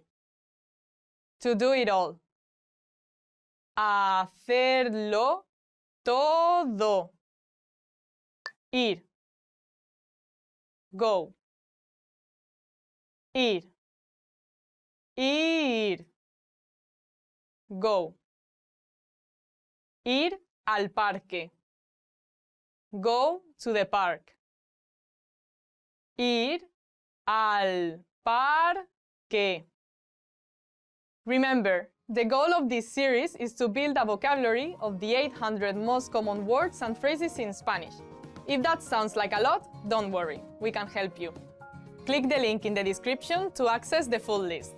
You'll also get example sentences, custom flashcard decks, and more learning resources at SpanishPod101.com. See you next time! Adios! Hi, my name is Rosa, and today we'll be doing the top 25 adjectives in Spanish. So let's begin. Fácil, easy. Washing dishes is easy. Lavar los platos es fácil. Hablar español es fácil. Speaking Spanish is easy. Memorizing things is easy for me. Memorizar cosas es fácil para mí. Difícil, difficult. The next one is difícil, difficult. Recordar la letra de las canciones es difícil. Remember lyrics of songs is difficult. Grande, large. Grande, which means large. El patio de su casa es muy grande. The patio of his house is very large. Él comió una hamburguesa grande de un bocado. He ate a large burger in one bite. Pequeño, small. The next one is pequeño, which means small. Este plato es muy pequeño para mí. This dish is very small for me. These pants are small for me. Estos pantalones me quedan pequeños. Joven, young. The next one is joven, which means young.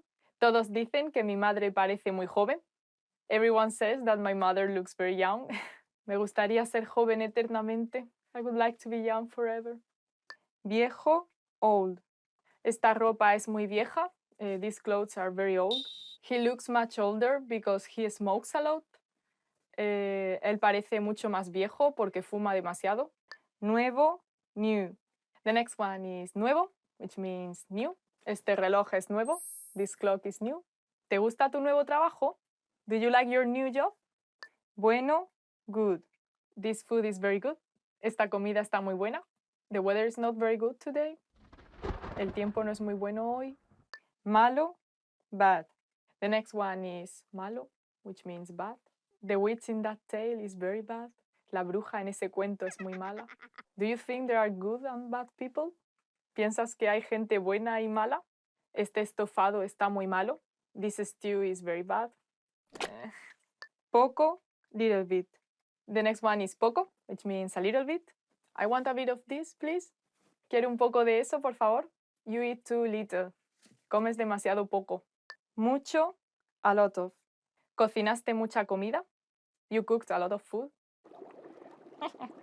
Me gustaría tener mucho tiempo. I would like to have lots of time. Te quiero mucho. I like you a lot. Claro, clear. It's very clear what this means. Está muy claro lo que significa. Is everything clear? ¿Está todo claro? Oscuro, dark. Oscuro, which means dark. Come to the dark side. Ven al lado oscuro. ¿Te da miedo cuando está muy oscuro? Are you scared when it's too dark? Importante, important.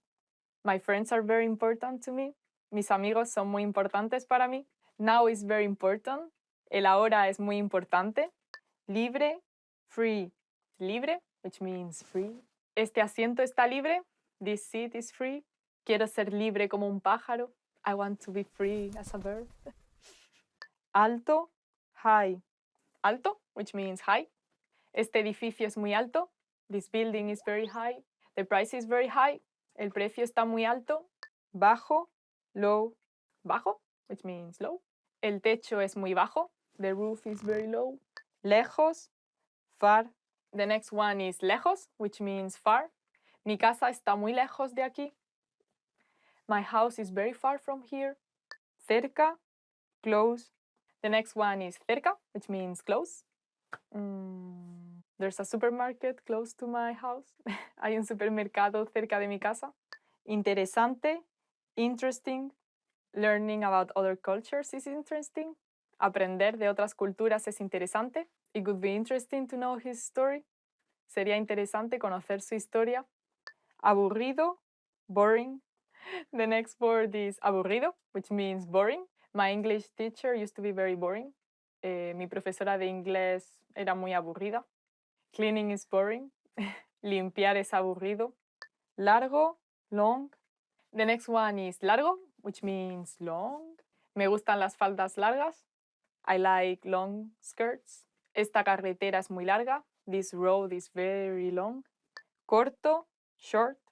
The next one is corto, which means short. But we use this with objects, but not with people. Like we would say a person is bajo, but not corto. This composition is very short. Esta redacción es muy corta. Limpio, clean. The next one is limpio, which means clean. Mi habitación nunca está limpia según mi madre. My room is never clean to my mother. Sucio, dirty. The next word is sucio, which means dirty. My hair is very dirty. I need to wash it. Mi pelo está muy sucio. Necesito lavarlo. When I played outside, I used to get very dirty. Cuando jugaba afuera, solía ensuciarme mucho. So this is the end of today's top 25 adjectives in Spanish. I hope you learned something useful and thank you for watching. Don't forget to subscribe. Bye.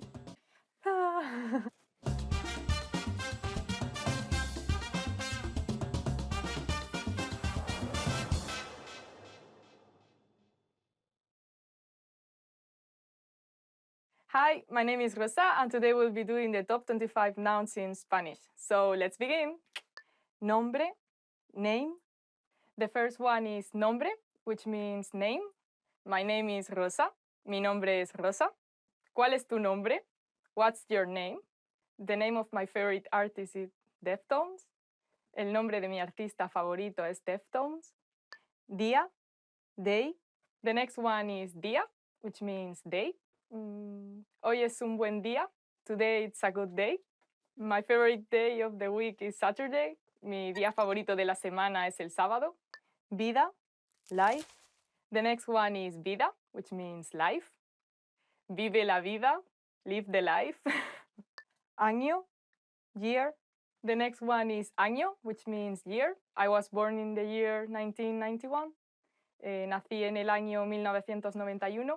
I would like to live in the 20s. Me gustaría vivir en los años 20. This year I want to travel to the United States. Este año quiero viajar a los Estados Unidos. I would like to go to New York. Hora, time. The next one is hora, which means time, an hour. ¿Qué hora es? What time is it? Ahora es la hora del desayuno. Now it's time for breakfast. Estate a la hora allí. Be on time there.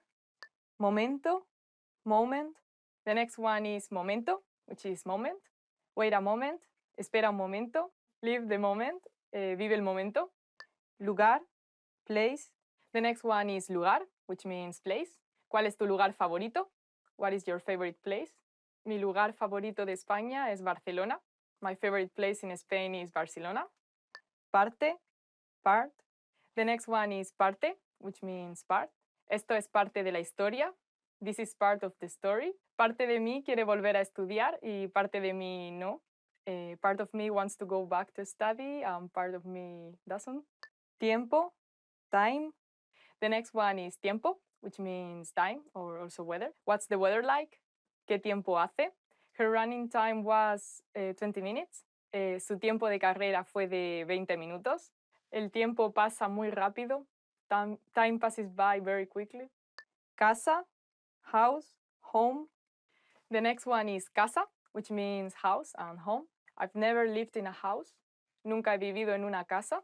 I would like to live in a beach house. Me gustaría vivir en una casa de playa. Hoy, today. The next one is hoy, which means today. Hoy va a llover. Today it's going to rain. Today I had pancakes for breakfast. Hoy comí tortitas por el desayuno. Hoy tengo muchas cosas que hacer. Today I have lots of things to do. Ayer, yesterday. The next one is ayer, which means yesterday. Ayer estuve grabando otros vídeos. Yesterday I was recording other videos. Yesterday is history. El ayer es historia. Mañana, morning, tomorrow. The next one is mañana, which means morning and also tomorrow. Mañana es mi día libre. Tomorrow it's my day off. Lo primero que hago cuando me levanto por la mañana es desayunar. The first thing I do when I wake up in the morning is having breakfast. El mañana es un misterio. Tomorrow is a mystery. Semana, week. The next one is semana, which means week. Esta semana estoy viajando. This week I'm traveling. La semana que viene voy a comer los donuts fritos de mi madre. Next week I'm going to eat my mother's fried donuts. Mes, month. The next one is mes, which means month. Mi mes preferido es mayo. My favorite month is May. El mes que viene quiero conseguir mi permiso de conducir. Next month I want to get my driver's license. Hombre, man. The next one is hombre, which means man. Mankind has made a great progress in technology. El hombre ha hecho un enorme progreso en tecnología. Mujer, woman. The next one is mujer, which means woman. Esa mujer trabaja demasiado. That woman works too much. El nombre de su mujer es María. His wife's name is María. Señor, gentlemen. The next one is señor, which means gentleman. Ladies and gentlemen, señoras y señores. País, country. País, which means country. What's your favorite country? ¿Cuál es tu país preferido? Este país es muy diferente del mío. This country is very different from mine. I like the country Thailand because it has great food. Me gusta el país Tailandia porque su comida es increíble. Mundo, world. The next word is mundo, which means world. When you're, for example, visiting another country and you meet someone from your own country, you can say, el mundo es un pañuelo. The world is a handkerchief, meaning that the world is too small. No me lo creo. I can't believe it. The world is a handkerchief. The world goes round and round. El mundo gira y gira. Ay.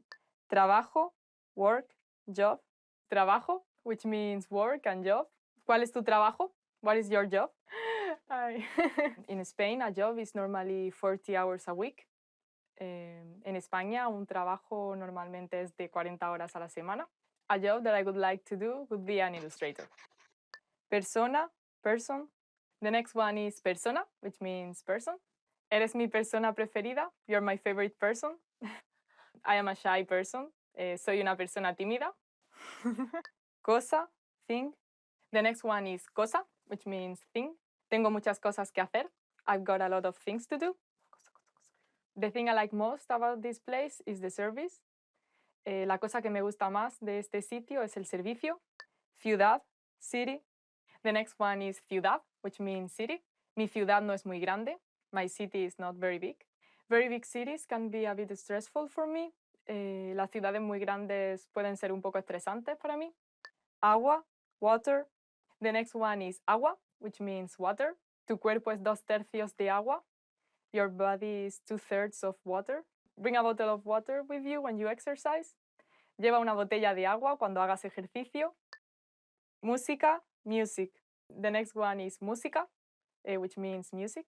Hace algunos años solo escuchaba música hardcore. Some years ago, I only listened to hardcore music. And this is the end of today's top 25 nouns in Spanish. Thank you for watching, and I hope you learned something useful today. Don't forget to subscribe. Bye. The world is a handkerchief.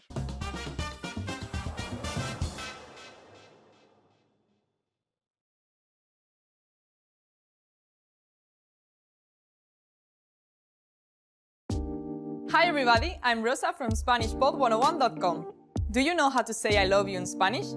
In this lesson, you'll learn 3 different ways to say I love you and a special phrase for Valentine's Day.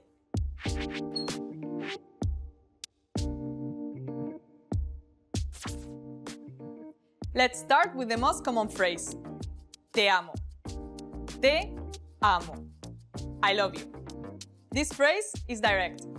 You should use it only when you are confessing your love.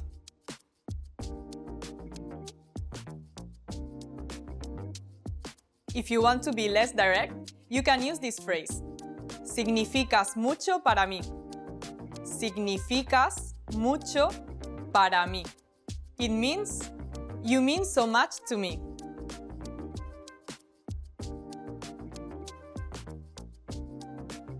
Now, if you want to be more romantic in expressing your love for someone, you can say this phrase.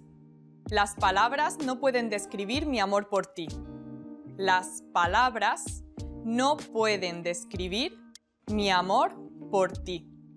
It means, words cannot describe my love for you.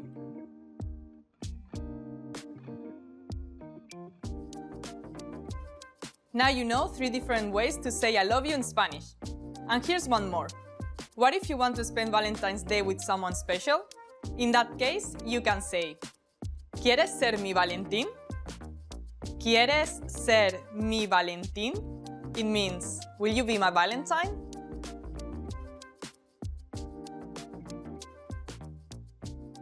Let's wrap up this lesson by recapping what we've learned.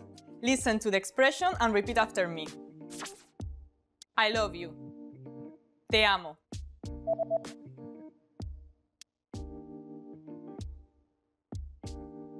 Te amo. You mean so much to me. Significas mucho para mí.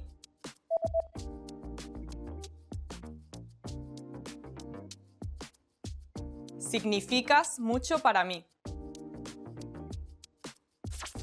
Words cannot describe my love for you. Las palabras no pueden describir mi amor por ti.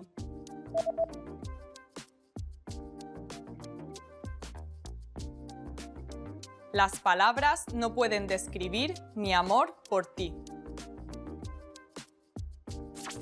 Will you be my Valentine? ¿Quieres ser mi Valentín?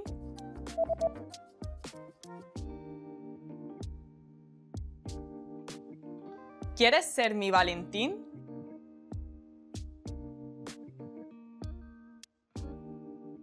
Well done! Here's a fun fact. Do you know which songs are most often dedicated to lovers on Valentine's Day in Spain? Some of the most frequently dedicated songs by people in love on this day are Me Enamora by Juanes, Juntos by Paloma San Basilio, and Si tú no estás by El Sueño de Morfeo. You just learned 3 different ways to say I love you in Spanish, and 1 special phrase for Valentine's Day.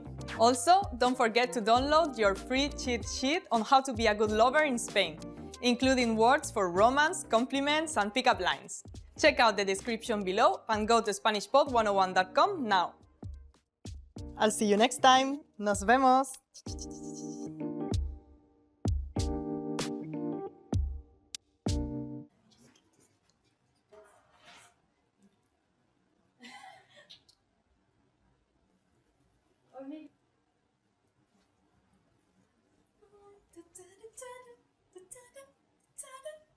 Okay.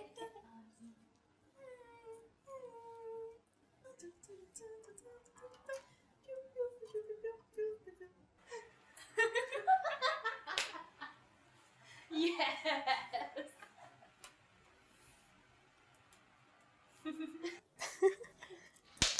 No. Nos vemos.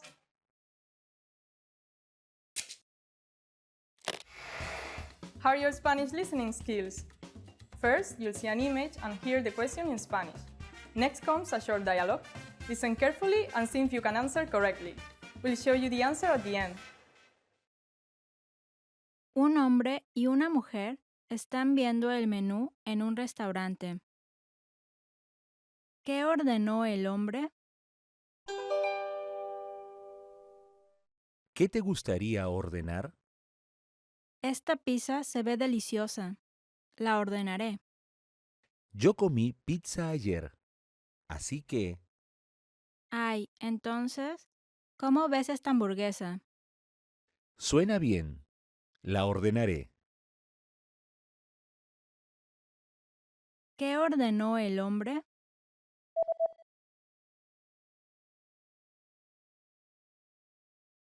Un hombre y una mujer están viendo el menú en un restaurante. ¿Qué ordenó el hombre? ¿Qué te gustaría ordenar? Esta pizza se ve deliciosa. La ordenaré. Yo comí pizza ayer, así que... Ay, entonces, ¿cómo ves esta hamburguesa? Suena bien. La ordenaré. Did you get it right? I hope you learned something from this quiz. Let us know if you have any questions. See you next time!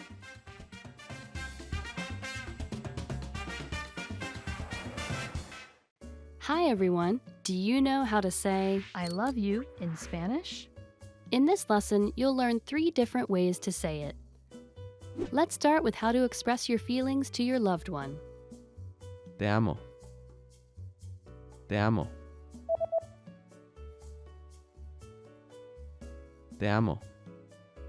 Or if you want to explain those butterflies in your stomach, you can say Me estoy enamorando de ti. Me estoy enamorando de ti.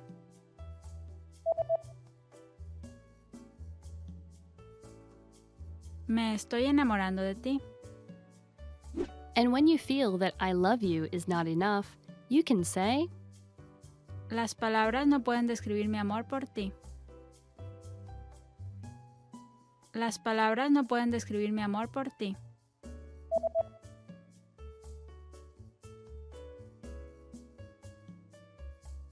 Las palabras no pueden describir mi amor por ti.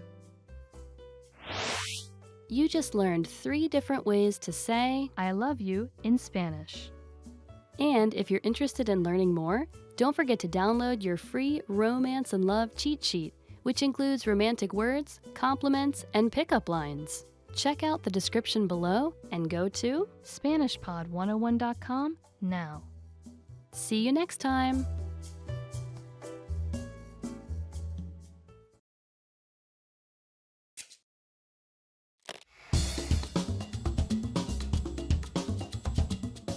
Hola a todos, soy Lucía. Hi everybody, I am Lucía. Welcome to SpanishPod101.com. Español en 3 minutos, the fastest, easiest, and most fun way to learn Spanish. In the last lesson, we learned some words used when apologizing in Spanish, including disculpe and perdón. In this lesson, we are going to learn numbers in Spanish. Yes, numbers, los números, from 1 to 10. And you are going to learn them in only 3 minutes. 3 minutos. Are you ready? Let's start. 1, 1. 2, 2. 3, 3. 4, 4. 5, 5. 6, 6. 7, 7. 8, 8. 9, 9. 10, 10. Okay, now repeat after me. I will say the numbers and give you time to repeat each one. 1, 2, 3, 4, 5, 6, 7, 8, 9, 10. Good job! What's before uno? Do you know? It's similar to English but has a slightly different pronunciation. Cero. Cero. You don't have any more excuses. Now, you can give your phone number to friends in Spanish. Let's do it together. We will use the phrase mi número es, which means my number is. Mi número es. Mi número es 9, 3, 5, 5, 4, 2, 7, 6, 1, 8. Now it's time for Lucia's insights. When we go to the post office in Peru, we sometimes have to stand in line with a number. They will scream número 1, número 2, and so on. Learn your numbers well so you can be ready. Do you know the Spanish word for 100? Here is a hint. It's similar to a common English word. In the next lesson, we are going to learn the numbers from 11 to 100 in Spanish. Your task now is to practice the number we study in this lesson, from 1 to 10. Hasta la próxima. See you soon.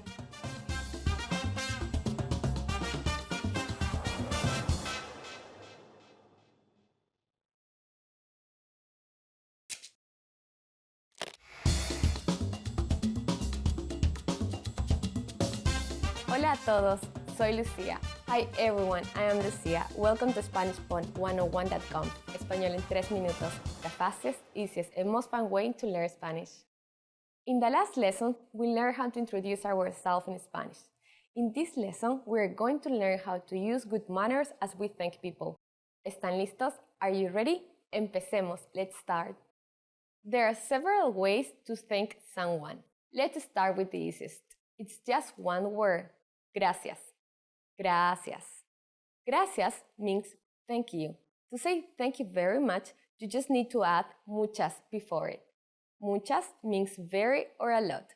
Muchas gracias. Muchas gracias. For a simple thanks, gracias will be enough. If you want to say more than just thanks, muchas gracias is good to use. Now, how do you respond to thank you in Spanish? It's easy. The most common way to say you're welcome is de nada. De nada. Nada means nothing. So, de nada literally means it's nothing. So we use it to mean you're welcome. So when someone says gracias to you, you can simply reply with de nada. Now it's time for Lucia's insights. If you're not sure about whether to use gracias or muchas gracias, keeping it simple is always your safest bet. You don't have to worry about formal or informal situations. Gracias can be used with just about anyone, anywhere, and at any time. Do you know how to say goodbye to your friends in Spanish? In our next lesson, we will learn these and other greetings. Hasta la próxima. See you then.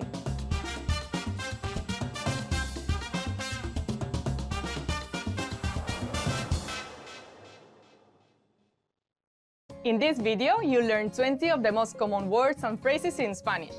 Hi everybody, my name is Rosa. Welcome to the 800 Core Spanish Words and Phrases video series. This series will teach you the 800 most common words and phrases in Spanish. But there's a twist. With each new lesson in this series, we'll include the previous lessons at the end. So after you've learned the new words and phrases, stick around and review what you learned in previous lessons. Reviewing is one of the most important parts of learning a language. You can also get the full list right now at SpanishPod101.com. Click the link in the description to access more example sentences, create your own flashcard deck, and finally master Spanish. Okay, let's get started. First is hola. Hello. Hola. Hola. Hello.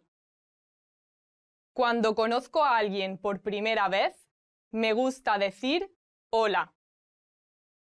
When I first meet someone, I like to say hello.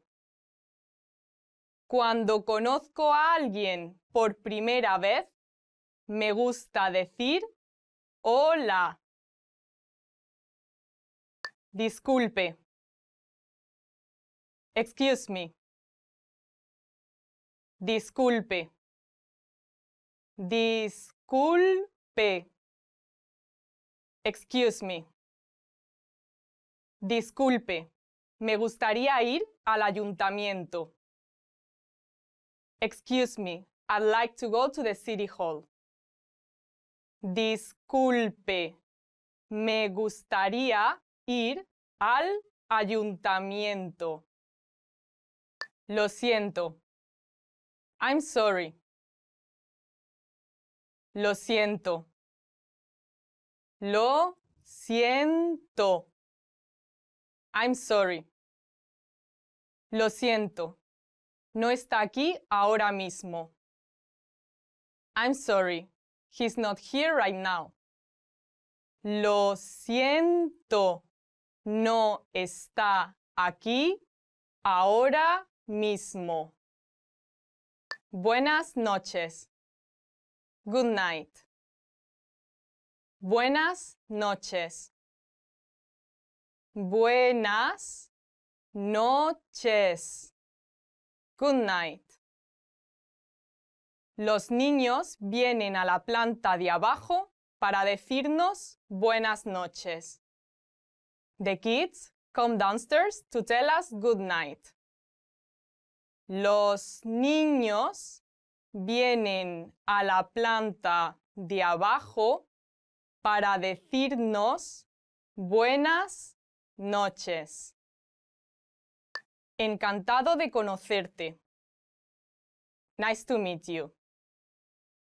Encantado de conocerte.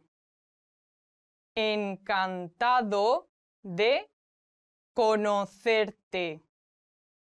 Nice to meet you. Encantado de conocerle, señor. Nice to meet you, sir. Encantado de conocerle, señor. ¿Cómo estás? How are you? ¿Cómo estás? ¿Cómo estás? How are you? ¿Qué hay de nuevo? ¿Cómo estás? What's new? How are you? ¿Qué hay de nuevo? ¿Cómo estás? Sí. Yes. Sí. Sí. Yes. Sí. Está buenísimo. Yes. It's delicious. Sí. Está buenísimo. No. No. No. No. No. Señal de no. No sign. Señal de no. Gracias. Thank you. Gracias. Gracias. Thank you. Gracias por venir. Thank you for coming. Gracias por venir. Me llamo. I'm name. Me llamo. Me llamo. I'm name. Me llamo John. I'm John. Me llamo John. Adiós. Goodbye. Adiós. Adiós. Goodbye. Estaba triste por decirle adiós a su novio. She was sad to say goodbye to her boyfriend. Estaba triste por decirle adiós a su novio. Malo. Bad. Malo.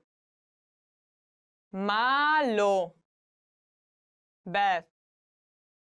El hombre es malo. The man is bad. El hombre es malo. Bueno. Good. Bueno. Bueno. Good. Las verduras son buenas para ti. Vegetables are good for you. Las verduras son buenas para ti. Guapa. Pretty. Guapa. Guapa. Pretty. Es guapa. She is pretty. Es guapa. Feo. Ugly. Feo. Feo. Ugly. Rostro feo. Ugly face. Rostro feo. Fácil. Easy. Fácil. Fácil. Easy. Decisión fácil. Easy decision. Decisión fácil. Difícil. Difficult. Difícil. Difícil. Difficult. Muy difícil. Very difficult. Muy difícil. Cerca. Near. Cerca. Cerca. Near. La manzana está cerca de la naranja. The apple is near the orange. La manzana está cerca de la naranja. Lejos. Far. Lejos. Lejos. Far. La mujer está viendo algo a lo lejos. The woman is looking at something far away.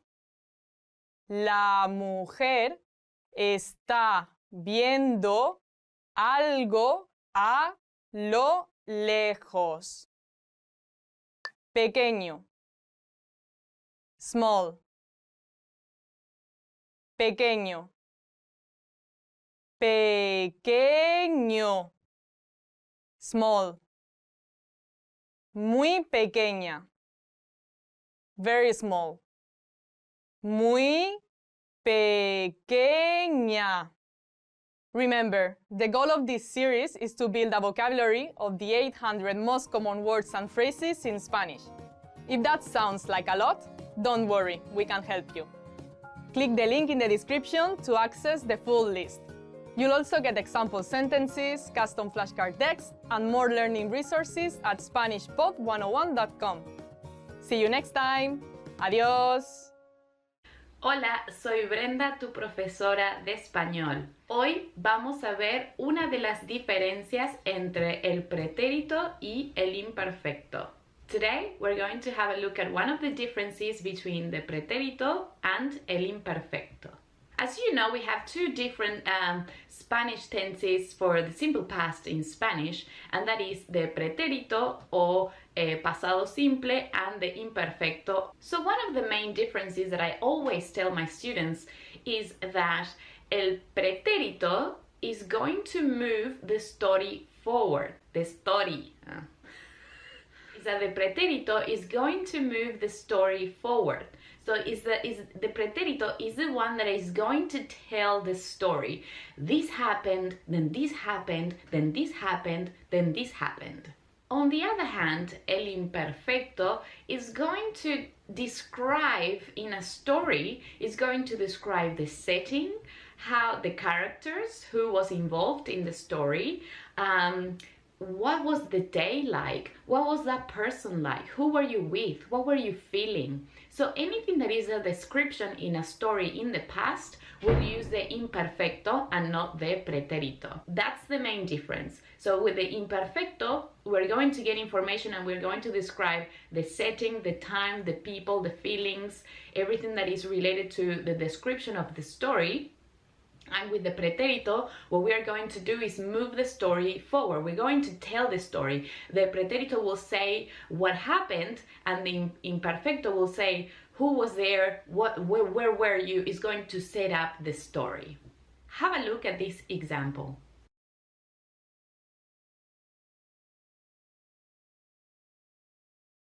Eran las 2 de la mañana. Hacía mucho frío y llovía. Estaba con Romina en una habitación muy oscura que tenía muy poca luz. De repente escuchamos un ruido muy fuerte.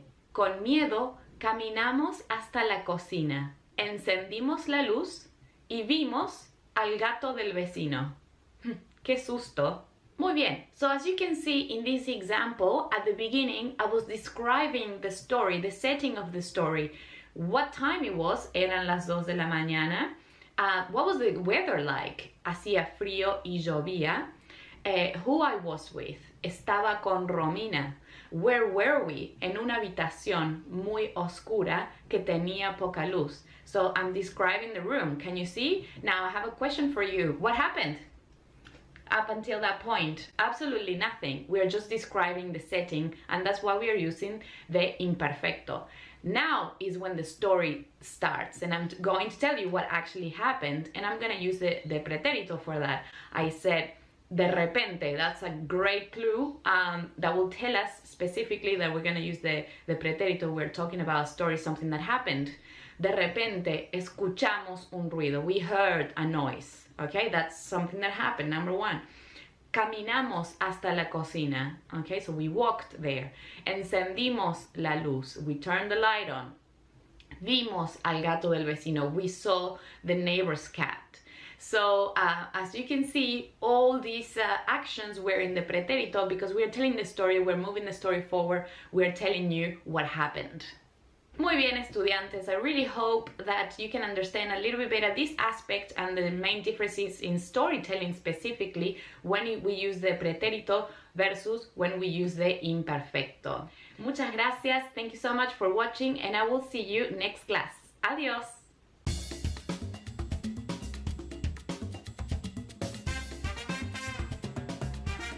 Hi, welcome to Introduction to Spanish. My name is Alicia, and I'm joined by... Hi everyone, I'm Leah. In this lesson, you'll learn the basics of Spanish grammar. Word order refers to the order in which words are structured to form a sentence in a given language. Consider the English sentence, I read books. If we break down the English sentence, I read books, we can see that the subject I is presented first, followed by the verb read, and then finally the object, books, is positioned last. The basic word order for English, then, is subject, verb, object, or SVO for short. Now, let's compare that same sentence, I read books, in Spanish. Yo leo libros.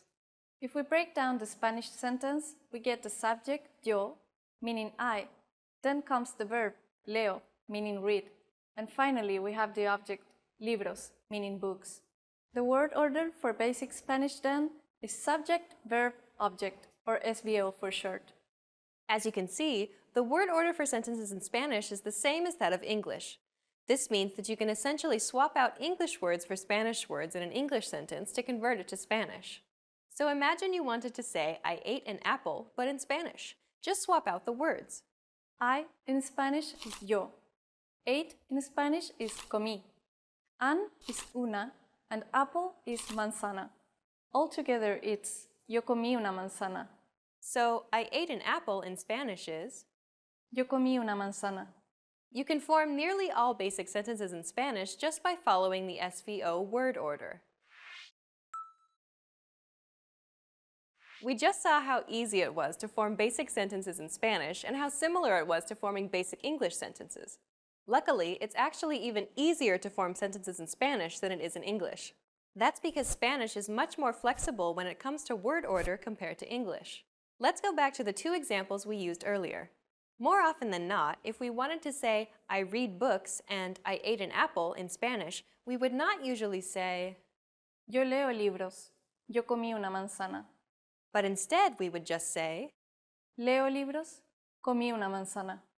Notice how the subject I is omitted from the sentence. This is how most Spanish sentences are constructed and spoken in real life.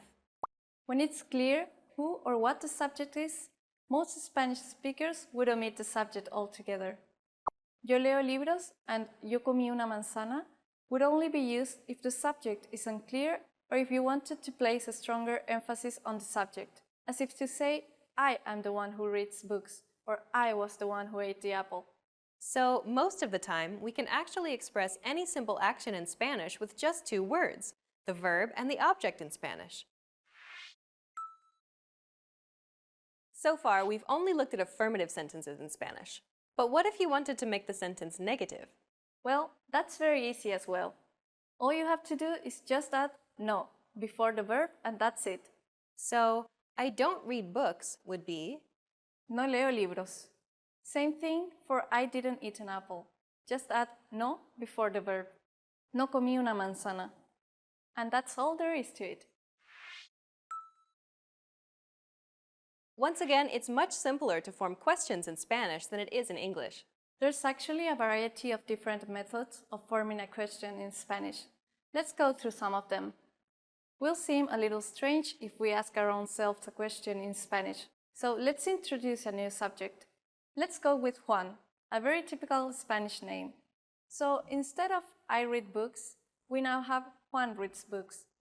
Juan lee libros. The simplest way we can turn that statement into a question is by just raising our intonation at the end of the sentence. Juan lee libros? Meaning, does Juan read books? In conversation, we just need to raise the intonation at the end to express that it's a question. In writing, however, we have to include the question mark at the end, just like in English. But unlike English, questions in Spanish are marked with an inverted question mark at the beginning of the question as well. ¿Juan lee libros? Another simple way we can turn a statement into a question is by adding a question tag at the end of a sentence. One question tag in English, for example, is right? Something something statement, right? It works in exactly the same way in Spanish. Juan lee libros, no? Juan reads books, doesn't he? The final way to make a sentence in Spanish is to actually switch the verb and the subject. So statements in Spanish would normally be SVO, but to formulate a question, it'll be VSO. The verb and subject are switched. ¿Lee Juan libros? Meaning, does Juan read books? All of these questions mean the same thing, but they're not completely identical.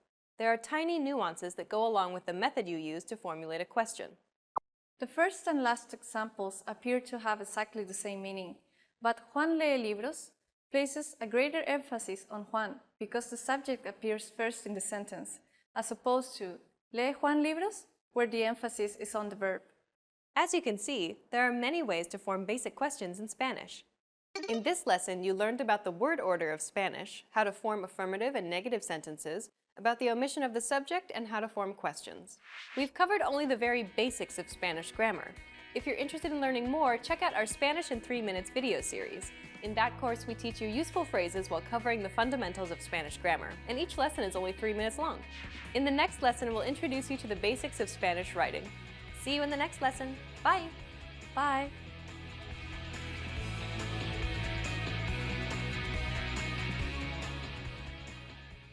Hi, my name is Rosa, and today we will be doing the top 25 phrases in Spanish. So the first one is hola, hello. Hola, which means hello. Hola is a very casual way to greet someone, so you can say hola to your friends, and hola to your family, and hola to everyone. Adios, goodbye. Adios is goodbye. I don't know why, but to me, adios sounds a bit harsh, so I don't really like saying adios. It sounds like you're not going to see that person again, maybe. So instead of adios, I would maybe use hasta luego, which is see you later. Buenos días, good morning.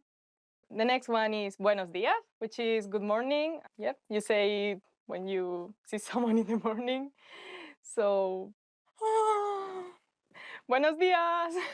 Buenas tardes, good afternoon.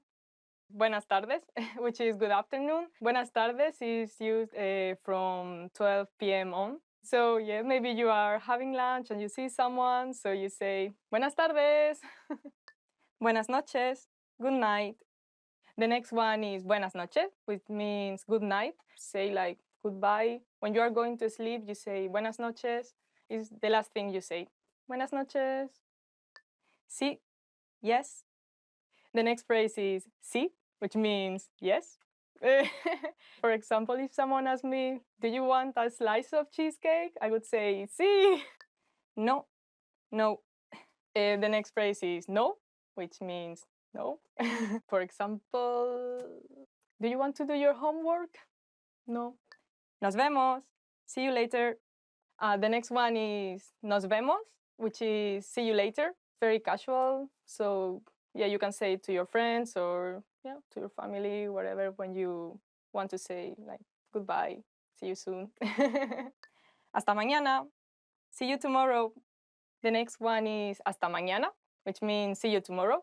For example, if you are at university and you want to say goodbye to your friends, which you won't be seeing until tomorrow, you would say hasta mañana. ¿Cuál es tu nombre? What is your name?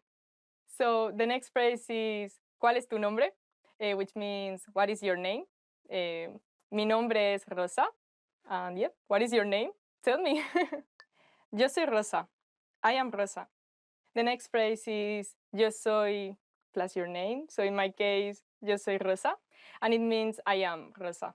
What's your name? Encantado de conocerle. Nice to meet you. The next phrase is encantado de conocerle, which is nice to meet you. But the thing is that encantado de conocerle is a bit formal. So if you want to say it to your friends or I don't know, family, you could say encantado de conocerte. Encantada de conocerte. Gracias. Thank you. The next phrase is gracias, which is thank you. If you want to say thank you very much, you will say muchas gracias. Thank you for watching this video. Gracias por ver este video. Thank you. De nada. You're welcome. And the next phrase is de nada, which means you're welcome. So yep, whenever someone says thank you to you, make sure to say de nada. No hay de qué. Don't mention it. The next phrase is no hay de qué. Don't mention it. So if you do a favor to someone and that someone says thank you to you, gracias, you could say no hay de qué. Por favor, please. The next one is por favor, which means please. So if you want to ask for a favor to someone, you would say por favor. Por favor, suscribiros a este canal. Please subscribe to this channel. Perdón. Sorry. The next one is perdón, which is sorry. If you haven't heard something properly and you want the other person to repeat it, you can say perdón. Lo siento. Sorry. The next one is lo siento. I'm sorry. So if you did something wrong, that's what you say. So, for example, if you get late to class, you would say to the teacher, lo siento. Bienvenidos. Welcome. The next one is bienvenidos, which is welcome. Bienvenido. If someone is coming to your house, you can say bienvenidos. ¿Cómo estás? How are you? The next one is ¿cómo estás?, which means how are you? It's not a formal way to say it, but maybe a more informal way would be ¿qué tal? But yeah, I think you can use ¿cómo estás?, like with almost everyone. Like sometimes when you ask ¿cómo estás?, you want like a more in-depth answer. Like you don't want a simple I'm fine, but you really want to know how that person is. But maybe ¿qué tal? Is more casual, and it's just like you just want to hear I'm fine, thank you. For example, if you ask someone ¿cómo estás?, that person could tell you I'm not very good, I lost my job and I'm trying to find a new one, but something like that. ¿Qué hora es? What time is it? The next one is ¿qué hora es? What time is it? So now it's 4 o'clock, las 4 en punto. ¿Cuánto es? How much? The next one is ¿cuánto es? How much? So when you enter a shop and you want to know the price of something, you can say ¿cuánto es? Also, you can say ¿cuánto cuesta? It's the same thing. ¿Qué es eso? What is that? The next one is ¿qué es eso? What is that? Yeah, you can point at something and ask ¿qué es eso? ¿En dónde está el baño? Where is the bathroom? The next one is ¿en dónde está el baño? Where is the bathroom? Yeah, very useful phrase to know. So, for example, if you are in a restaurant and you want to go to the bathroom, you can ask the waiter, ¿dónde está el baño?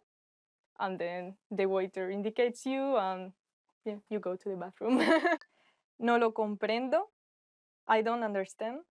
The next one is no lo comprendo, which is I don't understand it. If someone is talking to you and you are a bit lost, you can say lo siento, sorry, no lo comprendo, I don't understand. If they are nice, they will try to explain it better to you. Also, instead of comprendo, you can also say entiendo. So, no lo entiendo. It would be the same thing.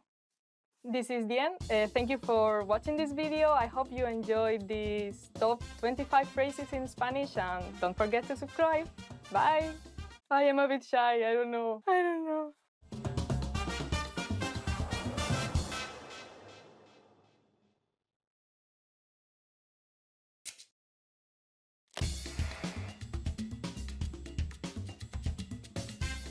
Welcome to SpanishPod101.com. Español en 3 minutos. The fastest, easiest, and most fun way to learn Spanish. Hola, soy Lucia. Mucho gusto. Hi, I'm Lucia. Nice to meet you. In this series, we're going to learn basic Spanish phrases. It's super easy and it only takes 3 minutes. In this lesson, you're going to learn how to introduce yourself in Spanish. You will be surprised at how easy it is. Are you ready? Listen again to my introduction. Hola, soy Lucía. Mucho gusto. Hi, I'm Lucía. Nice to meet you. Hola, soy Lucía. Mucho gusto. The first word is hola, which means hi or hello. After that comes soy, which means I am. Hola, soy, and then your name. Hola, soy Lucía means hi, I'm Lucía. Finally, say mucho gusto, which means nice to meet you. So altogether it is hola, soy Lucía, mucho gusto. Hi, I'm Lucía, nice to meet you. It's a polite and common way to greet someone. There is also another way to say your name. Instead of soy Lucía, you could say me llamo Lucía. Me llamo literally means I call myself, but we use it to mean my name is. Hola, me llamo Lucía. Mucho gusto. Hi, my name is Lucía. Nice to meet you. Hola, me llamo Lucía. Mucho gusto. Again, let's take a look at these two ways to introduce yourself. Hola, soy Lucía. Mucho gusto. Hi, I'm Lucía. Nice to meet you. Hola, me llamo Lucía. Mucho gusto. Hi, my name is Lucía. Nice to meet you. Now it's time for Lucia's Insights. People in Spanish-speaking countries greet each other by shaking hands. But depending on the situation, we often kiss each other on the cheek. So don't be surprised if this happens to you. Do you know how we say thank you in Spanish? You will learn how to say these and many other words in the next lesson. Hasta la próxima. See you then.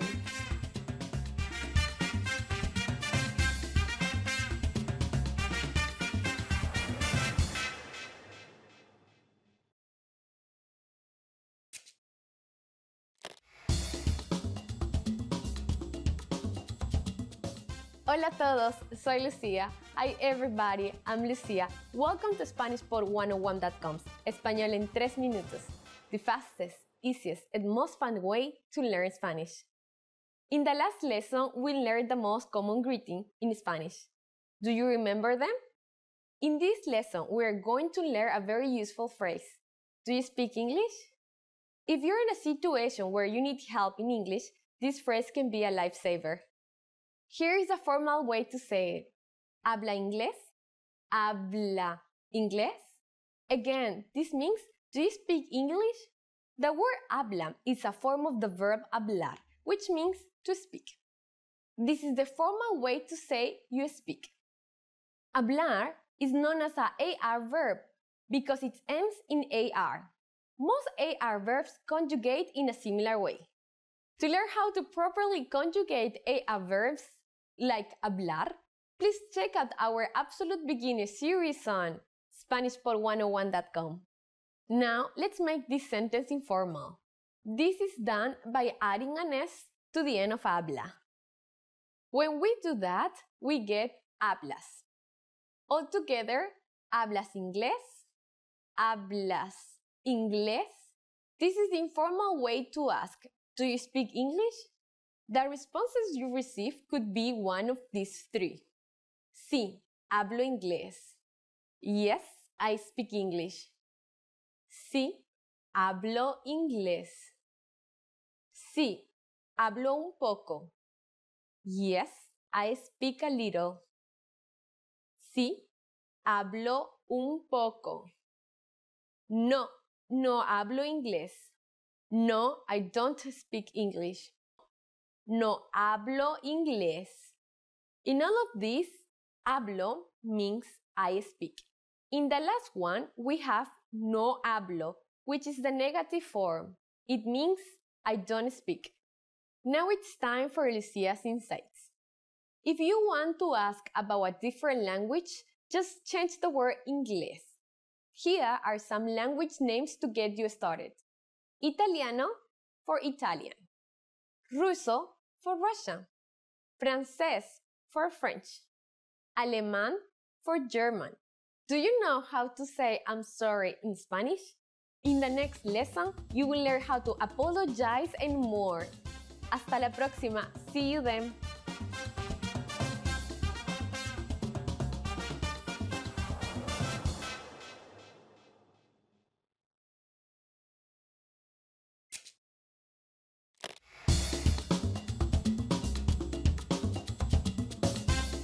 Hola a todos, soy Lucía. Hi everybody, I'm Lucía. Welcome to SpanishPod101.com, Español en 3 minutos, the fastest, easiest, and most fun way to learn Spanish. In the last lesson, we learned how to show thanks by saying gracias. In this lesson, we will learn some of the most common greetings used in Spanish. ¿Están listos? Are you ready? Empecemos, let's start. The most used informal greeting is hola. Hola. Hola means hi or hello. We can use it in formal and informal situations at any time of day.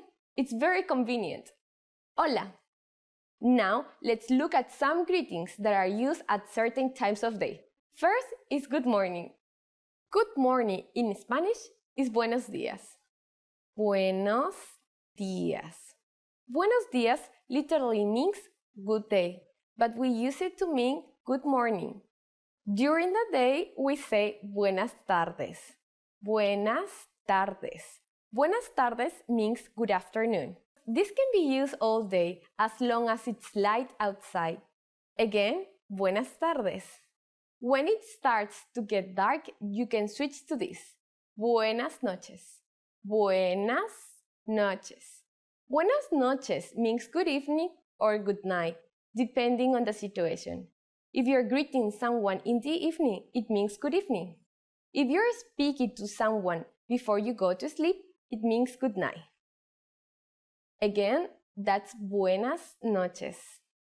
Now, you can greet people in many different ways in Spanish. Let's review them all again. As a general greeting, hola. In the morning, buenos días. In the afternoon or during the day, buenas tardes. In the evening or at night, buenas noches. Pretty easy, right? Now it's time for Lucia's insights. If you're not sure which greeting is right to use, buenos días, buenas tardes, or buenas noches, just remember that hola can be used at any time of day. During the next lesson, you will learn the meaning of habla inglés. Do you already know it? In our next lesson, you will learn this phrase and more. Hasta la próxima. See you then.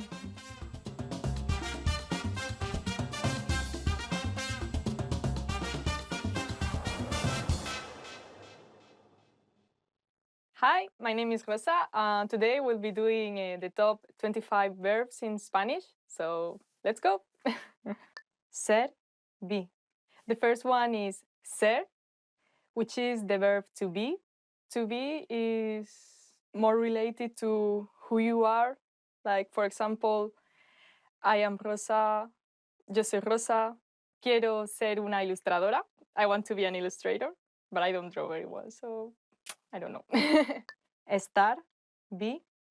The next one is estar, which is also to be. So you can use it, for example, if you are in a place. I'm in a café. Estoy en una cafetería. I am happy. Estoy contenta.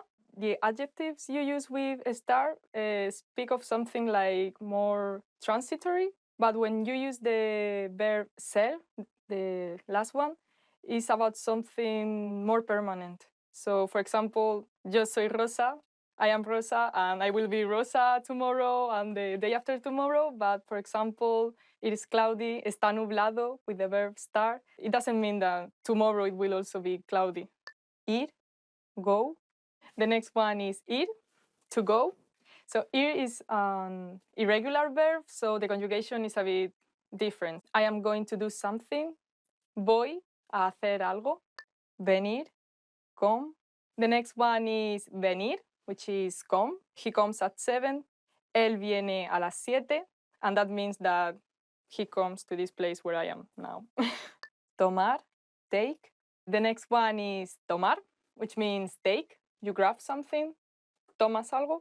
Yo tomo mi botella de agua. I take my bottle of water. Comer, eat. Well, I love this one. The next one is comer, which is eat. I like eating too much. Me gusta comer demasiado. I love also like sweet potatoes. Usar, use. The next one is usar, which means use. Ropa usada, used clothes. Uso mi teléfono. I use my mobile phone. Yeah, I bought it yesterday. I use my ears to listen. Uso mis orejas para escuchar. Where I live is a very small city, so I don't use a car. No uso un coche, but I use my feet. Uso mis piernas. Querer, want, desire, love. So the next one is querer, which can be translated as want, desire, love. For example, I love you is te quiero. But for example, you can also say, I want an ice cream. Quiero un helado. I want to be a singer. Quiero ser cantante. Yeah, I like singing too. Hacer, do. The next one is hacer, which means to do. So you can, for example, do your homework, hacer los deberes. You could also translate it as make. We don't differentiate between do and make in Spanish. For example, if you make a soup, you could say hacer una sopa. I look like a witch. Exercise. You can say hacer ejercicio. Tener, have. The next one is tener, which is to have. I have friends. That sounds so sad. Tengo amigos. I have a dog. Tengo un perro. I have to eat more vegetables. Tengo que comer más verduras. Haber, have, has. So the next one is haber. So for example, you can use it as an auxiliary verb, as you do in English. I have done this. Yo he, from the verb haber, hecho esto. You can also use it by itself. There is. Hay chocolate en el armario. There's chocolate in the cupboard. Gustar, like. The next one is gustar, which means like. I like you. Me gustas. Me gusta pasear. I like going for a walk. Dar, give. The next one is dar, which means to give. I give you my favorite book. Te doy mi libro preferido. I like a lot Haruki Murakami's books. You can also say te doy las gracias. For example, if you want to give a present, you don't really know what to give, you can give them a box of chocolates. Tú das una caja de bombones. They'll be happy receiving them. Trabajar, work. The next one is trabajar, to work. I work as a secretary. Trabajo de secretaria. I work a lot. Trabajo mucho. Oír, hear. The next one is oír, to hear. You are receiving sounds, but it doesn't mean that you're like paying a lot of attention to that. I hear the birds when I wake up. Oigo a los pájaros cuando me levanto. Escuchar, listen. The next one is escuchar, which means to listen. So in this case, you are like paying attention to that you're hearing. I like listening to music while I study. Me gusta escuchar música mientras estudio. Hablar, speak, talk. The next one is hablar, which means to speak and talk. I speak Spanish, hablo español. I talk to my friends, hablo con mis amigas. Antes tenía el pelo muy largo, pero un fin de semana se me fue un poco la cabeza y decidí pegarme un tijeretazo y ahora tengo el pelo así bastante corto. Ver, see, understand. The next one is ver, which means to see and understand.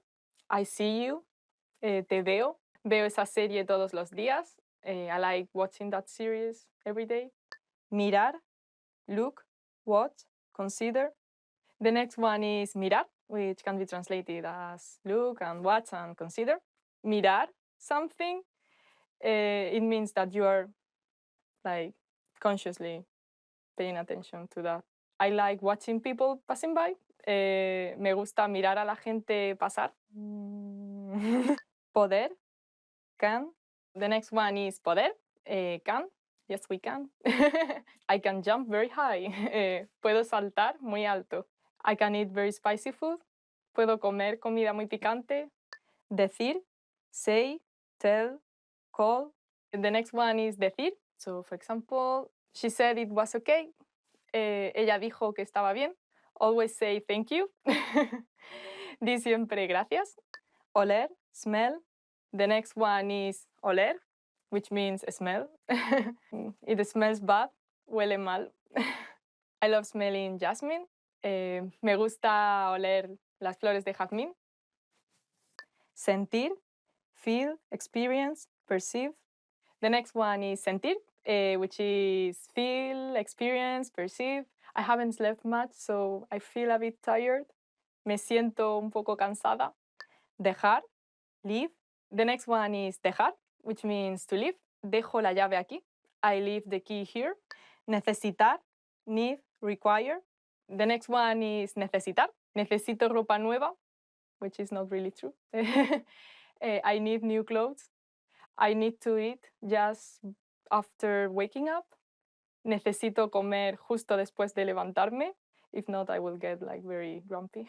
Yep, this is the end. I hope you liked this video and you learned a lot with these top 25 verbs in Spanish. And please don't forget to subscribe. Thank you.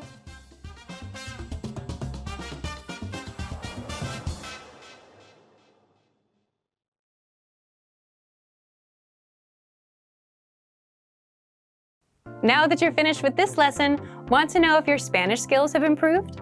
Take our free assessment test to assess your language, discover your true learning level, and get free access to a language course for your specific level.